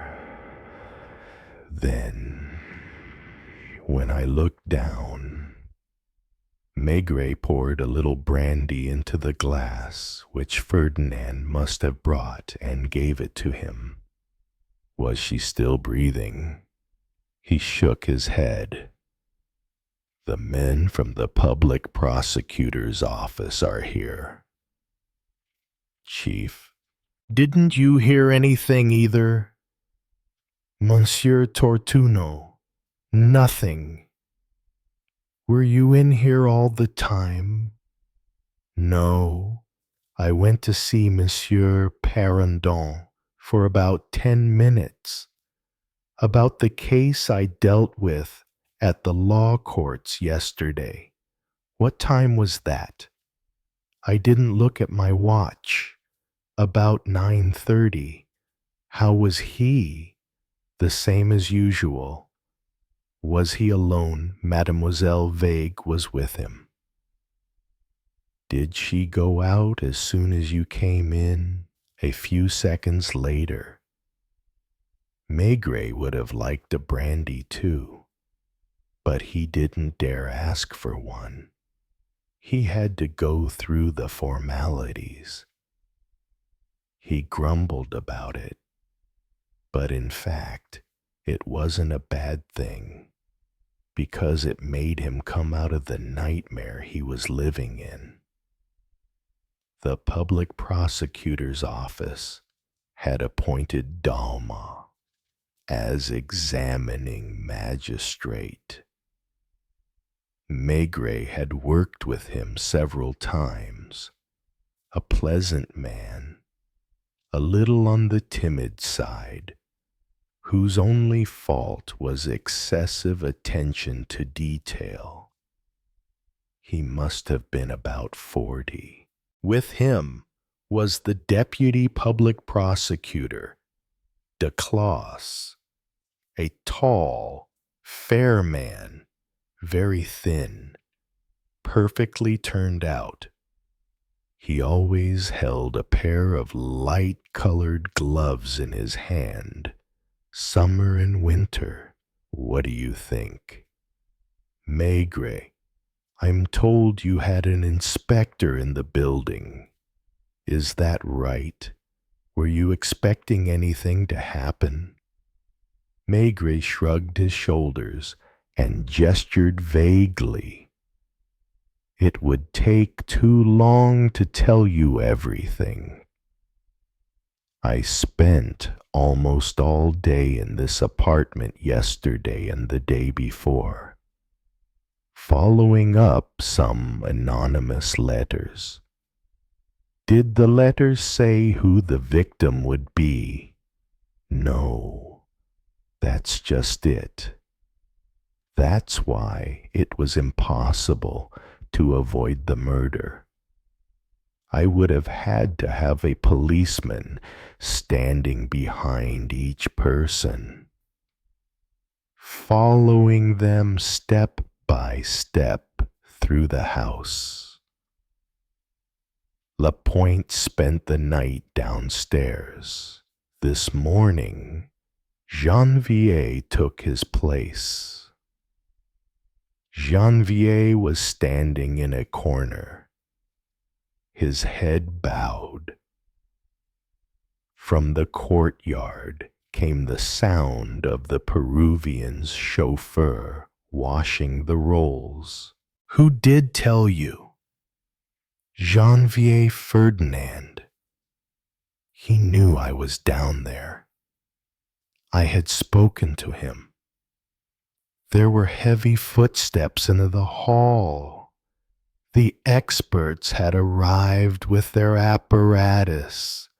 One little man, completely spherical, didn't seem to fit in with the group, and he looked at all the people in the room, wondering which one to speak to. Dr. Martin, he murmured finally. I'm sorry to have got here so late, but I had a patient in my office, and she took so long to get dressed. He saw the body. He opened his bag and knelt on the floor. He was the least moved of anyone. She's dead. Of course. Did she die instantly? She must have lived for a few seconds. Let's say 30 or 40 seconds. And since her throat was cut, she couldn't possibly have cried out. He pointed to an object half hidden by the table. It was the scraping knife Maigret had noticed the previous day. Now it was stuck in the pool of thick blood.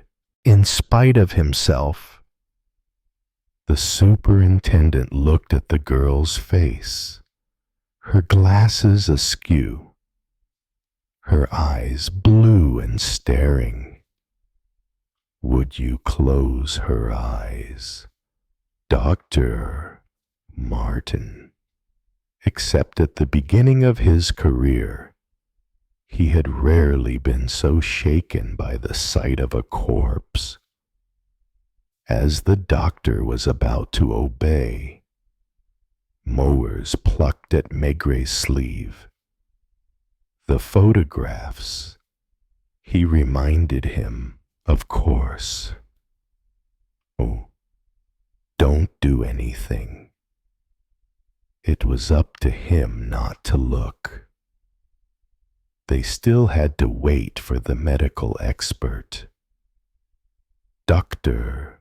Martin, a lively man in spite of his stoutness, asked, "May I go now, gentlemen?" Then, looking at each in turn, he finally addressed Maigret. "Are you Superintendent Maigret? I wonder if I shouldn't go and see Monsieur Perrandon. Do you know where he is in his office? I imagine. Does he know? Has he seen? Probably. In fact, no one knew anything for certain. The whole atmosphere was one of incoherence.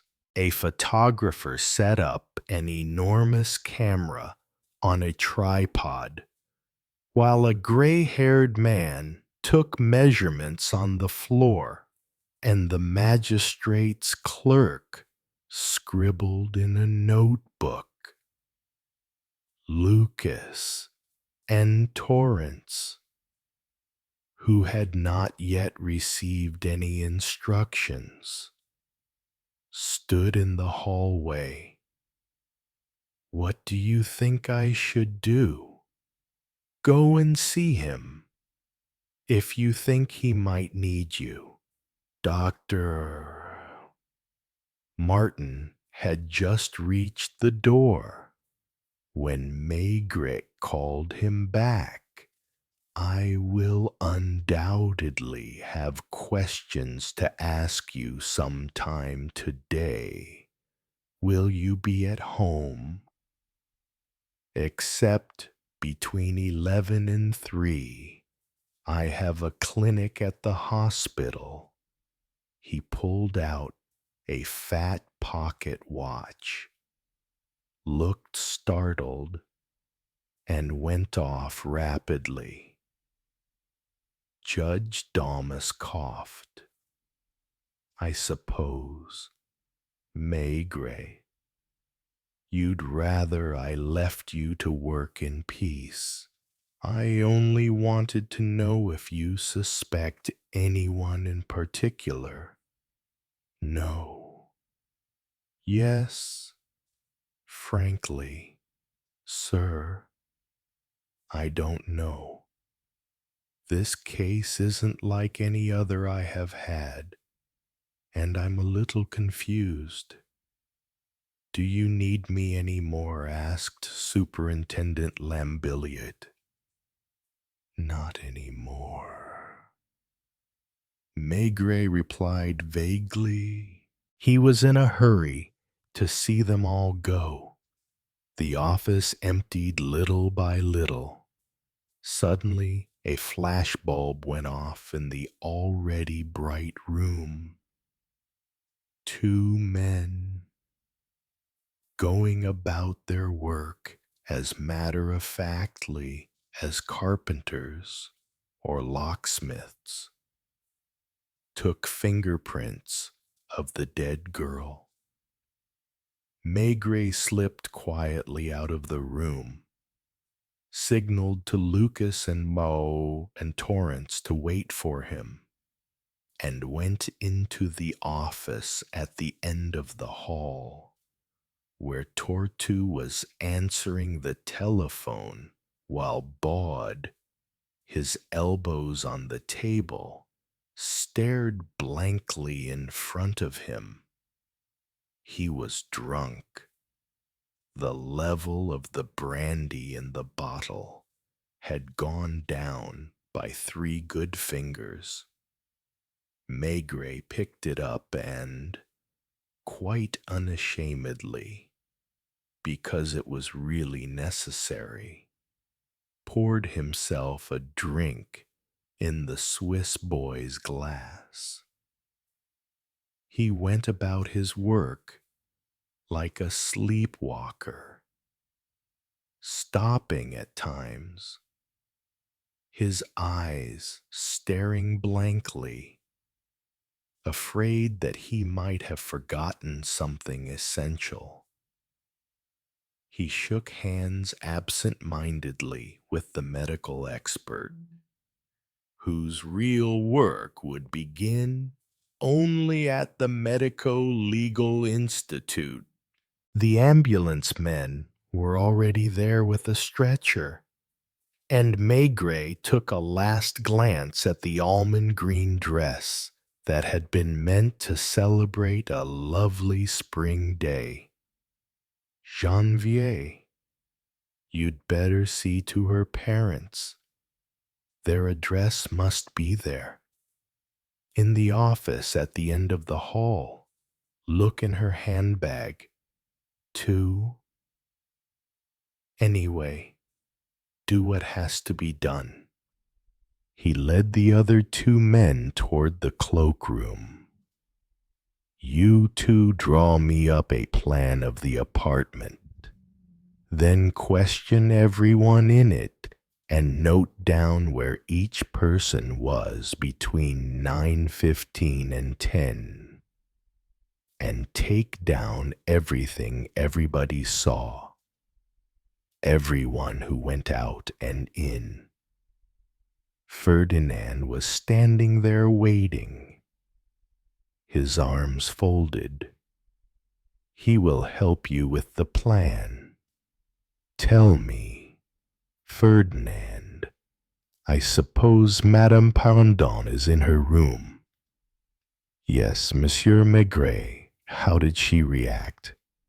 She didn't react at all, sir, because she doesn't know anything about it yet. As far as I know, she is sleeping, and Lise hasn't dared take it on herself to waken her. Hasn't Monsieur Parandon gone to see her? Either. Monsieur hasn't left his office? Hasn't he seen the body? Excuse me. He did leave it for a minute. When Monsieur Tortue went to tell him, he took a quick look into Mademoiselle Vague's office and then went back to his own. Maigret had been wrong the previous evening in believing that because his anonymous correspondent had a precise style, he should take the word strike literally. She hadn't been struck, nor had she been shot. She had literally been slaughtered. He had to move aside to let the stretcher bearers pass. And a few moments later, he knocked at the enormous door of Parandon's office. He heard no reply. Still, it was a thick oak door. He turned the knob, pushed on one of the panels, and saw the lawyer sitting in one of the leather armchairs. For a second, he was afraid that something terrible had happened to him too. He was so bent over, his chin resting on his chest. One soft hand touching the carpet. Maigret walked over and sat in a chair opposite him so that they were face to face, close together, just as they had been at their first meeting. On the shelves, the gilt-lettered names of Lagache, Henri A., Ryson, and other psychiatrists shone brightly on the leather bindings. He was surprised to hear a voice murmur, What do you think about it, Monsieur Maigret? The voice was remote, dull. It was the voice of a man prostrated with grief. The lawyer could scarcely make the effort to sit up or to raise his head.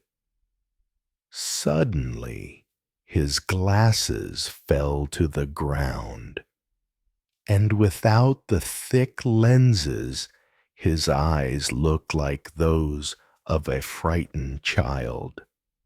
He bent forward to pick them up with an effort and put them on again. He spoke again. "What are they doing?" And he pointed with his white hand to the girl's office. "The formalities are over. The body. They have just taken the body away. Don't worry. I'm going to pull myself together." He placed his right hand automatically over his heart, while the superintendent looked at him fixedly as he had on the first day. Parendon managed to pull himself together, took a handkerchief out of his pocket, mopped his face with it. "Would you like something to drink?" He looked toward the part of the paneling that hid a little bar. "Will you have one too?" Maigret took advantage of the offer to get up and take out 2 glasses and the bottle of Armagnac. "It wasn't a joke," the lawyer said slowly. Although his voice had grown strong again, it was still strange, mechanical, without any ring. "It puts you in an awkward position, doesn't it?" And since Maigret still stared at him without answering, he added, "What are you going to do now?" "2 of my men are busy establishing how everyone in the apartment spent the time between 9:15 and 10 o'clock. It happened before 10 o'clock. I know. 10 to 10. It was exactly 10 to 10 when Tortu came in and told me." He glanced at the bronze clock, which showed 25 minutes to 12. "Did you stay in that chair?" After that, I followed Tortu down the hall, but I couldn't stand the sight for more than a few seconds. I came back here and you are right. I haven't moved from this chair. I vaguely remember that Dr. Martin came in, that he spoke to me, that I shook my head, that he took my pulse and left in a hurry. He had to go to the hospital for his clinic. As a matter of fact, he must have thought that I was drugged. Have you ever taken anything like that? Never. I can imagine what it's like.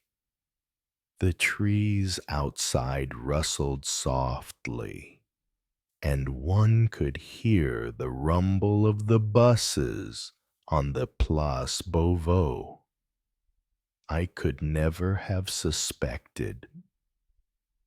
He spoke incoherently, leaving his sentences unfinished, and Maigret kept on staring at him. Maigret always carried 2 pipes in his pocket, and he took out the unbroken one, filled it, and puffed deeply, as if to recover his equilibrium. Suspected what? How far?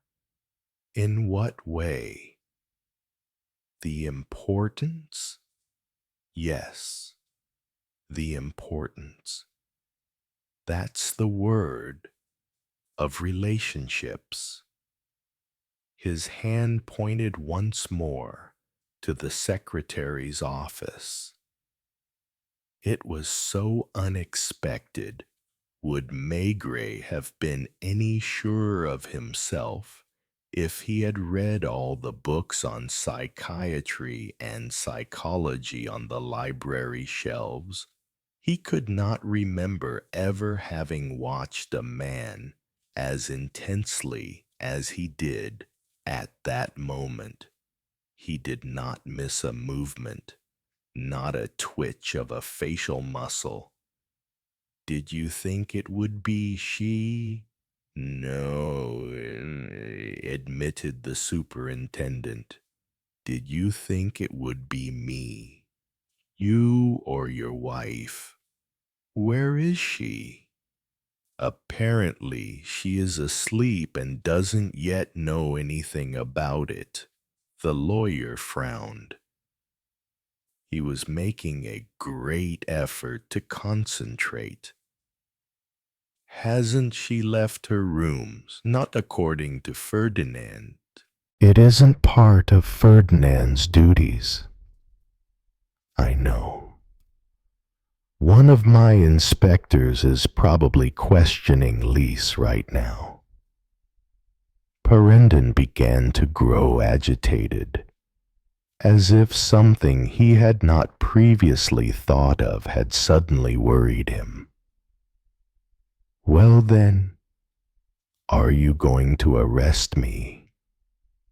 If my wife didn't leave her room, had it then seemed evident to him that Madame Perendon was the murderer?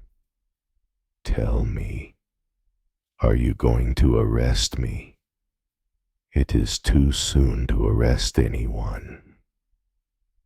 He got up and swallowed a mouthful of Armagnac, wiping the back of his hand across his forehead.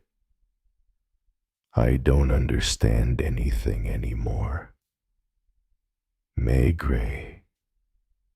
He took a grip on himself. Excuse me, Monsieur Maigret. Did anyone who doesn't belong to the household get into the apartment? He was returning to his normal self again. His eyes were growing lively. No, one of my men spent the night in the lodge, and another relieved him at about 8 this morning. We must read the letters again. Perendon murmured.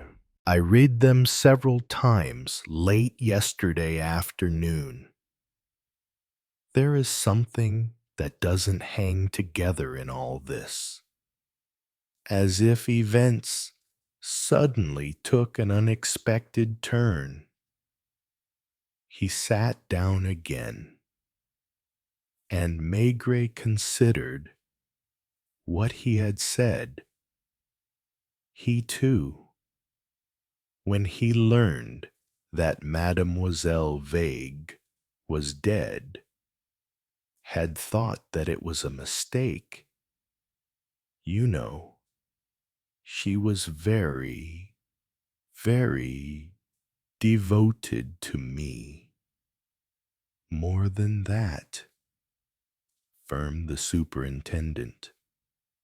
Do you think so? When she spoke to me of you yesterday, she spoke with real passion. The little man blinked, incredulous, as if he could not believe that he had inspired such feelings. I had a long talk with her while you were seeing the two ship owners. I know. She told me what had happened to the documents. Julian Baud had them in his hand when he discovered the body and rushed back to his office in a panic.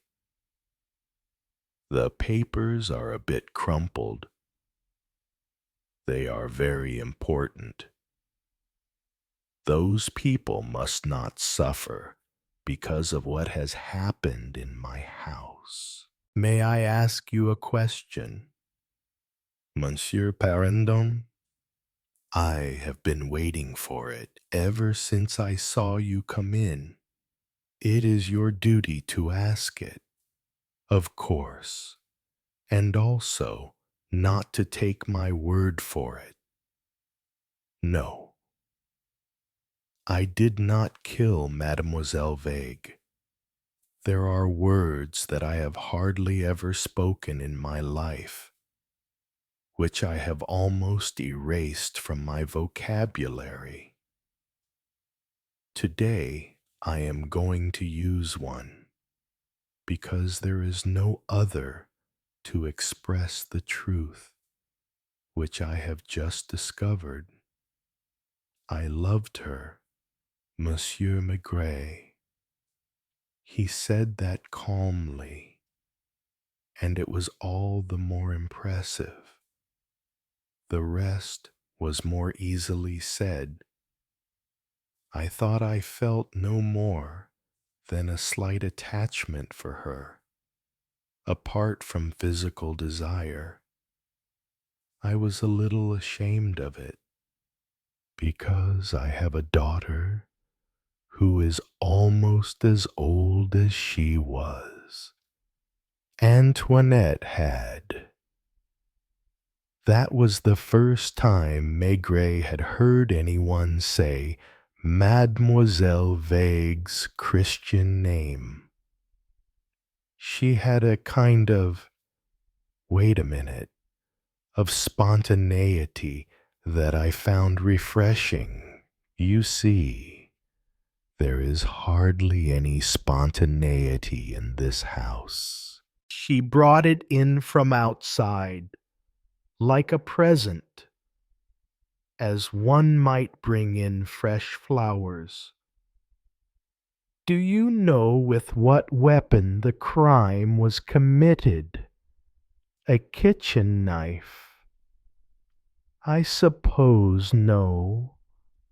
A type of scraping knife that I noticed on your secretary's desk yesterday. It caught my eye because it isn't the usual model. The blade is longer, sharper. It comes from the Papeterie Roman. Like all the office supplies. Did you buy it? Certainly not. She must have chosen it herself. Mademoiselle Vague was sitting at her desk, probably going over some documents. She had given some to Julian Baud to check Parendon did not seem like a man on his guard, a man expecting to be trapped. He listened carefully, possibly rather surprised at the importance Maigret attached to these details. The person who killed her knew that the scraping knife was there in the pen tray, or he would have brought a gun. What makes you think that he wasn't armed and then changed his mind? Mademoiselle Vague saw him pick up the knife, and that did not make her suspicious. She did not get up. She went on working while he walked behind her.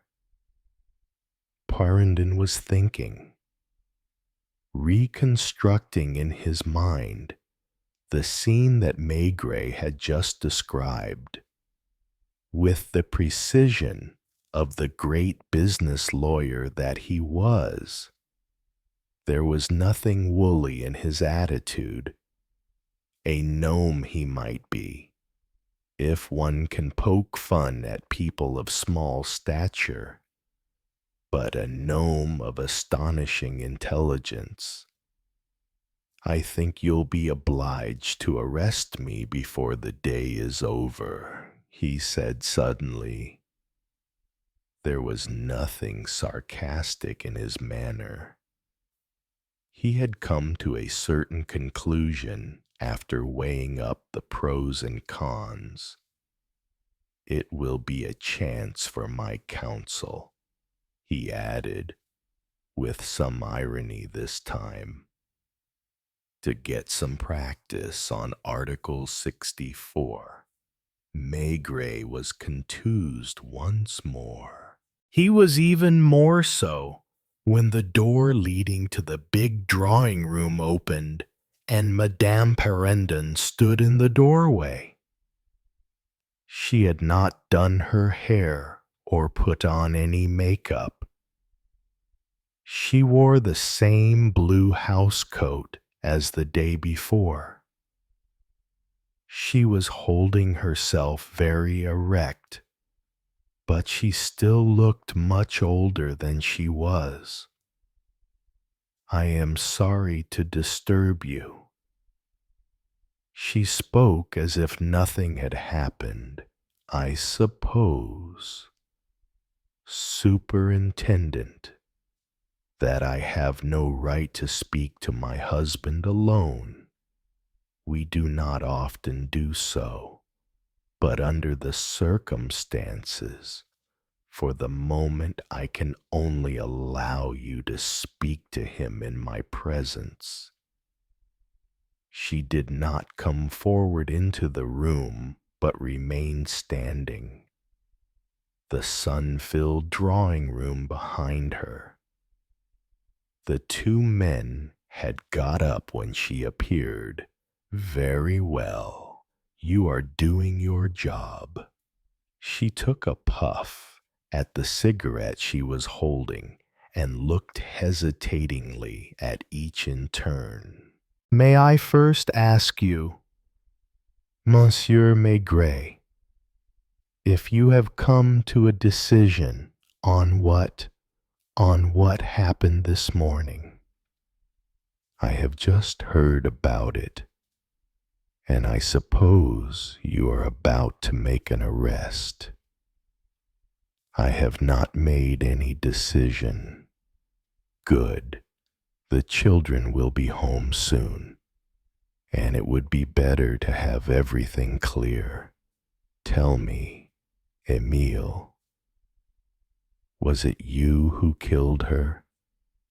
Maigret could not believe his eyes or his ears. They were facing each other, 10 feet apart, their expressions hard, their features strained. Are you daring to ask me if... Parendon choked. His little fists are clenched with rage. Stop play acting. Answer me yes or no. Then, suddenly, he lost his temper. A thing that had probably happened to him very few times in his life, and, raising his arms in a sort of entreaty to heaven, he shouted, "You know very well I did not." For God's sake, he was dancing with rage. He was almost on the point of attacking her. That is all I wanted to hear. Thank you. And she went back into the drawing room in a most natural manner, closing the door behind her. Chapter 6. I am sorry I lost my temper. Monsieur Maigret, it is most unusual for me. I know. It was precisely because he knew it that Maigret was thoughtful. The little man, still standing, got back his breath and his self-control and wiped his face once more. It was not flushed, but yellowish. Do you hate her? I don't hate anybody, because I don't believe that a human being is ever fully responsible. Article 64. Yes, Article 64. Don't care if it makes me appear to be mad, but I will not change my opinion, even if it should concern your wife, even if it should concern her, even if she killed Mademoiselle Vague. For a moment, his face seemed to dissolve, his eyes to dilate. Even then, do you think she is capable of such an action? I am not going to accuse anyone. A few moments ago, I asked you a question. I am going to ask you another, and you will be able to answer yes or no. My anonymous correspondent is not necessarily the murderer. Someone, sensing disaster, might have thought that by introducing the police into the house, he could avert it. I can anticipate the question. I did not write the letters. Could the murdered girl have done so? He reflected for a few moments. It's not impossible, but it doesn't fit in with her character. She was more direct than that. I was just telling you about her spontaneity. In fact, wouldn't she have been more likely to come to me, since she knew quite well, he bit his lip, knew what quite well, that if I had felt I was being threatened, I would have done nothing about it. Why, he looked hesitantly at Maigret. It's hard to explain. One day, I made my choice by getting married, by embarking on my chosen career, by getting married, by living in a certain way. So I must take the consequences. Isn't that contrary to your views on human responsibility? Perhaps it would seem so. Anyway, he seemed tired, helpless. One could guess at the turmoil of thoughts he was forcing himself to organize behind his domed forehead. Do you believe, Monsieur Parandon, that the person who wrote to me thought that the victim would be your secretary? No. In spite of the closed doors, they heard a voice in the drawing room, crying, "Where is my father?" Then almost immediately the door opened abruptly, and a very tall young man with unkempt hair, took 2 or 3 steps into the room and stopped in front of the 2 men. He first looked from one to the other. Then his eyes became fixed on the superintendent with an almost menacing gleam. "Are you going to arrest my father?" "Calm down, Gus. Superintendent Maigret and I. Are you Maigret?" He looked at him with more than mere curiosity. "Whom are you going to arrest?"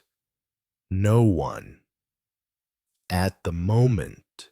Anyway, I can swear it wasn't my father." "Who told you what has happened?" "The concierge. First of all. But he didn't give me any details." "Then, Ferdinand, weren't you half expecting it?" Perendon took advantage of the situation to sit down at his desk, as if he wanted to be in his most accustomed place once more. "Is this an interrogation?" And the boy turned to his father to ask his advice. "My role. Gus. Who told you I'm called Gus?" "Everybody I've met here. I'm going to ask you questions, just as I shall do with everybody.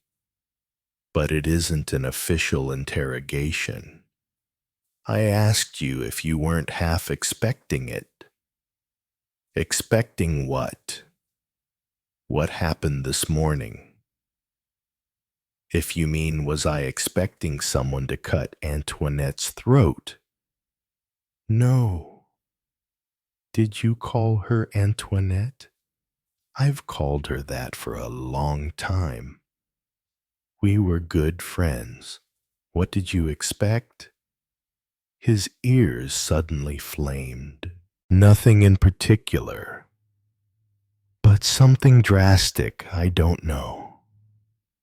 Maigret noted that Perendon was watching his son carefully, as if he, too, had asked a question, or as if he was making a discovery.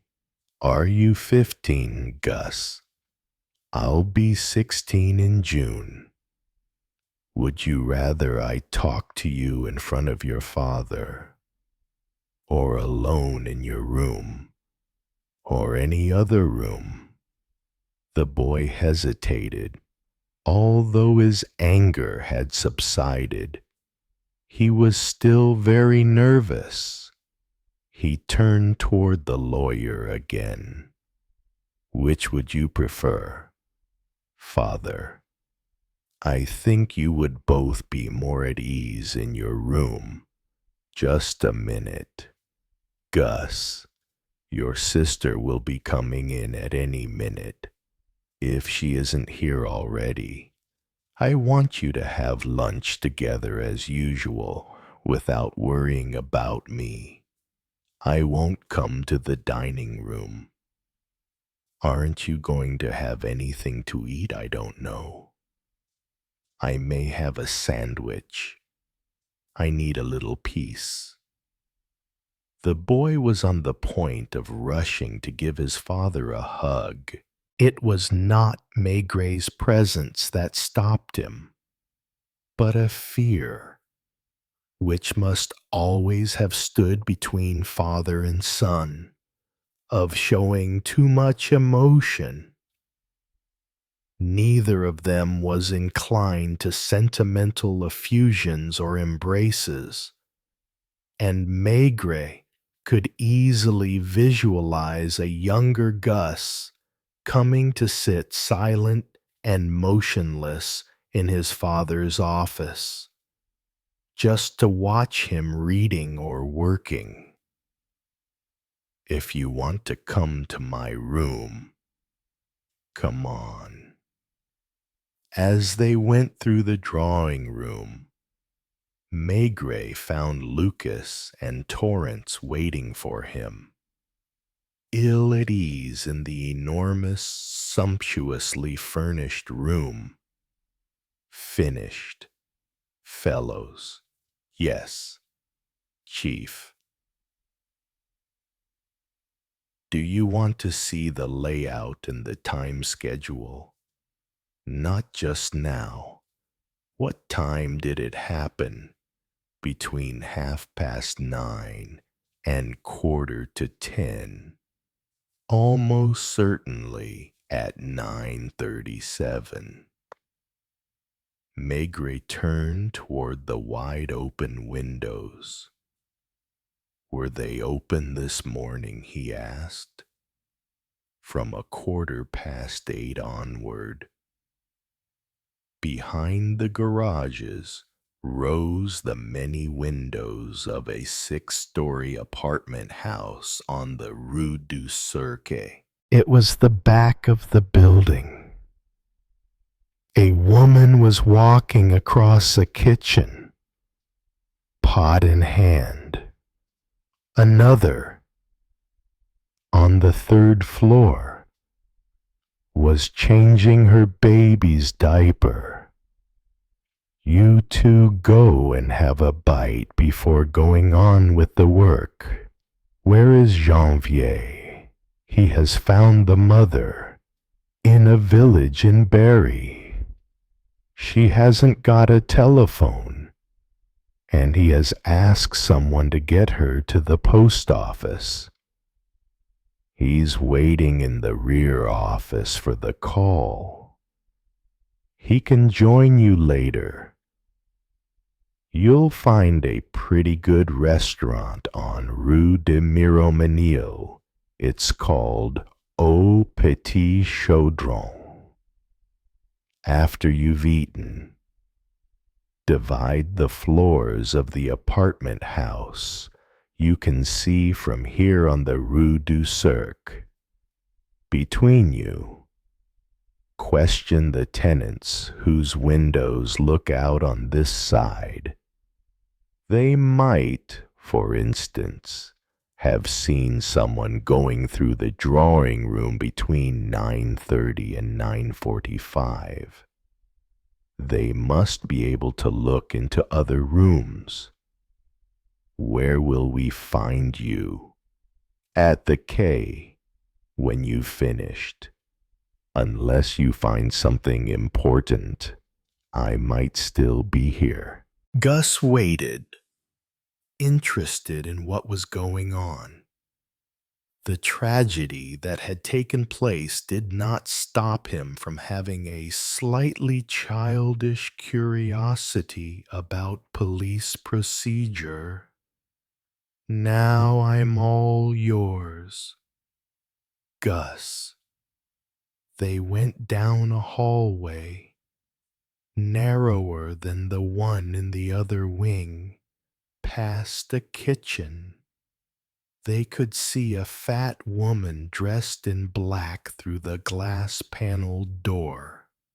It's the second door. The room was big, its whole feeling different from the rest of the apartment. The furniture was in the same style, undoubtedly because it had had to be used somewhere. Gus had changed its character by piling it up with all kinds of things, adding pinboards and shelves. There were 4 loudspeakers, 2 or 3 phonograph turntables, a microscope on a white wood table, copper wires forming a complicated circuit fixed onto another table.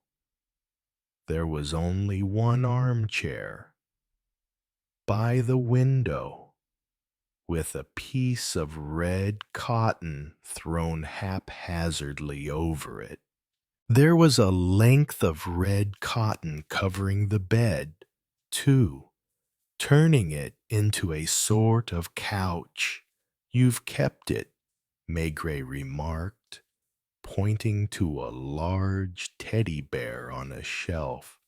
Why should I be ashamed of it?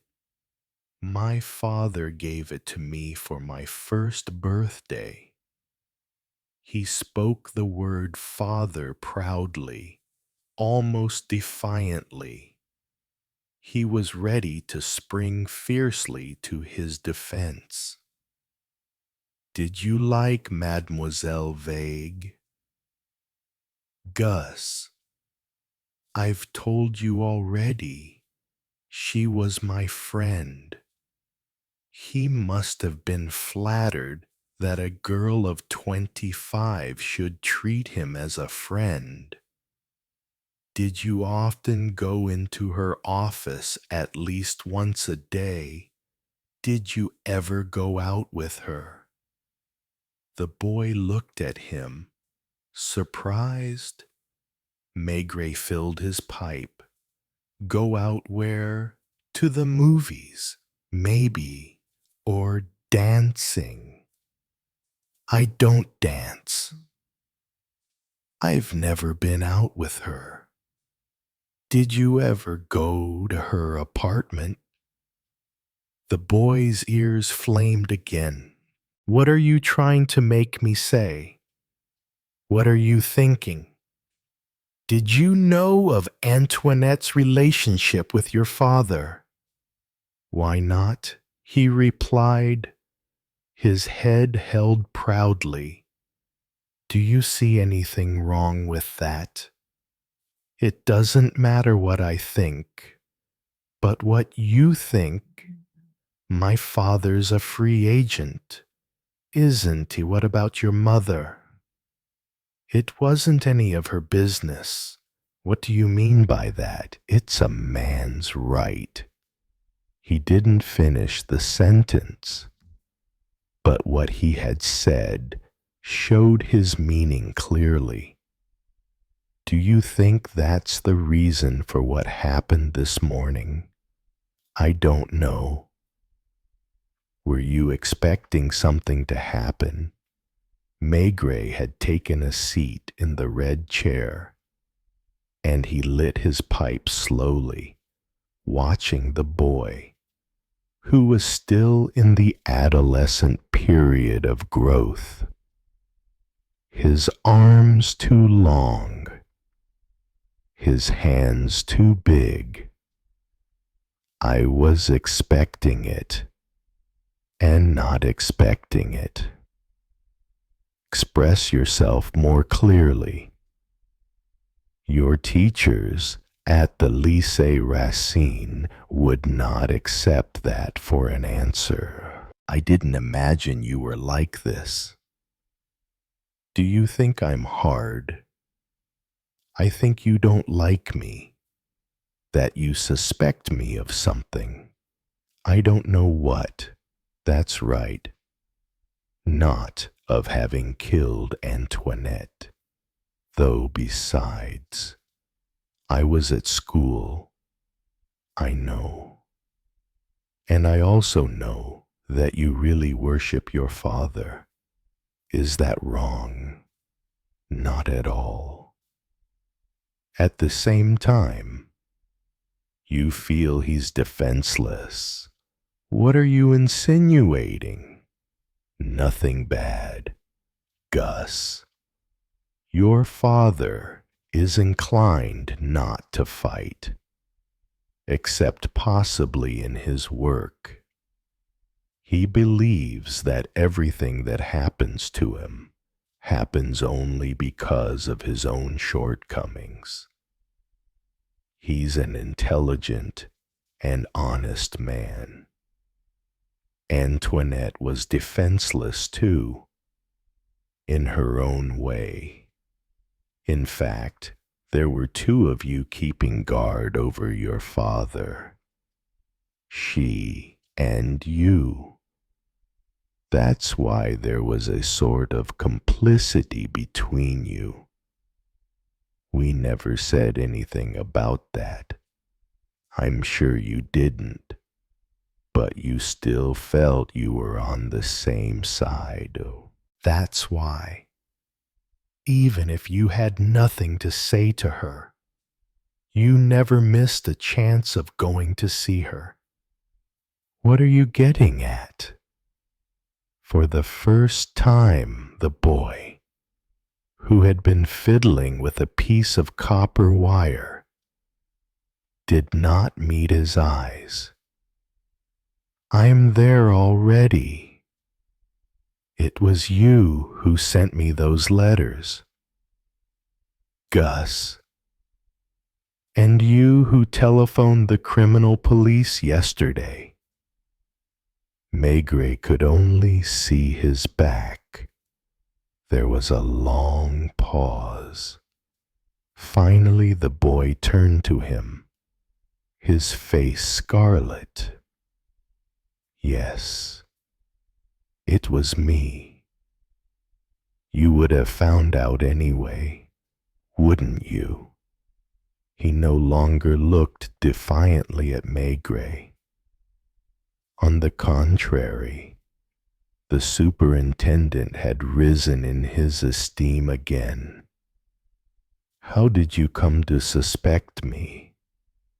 The letters could only have been written by the murderer or by someone who was trying to protect your father indirectly. It could have been Antoinette. Maigret thought it better not to tell him that the girl wasn't a child anymore, and would not have gone about things in such a complicated or such a childish way. Have I been a disappointment to you? Gus, I thought you would go about things differently. How? For instance, I don't know. I've read all about your cases. I thought you were the man who would understand everything. And now I don't think anything at all. Whom did you want me to arrest? I didn't want you to arrest anyone. Well, then what should I have done? You're the one who's in charge of the crime squad, not me. Had any crime been committed yesterday, or even at 9 o'clock this morning? Of course not. What did you want me to protect your father from? There was another silence. I felt he was in danger. What kind of danger? Maigret was sure that Gus understood the real meaning of the question. The boy had wanted to protect his father. From whom? Couldn't it also have been to protect him from himself? I don't want to answer any more questions. Why not? Because, he added in a firm voice, take me to the Quai des Orfèvres if you want. Ask me the same questions for hours on end. Maybe you think I'm only a boy, but I swear I won't say any more. I'm not asking you any more. It's time you were going to lunch, Gus. It won't matter if I'm late back to school today. Where is your sister's room? 2 doors along this hallway. No hard feelings. You're doing your job. And the boy slammed the door. A moment later, Maigret knocked at Bambi's door, through which he could hear the droning of a vacuum cleaner. It was a young girl in uniform who opened the door. She had soft blonde hair Were you looking for me? Are you Lise? Yes? You've already walked past me in the halls. Where is Mademoiselle Bambi? She might be in the dining room, or perhaps in her father's room, or her mother's. That's in the other wing. I know. I was in Madame Perrondon's rooms yesterday. An open door showed him a dining room, paneled from floor to ceiling. The table, which could have seated 20, was set for 2.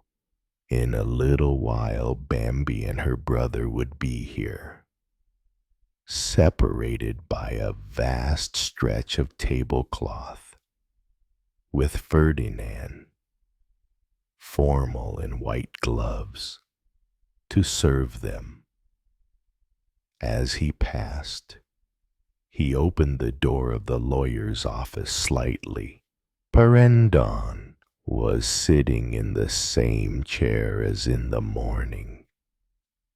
There was a bottle of wine, a glass, and some sandwiches on a folding table. He did not move. Perhaps he had not heard anything. There was a spot of sunlight on his head. It looked bald like that. The superintendent shut the door again and found the corridor he had gone along the day before, and the door of the boudoir. Through it, he could hear a voice he did not recognize, insistent, tragic. He could not make out the words, but he could feel the unbridled passion. He knocked very loudly. The voice stopped suddenly, and a second later the door opened and a girl stood in front of him, still breathless, her eyes shining. What do you want? I am Superintendent Maigret. I thought so. So what? Haven't we the right to be in our own house anymore? She was not beautiful, but she had a pleasant face and a well-proportioned figure. She wore a simply cut suit, and her hair was held back by a ribbon, although it was not the fashion. I would like to have a short talk with you before you have lunch, mademoiselle. Here. He hesitated. He had seen her mother's shoulders trembling. Not necessarily. Wherever you like. Bambi came out of the room without a backward glance, shut the door, and said, "Where do you want to go?" "To your room," he suggested. "Lise is doing my room." "To one of the offices. I don't mind." Her hostility was not directed toward Maigret in particular. It was more a state of mind. Now that her violent harangue had been interrupted, her nerves had relaxed, and she followed him dully. "Not in," she began. "Not in Mademoiselle Vague's room." Of course. They went into Tortus and Julien Baude's office. They were out having lunch. "Have you seen your father?" "Sit down." I'd rather not sit. She was too overwrought to sit still in a chair, as you like. He did not sit either, but leaned on Tortu's desk. I asked you if you had seen your father. Oh, not since I came home. When did you get back? At 12:15. Who told you what had happened? The concierge. It appeared that Lamour had lain in wait for both Gus and his sister, so as to be the first to tell them the news. And then? And then what? What did you do? Ferdinand wanted to say something to me. I didn't listen, and I went straight to my room. Was Lise there? Yes. She was cleaning the bathroom. Everything's late because of what has happened. Did you cry? No. Didn't it occur to you to go and see your father? Maybe. I don't remember. I didn't go. Did you stay in your room long? I didn't look at the time. 5 minutes. Maybe a little longer. What were you doing? She looked at him, hesitating. That seemed to be a habit in the household. Everyone had a tendency to weigh his words before he spoke. Looking in the mirror. It was a challenge. That habit, too, could be found in other members of the family. Why? You want me to be honest, don't you? Well, I will be. I was trying to see whom I look like. You mean your father or your mother? Yes. What conclusion did you come to? Her expression hardened, and she shouted at him angrily. My mother? Do you hate your mother? Mademoiselle Parandon. I don't hate her. I want to help her. I've often tried to help her do what? Do you think this is getting us anywhere? What are you talking about? Your questions, my answers, they may help me to understand. You spend a few hours here and there in the midst of a family, and you think you can understand them. Don't think I'm hostile to you. I know you have been wandering around the house since Monday. Do you know who sent me the letters? Yes. How did you find out I walked in while he was cutting the sheets of paper? Did Gus tell you what they were for? No. I only understood afterward, when I heard people talking about the letters. Who told you about them? I don't remember. Julien Baud. Maybe. I like him. He looks scatterbrained, but he's a nice boy. There's one thing that intrigues me. It was you who chose the nickname Bambi and who called your brother Gus, wasn't it? She looked at him, smiling slightly. Does that surprise you? Was it a protest? That's right, a protest against this huge, solemn barracks of a place. against the way we live, against the kind of people who come here. I wish I'd been born in an ordinary family and had to struggle to make my way in life. You are struggling in your own way. Archaeology, as you know. I didn't want to take up a career where I would be taking a place from someone else. It's your mother who irritates you above all, isn't it? I would much rather not talk about her. Unfortunately, she is what matters just now, isn't she? Perhaps. I don't know. She stole a glance at him. You think she is guilty? Maigret insisted. What makes you think that?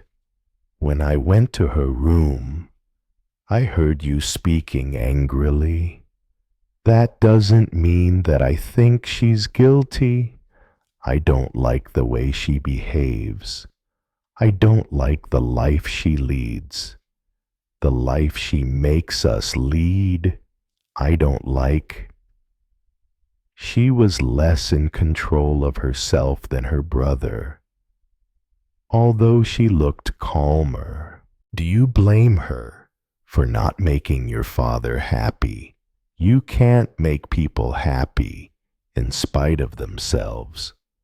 As for making them unhappy, did you like Mademoiselle Vague as you like Julian Baud?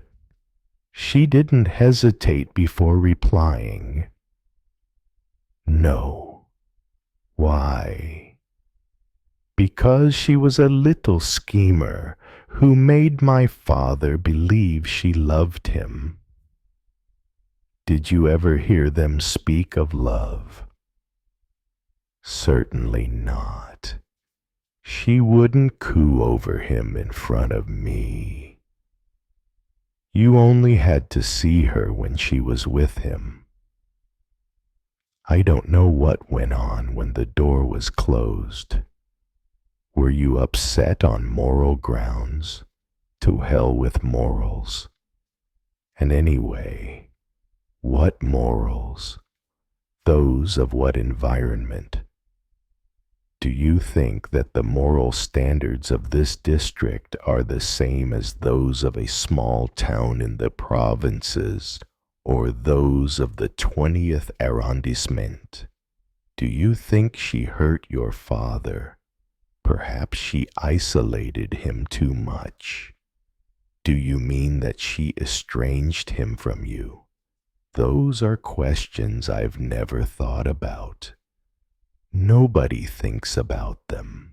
Let's say that if she hadn't been there, there might have been some chance. Of what? Of a reconciliation. There wasn't anything to reconcile. My parents have never loved each other, and I don't believe in love either. Nevertheless, there is a possibility of living in peace, in a kind of harmony.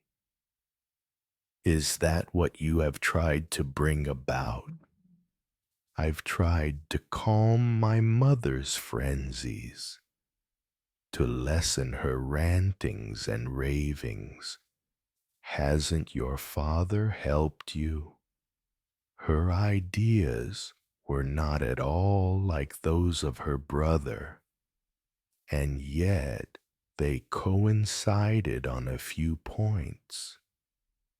My father has given up. Because of his secretary, I'd rather not answer that, not say any more. Put yourself in my place. come home from the Sorbonne and I find you're right. Believe me, doing this so that the least possible harm will come of it. Can you imagine an investigation dragging on for several weeks? The uncertainty, the interviews at criminal police. Then in the magistrate's office, I hadn't thought of that. What are you going to do? I haven't made any decisions yet. Have you had lunch? No. Neither have you. And your brother must be waiting for you in the dining room. Isn't my father having lunch with us? He'd rather have it alone in his office. Aren't you having lunch? I'm not hungry just now, but I must confess I'm dying of thirst. What would you like to drink? Beer, wine, anything, as long as it's in a big glass. She couldn't help smiling. Wait here a minute. He had understood the reason for her smile. She didn't see him going to the kitchen or the butler's pantry to have a drink, like one of the servants. Nor did she see him sitting with Gus and herself in the dining room while they lunched in silence. When she came back, he saw she hadn't bothered with a tray. She held a bottle of Saint-Emilion, 6 years old, in one hand, and a cut glass tumbler in the other. Don't hold it against me if I was rude to you, or if I haven't been very helpful. You are all very helpful. Run along and eat now, Mademoiselle Bambi. It was an odd sensation to be there at one end of the apartment, in the office belonging to Tortue and the young Swiss, alone with a bottle and a glass, because he had said a big glass. She had brought a water tumbler, and he was not ashamed of filling it full. He was really thirsty. He needed some kind of stimulation too, for he had just spent one of the most exhausting mornings of his career. Now he was sure that Madame Perrandon was waiting for him. She knew that he had questioned the entire household except for her, and she would be waiting restlessly, wondering when he would finally come. Had she, like her husband, had lunch taken to her room? He sipped his wine, standing in front of the window, looking vaguely at the courtyard, which he saw for the first time empty of cars, with only a ginger cat stretched out in a patch of sunlight. Since Lamour had told him that except for the parakeet, there wasn't an animal in the house. It must be a neighbor's cat, looking for a peaceful spot. He hesitated before taking a second glass, filled it half full, and took time to fill a pipe before drinking it. After that, he heaved a sigh and went to the boudoir. Along the hallways he was now familiar with. He had no need to knock. His steps had been heard in spite of the carpet, and the door opened as soon as he approached. Madame Perrondon, still wearing her blue silk housecoat, had had time to put on her makeup and do her hair, and her face looked almost as it had the previous day. Was it more tense or more relaxed? He would have found it difficult to say. He felt there was a difference, some sort of flaw, but he was unable to pick it out. I was expecting you. I know. Well, now I am here. Why did you have to see everyone else before me? What if it was to give you time to think things over? I don't need to think things over. To think what things over? The things that have happened, the things that are inevitably going to happen. What are you talking about? When a murder has been committed, it is followed, sooner or later, by an arrest, a preliminary investigation, a trial. What has that got to do with me? You hated Antoinette, didn't you? So you call her by her Christian name too. Who else does Gus? For one, I don't know about my husband. He's probably capable of saying Mademoiselle very politely while making love. She's dead, oh. Well, just because someone is dead, do we have to see nothing but good in her? What did you do last night when your sister left after bringing you back from the Korean? She frowned, remembered, sneered. I had forgotten that you had filled the house with policemen. Well, I had a headache. I took an aspirin and tried to read while I waited for it to take effect. See, the book is still there, and you'll find a bookmark at page 10 or 12.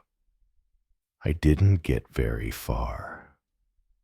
I went to bed and tried to sleep without success. That happens not infrequently, and my doctor knows all about it. Dr. Martin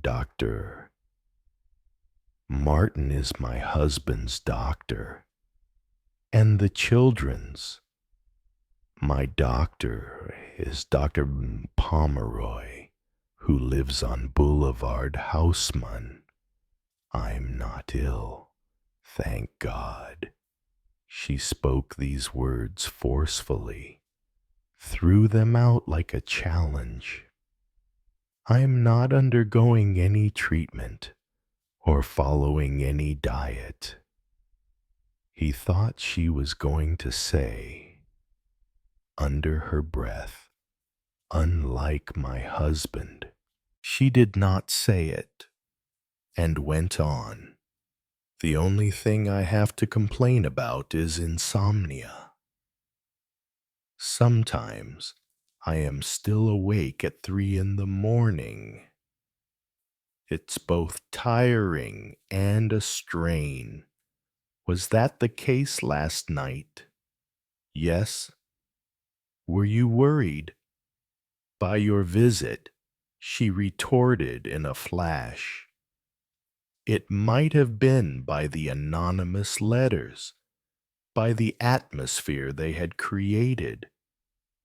I have slept badly for years, and there were never any anonymous letters.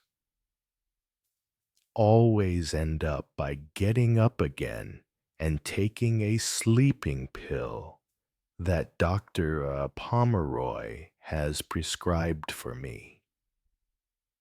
If you want to see the box, why should I want to see it? I don't know. Judging by the questions you asked me yesterday, can expect anything.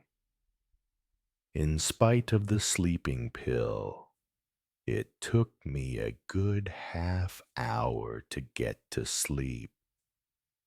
And when I woke up, I was surprised to see that it was 11:30.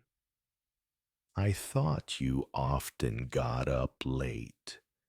Not as late as that. I rang for Lise. She brought me a tray with tea and toast. It wasn't until she opened the curtains that I saw her eyes were all red. I asked her why she had been crying. She burst into tears again and told me that something dreadful had happened, and I at once thought of my husband. What did you think might have happened to him? Do you think that man is strong? Don't you think that his heart might give out at any moment, like the rest? He did not comment on like the rest, but reserved it for later.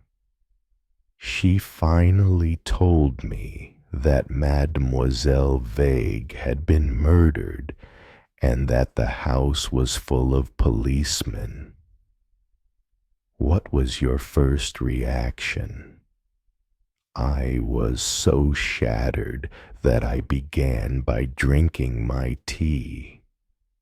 Then I rushed to my husband's office.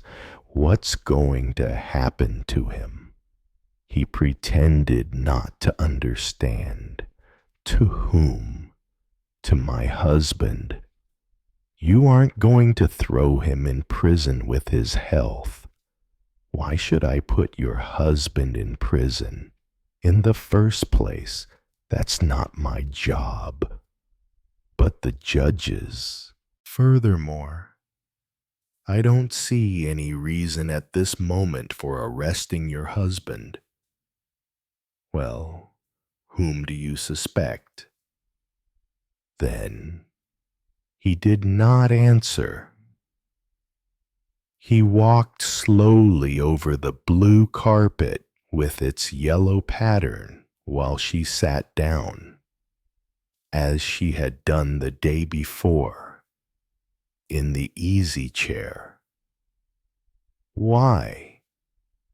Madame Perrandon, he asked, putting emphasis on each syllable. Would your husband have killed his secretary? Must there have been a reason? One doesn't usually commit murder without a motive. Some people could imagine a motive, couldn't they? Such as, for example, if she were pregnant, do you have any reason to believe that she was pregnant? None. Is your husband a Catholic? No. Even suppose she had been pregnant. It's quite possible that he might have been very pleased. It would have been an embarrassment to him. You forget that we no longer live in the times when unmarried mothers were looked down on. Times change. Madame Perrindon. Then, too, many people have no hesitation in finding a broad-minded gynecologist. I only use that as an example. Think of another reason. She might have been blackmailing him.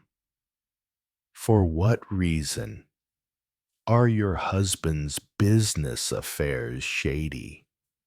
Do you believe he is capable of serious irregularities which might cast a slur on his honor as a member of the bar? She resigned herself, tight-lipped, to saying, "Certainly not." She lit a cigarette. That kind of girl always ends up trying to make the man marry her. Has your husband spoken to you about a divorce? Not so far.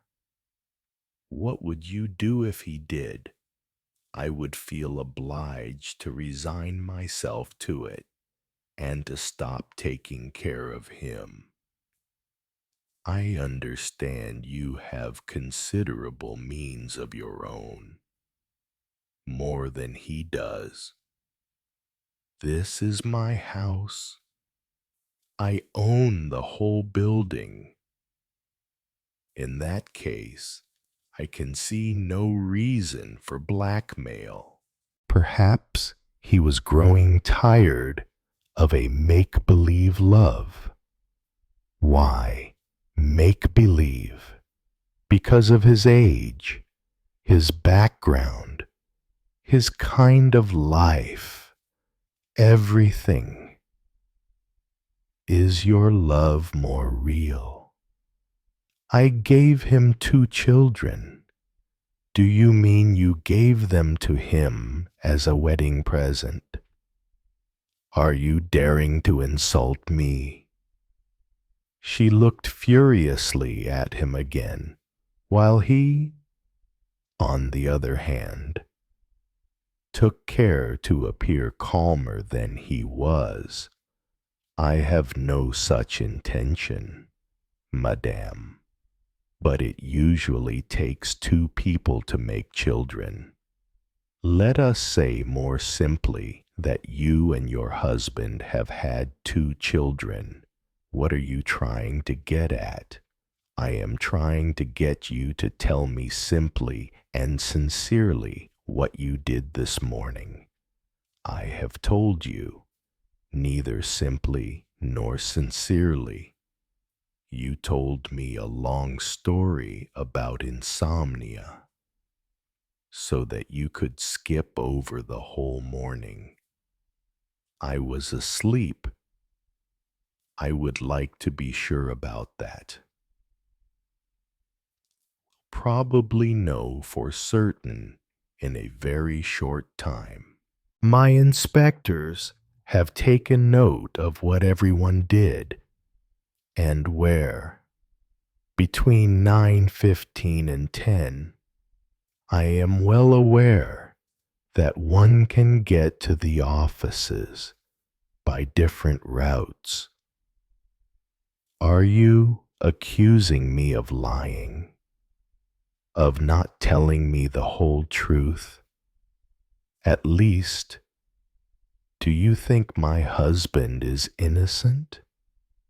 I don't think anyone is innocent, a priori, just as I don't think anyone is guilty. Yet the way you are interrogating me, what was your daughter accusing you of when I came to look for her? Didn't she tell you I didn't ask her? She sneered once more. It was a bitter twist of the lips, an ironical smile that she wanted to be cruel, scornful. She is luckier than I am. I asked you what she was accusing you of not being beside her father at a time like this. If you must know, does she think that her father is guilty? What if she does Gus too? Of course, Gus is still at the age where the father is a kind of god and the mother is a shrew. When you appeared in your husband's study just now, you knew I would be there with him. You aren't necessarily everywhere, Monsieur Maigret, and I might have wanted to see my husband alone. You asked him a question, a simple question, a natural question, the question any wife in my position would have asked in the same circumstances. You saw his reaction, didn't you? Did you think it was normal? Would you say that a man who dances with rage, shouting insults, is a normal man? She felt that she had scored a point, and she lit another cigarette after stubbing out the first in a blue marble ashtray. I am waiting for your other questions. If you have any more to ask, have you had lunch? Don't worry about that if you are hungry. Her expression, as well as her attitude, was capable of changing from one moment to the next. She became very much the woman of the world again. Leaning back slightly, her eyes half closed, she was mentally snapping her fingers at him. Chapter 7. Ghosts in the Building. Maigret stood by the window of his small office, his eyes dim under the warm yellow light. The ticking of the clock reminded him of the rapid passage of time. But the case in that building was still stuck in the middle of mysteries, secrets that had yet to be revealed. He knew that not all the people living in the building were innocent victims or witnesses. There were ghosts hiding in the dark corners, carrying pain, hatred, and unspeakable secrets. Maigret went from floor to floor, from apartment to apartment, meeting the people who lived there, from the landlady, the maid Lise, to the members of the Perendon family. Each person had a different look. Each had a different story. Some avoided his eyes. Some trembled when answering. Some were resentful and full of doubt. In Mrs. Perendon's apartment, the air was so stifling that Maigret felt every breath, every hidden fear. The mother stood there, her eyes filled with sadness, but her gaze was unclear, as if she was hiding something important. Maigret asked gently, Do you think someone in the house is hiding something? Mrs. Perendon was silent for a moment, then sighed. In every family there are secrets, even unforgivable ones. But I don't know if that will lead to something terrible happening. Maigret left the apartment and walked down the long, deserted corridor. His mind was filled with uncertain thoughts and unanswered questions. He wondered, was his hesitation creating an opportunity for darkness to come, or should he have the courage to face the truth, even if it could change everything? That evening, Maigret sat alone in his study, lit a cigarette, and stared at the warning letter.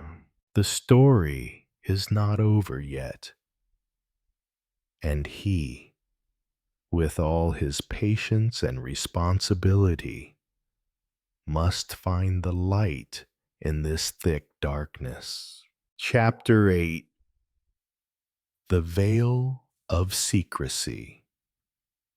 The next day, Maigret returned to the building with a heavy heart. He decided not only to ask questions, but also to observe every little detail, the evasive glances, the fleeting glances, the little sounds behind closed doors.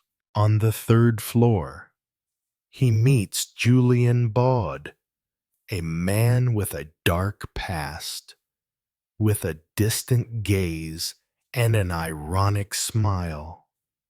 Julien always keeps his distance from everyone, but Maigret senses an unrevealed secret in his heart.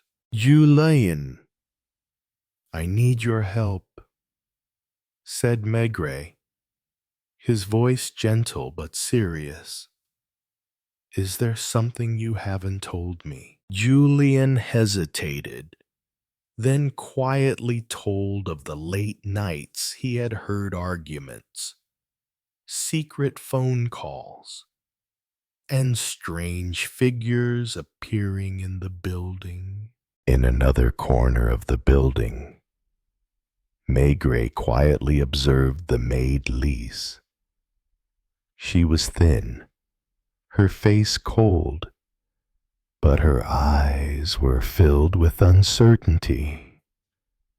It seemed she knew more than she was letting on. Maigret approached her cautiously. Lise, did you see or hear anything strange? Was anyone in the building acting suspicious? Lise avoided his eyes, then whispered, I'm just a servant, Spectre. But there are nights when I hear footsteps in the corridor, sighs, and sometimes crying. Maigret feels the veil of secrecy being lifted little by little, but with it comes the pressure, forcing him to struggle not only with the potential killer, but also with his own fears and doubts. He knew that to find the truth, he had to be braver, more determined, and sometimes accept the unwanted. Chapter 9: Small Signs. The apartment was quiet under a pale yellow light. Maigret sat at his desk, flipping through the notes and diaries he had collected from the building's residents. Every line, every little detail could be a clue for him to break through the fog that covers the truth. One small detail makes Maigret pause: the appearances of René Tortu an old man, a former soldier who often visits the Parendon family's apartment. The relationship between Renee and the members of the building is unclear, but there is clearly a simmering rift, a tension that cannot be hidden. Maigret decided to observe Renee more closely, to see if he had anything to do with the mysteries that were slowly unfolding. He quietly watched Renee at night, when everyone was thought to be asleep. One rainy night, Maigret saw Renee standing silently on the balcony, his eyes looking far away, as if struggling with the ghosts of the past. Maigret approached and asked gently, "Is there something that is troubling you, Renee?" Renee was silent, then sighed. "There are things that I have tried to forget, but they seem unwilling to let me go." Maigret knew that he was standing before an important piece of the puzzle, a key that would open the door to the truth. He took a deep breath, preparing for the next steps in his journey of exploring darkness and light. Chapter 10. Confession in the middle of the night. René Tortue looked at the dark horizon, his voice low. "I served in the military and witnessed many painful scenes, but there is one thing from my past that I have never told anyone, a secret that I think has something to do with what is happening in this building." Maigret listened attentively, his eyes solemn. "Tell me, Renee. Every detail is important." Renee sighed, his voice trembling. "Many years ago, on a mission, I witnessed a murder whose perpetrator was never caught. I believe that the ghost of that case is returning, threatening our lives." Maigret senses the pain and regret in Renee's words, and realizes that the current case may be tied to shadows from the past. Late that night, Maigret returned to his room, thinking hard about what he had just heard. He knew that time was running out, and hesitation would only make matters worse. Chapter 11. Darkness unfolds. The next morning, Maigret decided to focus on digging up René Tortue's past. He arranged a private meeting in his office. René entered, his eyes sad but determined. "I am ready to tell everything I know," he said, to help prevent a possible tragedy. Maigret gently asks questions, each of René's statements like pieces of a puzzle fitting into the whole picture.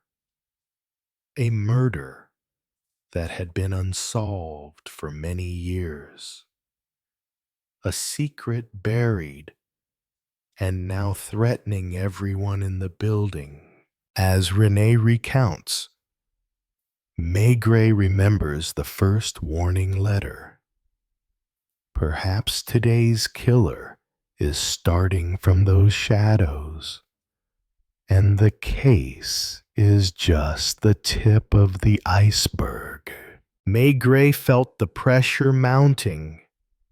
Every second was precious, and if he did not act in time, a tragedy would occur. Chapter 12. The fateful night falls. The building is plunged into quiet darkness. But inside each apartment, confused thoughts, secrets smolder in the hearts of the residents. Maigret stood by the window, listening to the sound of the city's pulse, feeling the suffocation in the air. Suddenly, a strange noise came from upstairs. He quickly went down the hallway, observing every little detail. At the Parendon family apartment, the dim lights reflected the moving shadows. Maigret saw anxiety in the members' eyes, as if they were waiting for something inevitable. A scream rang out, breaking the peace. Maigret ran towards the scream, his heart pounding in his chest. The story has entered a fateful night where the truth will be revealed, and Maigret's choices will decide the fate of many. Chapter 13. The Fateful Night. The scream pierced the silence of the building, startling Maigret. He rushed toward the source of the sound, his footsteps echoing in the cold hallway. When he reached the front door of the Parendon family's apartment, the door was ajar, and he saw Mrs. Parendon standing there, her eyes filled with tears, trembling as she announced a tragedy that had just occurred inside. Maigret entered, the dim light revealing a chaotic scene, a man lying motionless on the floor. Blood everywhere. Mrs. Parendon panicked and explained that there had been a quarrel and that something had happened. Maigret quickly examined the scene, analyzing every trace. His eyes focused on every small detail. His previous hesitation had now turned to iron determination. He knew that from this moment on, the investigation would enter a new chapter, a race against time to find the truth and prevent further tragedies. Chapter 14. The Mysterious Network. Maigret stood by the scene, his cold eyes focused on every detail. Was the man lying on the floor a member of the Parendon family? Had he been murdered in a fit of rage or an elaborate plot? The investigation began immediately. Maigret, Janvier, and the investigation team searched every apartment, every corner of the building, collecting statements, evidence, and the smallest traces. The deeper Maigret digs, the more he uncovers a complex web of contradictions, secrets, and concealments. Each character has his own motives, but which of them is the real villain? The pressure is mounting on Maigret. He knows that this is not just a simple murder case, but a battle of wits between truth and lies, between light and darkness. Chapter 15. Voice in the Dark. In the small room, Maigret sat across from each member of the Parendon family, listening to them tell about their hidden secrets, the simmering conflicts that had long existed only in silence. The words are like scattered pieces of a puzzle, but gradually form a complex whole picture. Maigret realizes that it is the darkness inside each person that is the most important factor, making the case difficult to solve. The maid Lise, though small, may know more than she lets on. Maigret spends a lot of time observing and talking to her, hoping to find valuable clues. In addition, strange events such as mysterious calls and stealthy figures appearing in the building further add to the oppressive atmosphere. Maigret thought to himself to lift the veil of this mystery. He needed not only evidence, but also patience and a deep understanding of human psychology. Chapter 16. Amidst the sobs, as night fell, the building fell silent. But inside each apartment, hidden thoughts still echoed. Maigret walked the corridors, listening for sighs, soft footsteps, and sometimes whispers filled with emotion. He knew that the unspoken words, the repressed emotions, were the keys to unlocking the truth. In the small apartment, Maigret talked to the young woman who had been a close friend of the victim. Her eyes contained pain and confusion, as if she wanted to confess something but did not have the courage. Maigret gently encouraged her, making her feel safe to open up. The story of friendship, jealousy, and dark secrets gradually unfolds, making the case picture more colorful and complex. Maigret clearly felt that, to get to the bottom of the truth, he had to overcome psychological walls and touch the depths of the human soul. Chapter 17. Storm in the Heart. The next day, the atmosphere in the building became more stifling than ever. The secrets revealed blew through like cold wind, making the residents feel uneasy and confused. Maigret knew that the pressure was getting to everyone, and any small collision could cause everything to explode.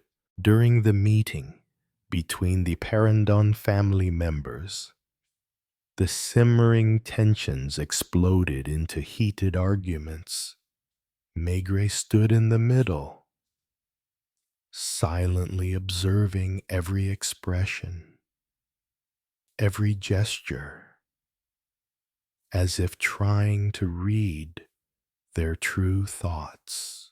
But amid the accusations and defenses, one thing is clear: the killer is very close, and may be the person no one least expects.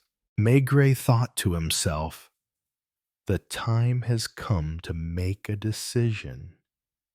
Hesitation is no longer an option. Chapter 18. Unexpected Twist. Late at night, Maigret sat in his study, the dim light illuminating the photographs and notes spread out on his desk. A new clue suddenly emerged from the testimony and small details he had previously overlooked. He decided to call all the residents of the Perendon building to gather in the common living room. The murderer may be among you, but not everyone is the real culprit. Maigret began, his eyes sharp. The truth may not be what everyone thinks. He looked at each person, making the atmosphere extremely tense. When Maigret presents a crucial piece of evidence, a seemingly innocent character suddenly shows signs of suspicion. The story changes completely, forcing everyone to re-examine their assumptions and beliefs. This twist turns the case into a new page, full of surprises and more complicated than ever. Chapter 19. The masks fall off. The atmosphere in the living room became heavy as Maigret continued to unravel the truth. Previous statements were re-examined. The smallest actions were put under a microscope. One of them, the one no one expected the least, gradually reveals the true motives behind his actions: jealousy, hidden pain, and unforgivable secrets.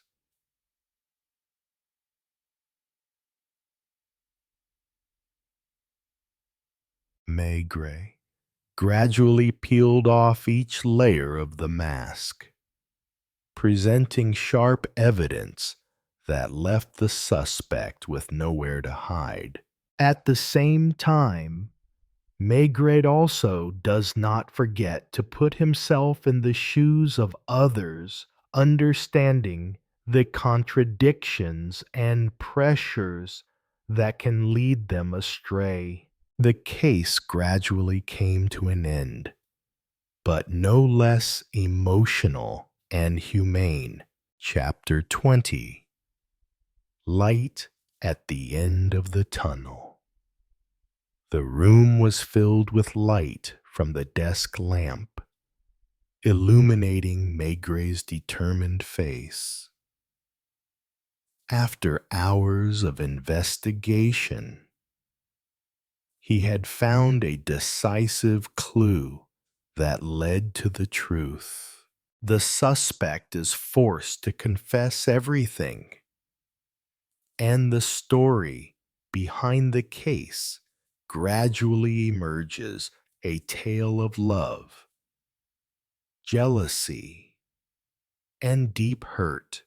Maigret looked around, seeing relief and pain in everyone's eyes. Justice had been served, but the emotional wounds remained, taking time to heal. As dawn broke over the city, Maigret sensed the end of one chapter and the beginning of many others. He sighed, took a sip of coffee, ready for the next journey with patience and determination. Chapter 21. A new journey begins. Even though the case is closed, Maigret knows that every new day in Paris brings new stories, new challenges, and unsolved mysteries. He returned to work, filled with determination and patience, ready to face any difficulties and pitfalls ahead. For Maigret, The silent journey of the truth hunter never ends.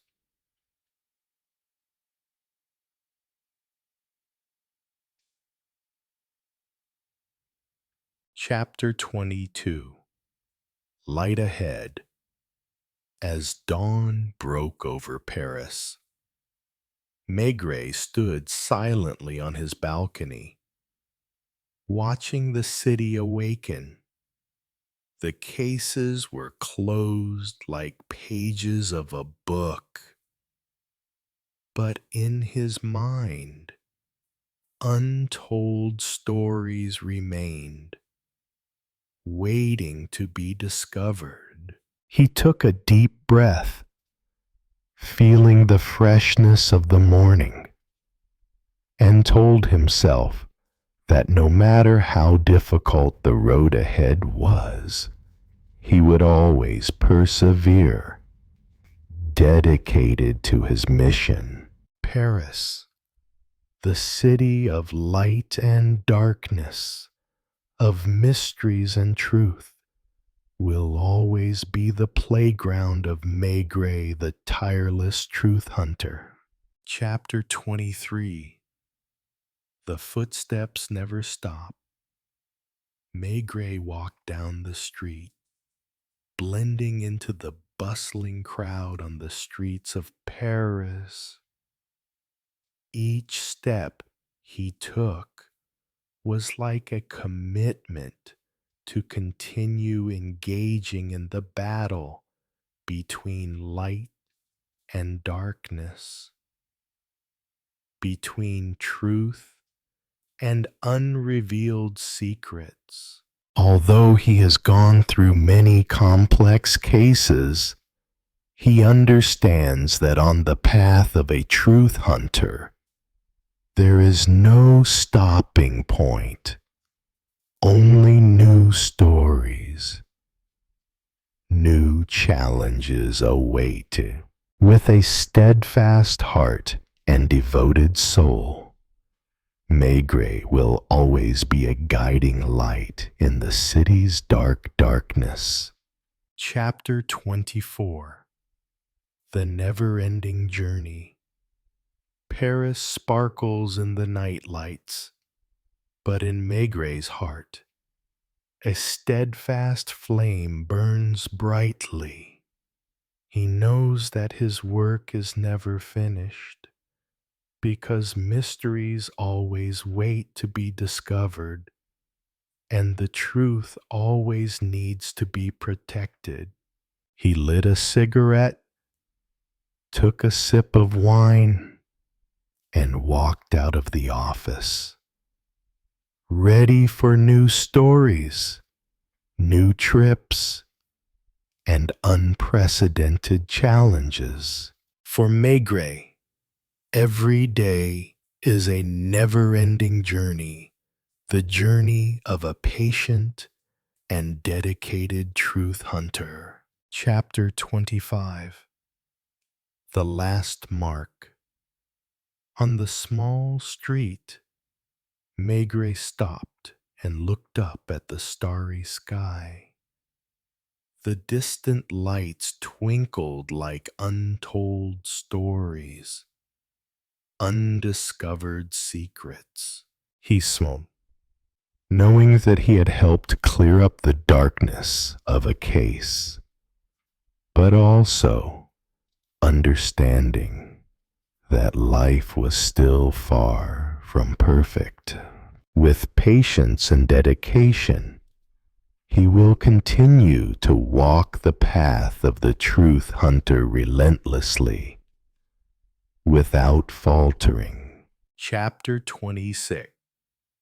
New Beginning. Maigret returned to his daily routine. Every day, he continued to walk through the streets of Paris, facing untold stories, unsolved crimes. He understood that, as a police officer and a truth hunter like him, There was no stopping point, only new journeys and new challenges. Paris, the city of light and shadow, will always be the place where Maigret finds a reason to keep going. Chapter 27, Endless Journey. Maigret walked through familiar streets, the streetlights shining brightly in the darkness. Every step he took was a testament to the determination and dedication he had shown throughout his years of investigation.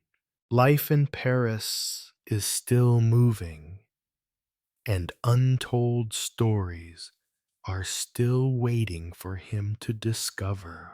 He knew that no matter how the world changed, the role of the truth hunter would always be important and necessary.